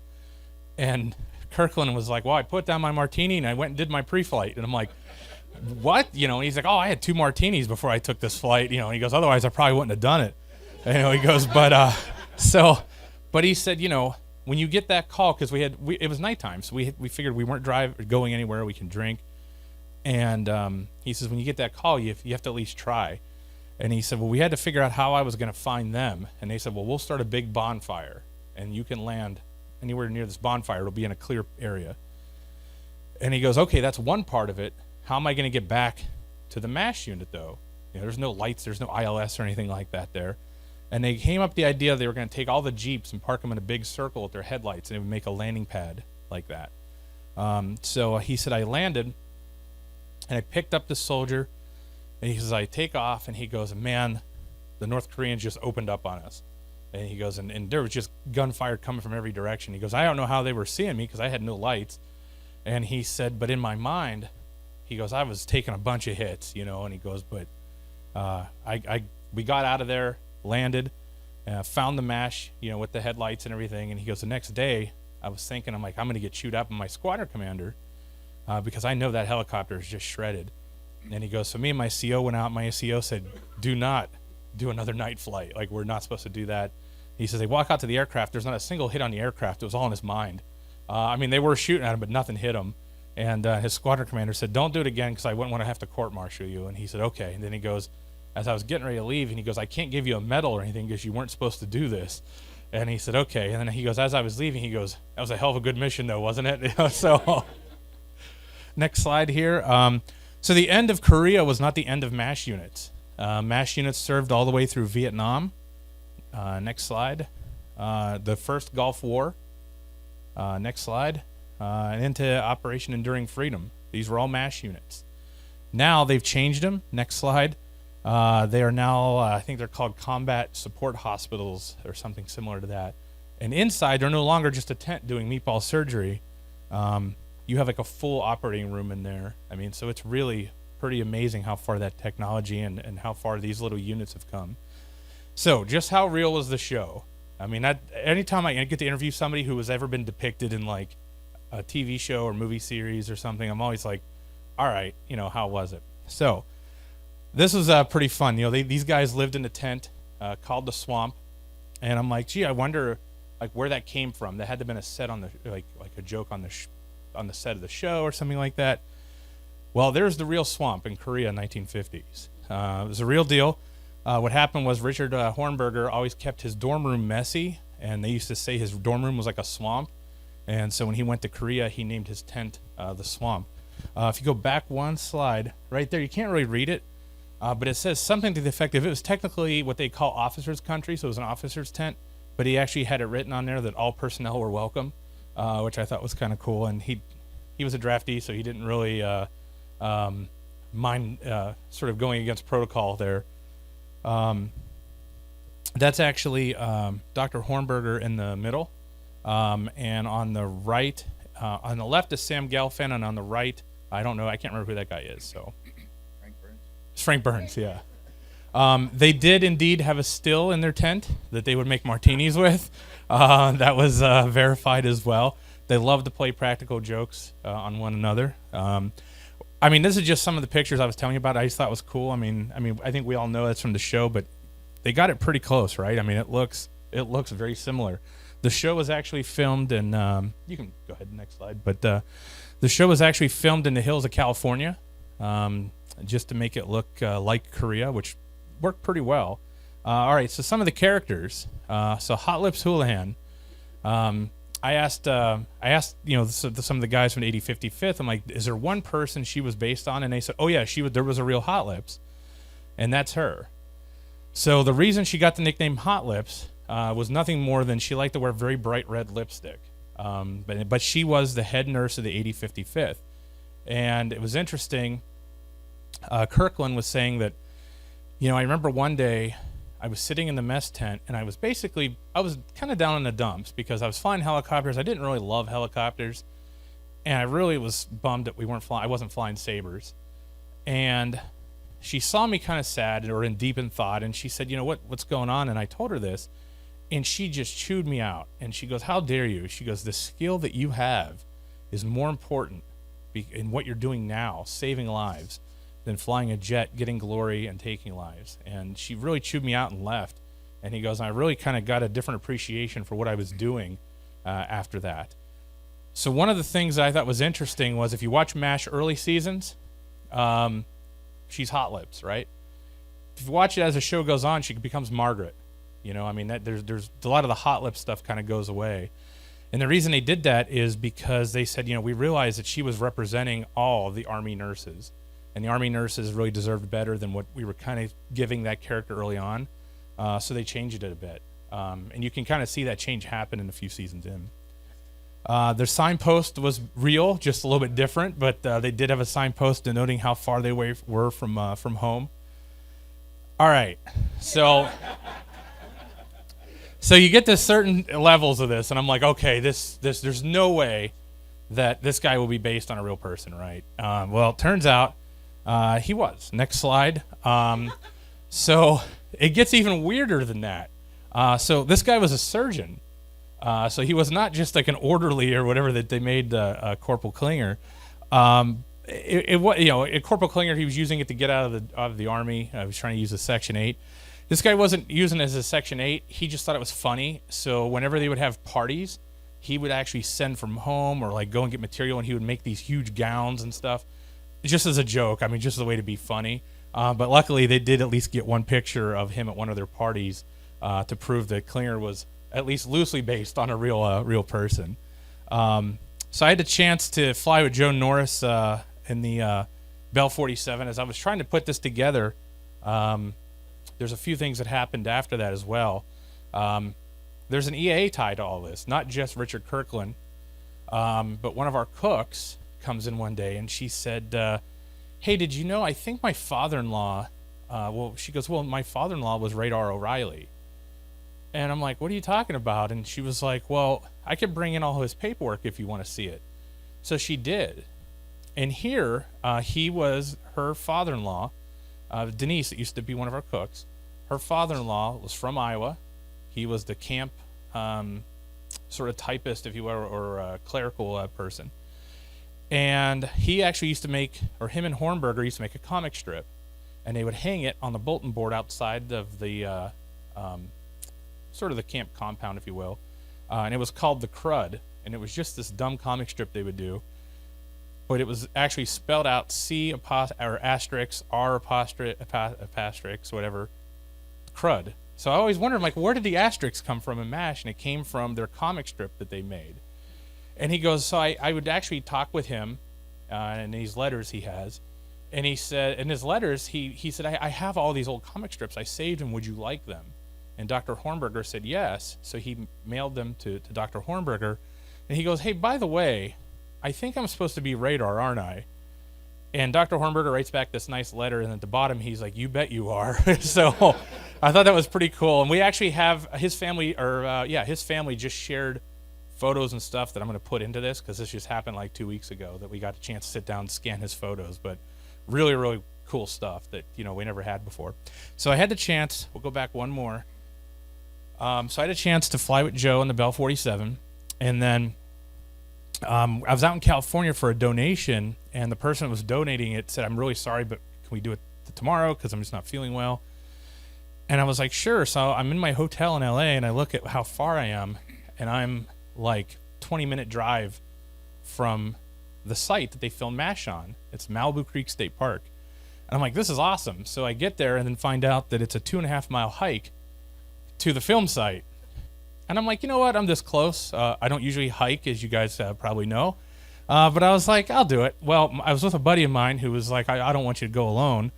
So we did the hike. It was 2.5 miles in, pretty cool. And the signpost, they have all kind of cool stuff that's kind of still untouched. The helipad's still there. And then as leaving, my buddy says, "Oh, I know a shortcut," which I should have questioned because he's not from California. He doesn't hike, and we ended up hiking 10 miles out. So I did nothing else the rest of the night. I can tell you that. But it was worth it to get to be there. So I come home from that, and I had put in a request to just talk to a few cast members if any of them would be willing to do an interview. And what I actually said was I could do it by email. Like, I can just email you these questions I really want to get answers to. If you're willing to just answer those back, that would be cool. And instead, I got a phone call one day, and it was a phone call, and it just said, "Is this Chris from the museum?" And I said, "Yeah." And he goes, "This is Alan Alda." And I'm like, "What?" And I don't even have my questions in front of me. But he took like 15 or 20 minutes and did some questions and answers with me, which I thought were pretty cool. One of which was I didn't know he was an Army veteran. That was kind of a surprise to me. He actually did serve in the Army, as well as the gentleman who played Corporal Klinger, Jamie Farr, who actually I actually went to Tony Paco's out in Toledo, Ohio, hot dog place. You got to go do it. But I had a chance to answer or ask some questions, and his answers were pretty amazing. He said early on they got a lot of hate because they wanted them to basically make like another Hogan's Heroes, and they said, this could really be a lot deeper than that. And the show's famous for being serious and funny in the same, episode. So I asked him, I said, what is your favorite moment? When people ask that, what is your favorite sort of moment to go to that was sad or serious and one that was funny? And I'll say the serious one first, but how many people have seen, no spoilers, right? The show went off like 35 years ago, but how many people have seen the last episode? So in the last episode, Hawkeye fights an issue with he had seen a woman smother a chicken on a bus. And then in reality, he sort of gets led to healing mentally, finding out that it was a baby, and he had been blocking that.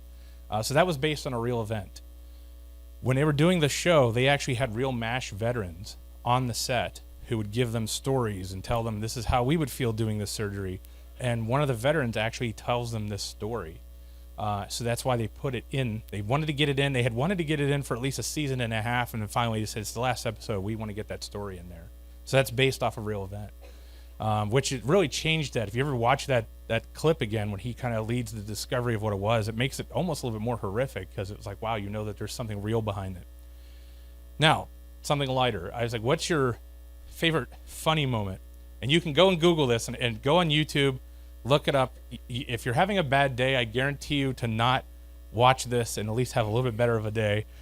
But he said there was a scene where Henry Blake is supposed to come into our tent. He's looking for stuff that's stolen, and he comes up to our stovepipe and said, "What's in here?" And they said, "Soot." And he's like, "I'll be the judge of that." And he was supposed to shake the stovepipe, and he had gotten wet in the previous shot.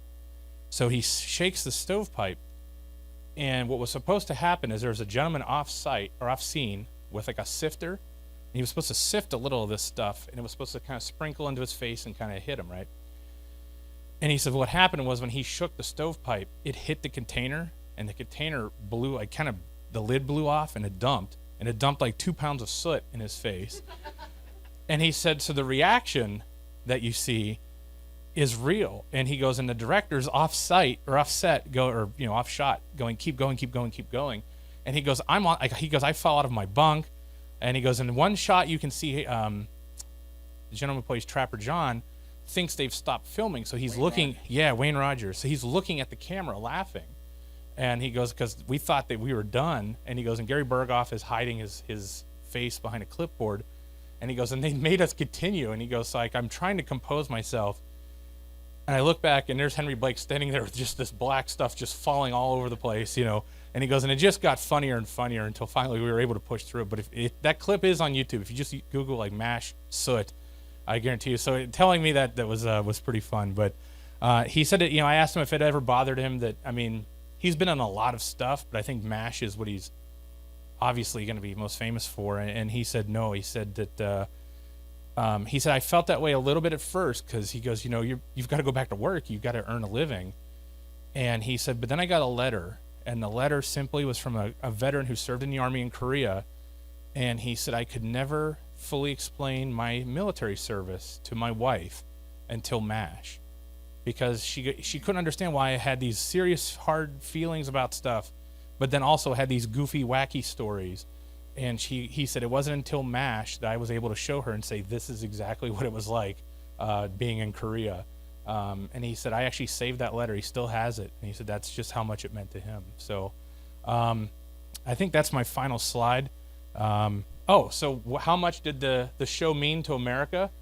Show was on for 11 and a half seasons. When it went off the air, the Smithsonian took the set. The swamp is in the Museum of American History.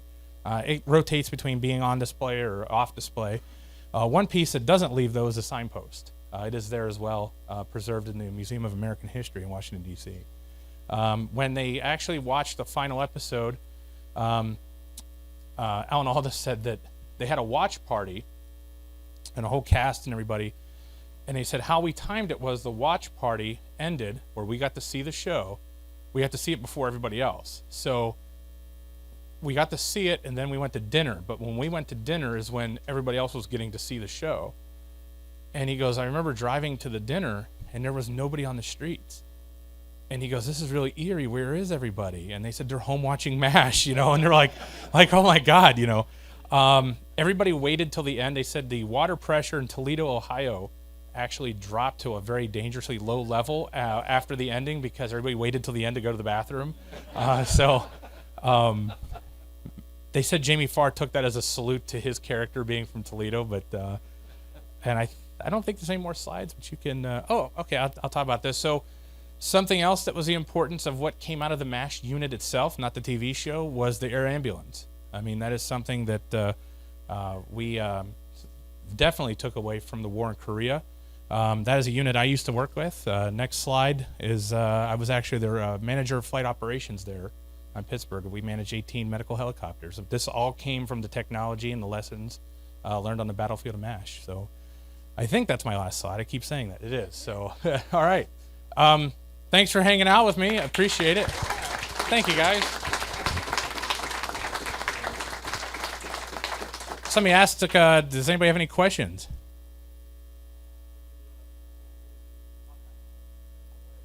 Yeah.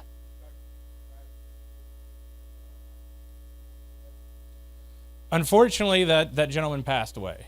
The guy who was the wounded.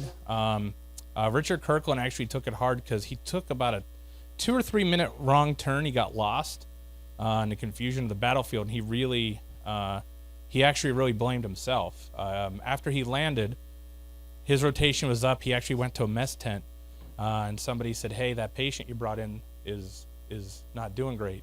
And he asked if he could go to the OR and observe, and they said, yeah. And by the time he got to the OR, he said he walked in, and Richard Hornberger was there already taking his stuff off and said, he passed. And he said, I really took that hard because I felt that I did that. And Hornberger said, we save the ones we can save. That you can't take it to heart. But yeah, unfortunately, that gentleman did pass away, though. Yeah, absolutely. Anybody else? All right, well, I'll hang around. You guys know where I live, so it's always good to see you guys. So thanks for having me. Thank you, Chris.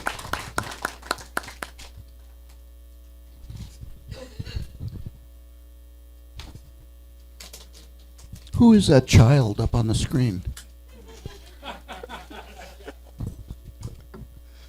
Oh, man. Fantastic presentation, Chris. Absolutely. Yes, as Dave Jackson just said, as usual. So anyone have any... Oh, we have lots of stuff to give away yet. And we remember that there are lanyards back, plenty of lanyards and plenty of key fobs. Everybody is welcome to those. And we have a couple auction items. Linda, she's walking back there now. She needs a microphone that someone is going to run back to her. John, thank you.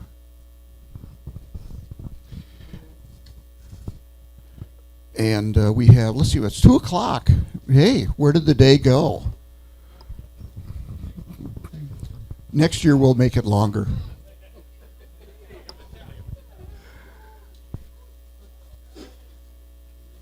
There's plenty of hats, plenty of lanyards, pilot bags, all sorts of goodies back there. Okay, we have a couple things left. We have one chalk left. That bidding will start at 40. One chalk left. That One is. Stand. It's got a MiG on one side, and what does it say on the other side? Stand with Ukraine. Stand with Ukraine. So that we're starting that at 40. So well.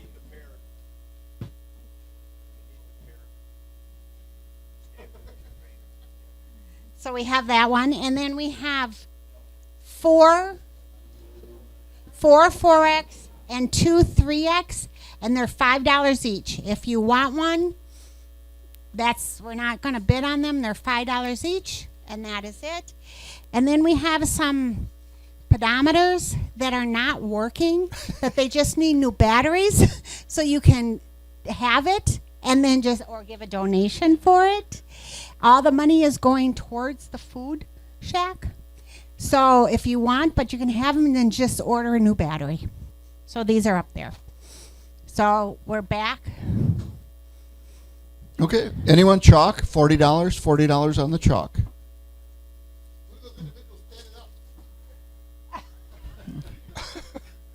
He's rushing over there to buy the chalk. Oh, now he's running away. Oh, man. One chalk.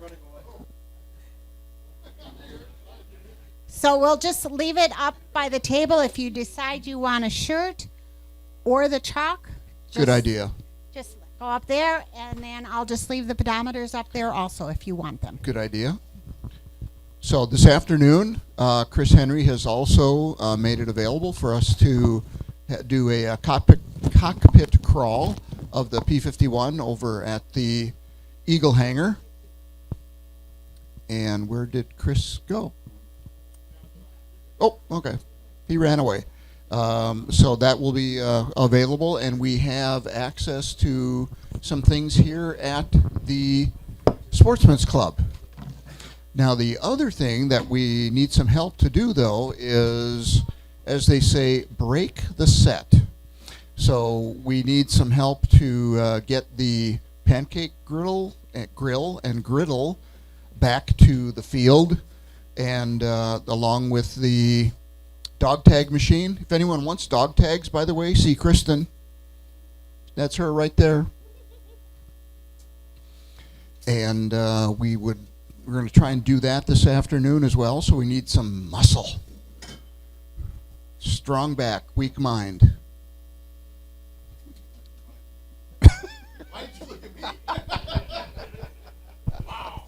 Ouch! It was unintentional, honest. I was looking past you. Yeah? Okay. So, other than that, thank you all for coming. Anybody have any other questions, comments, etc.? Scott? Nope. John?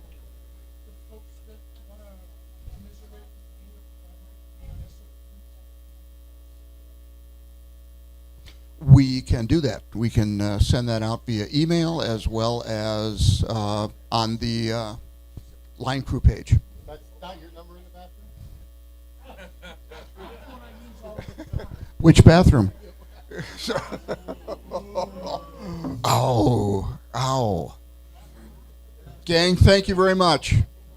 And 6 p.m., by the way, at West End Pizza, we have the usual room reserved. So walk in and hang a right. No. Nothing. Thank you. See y'all soon.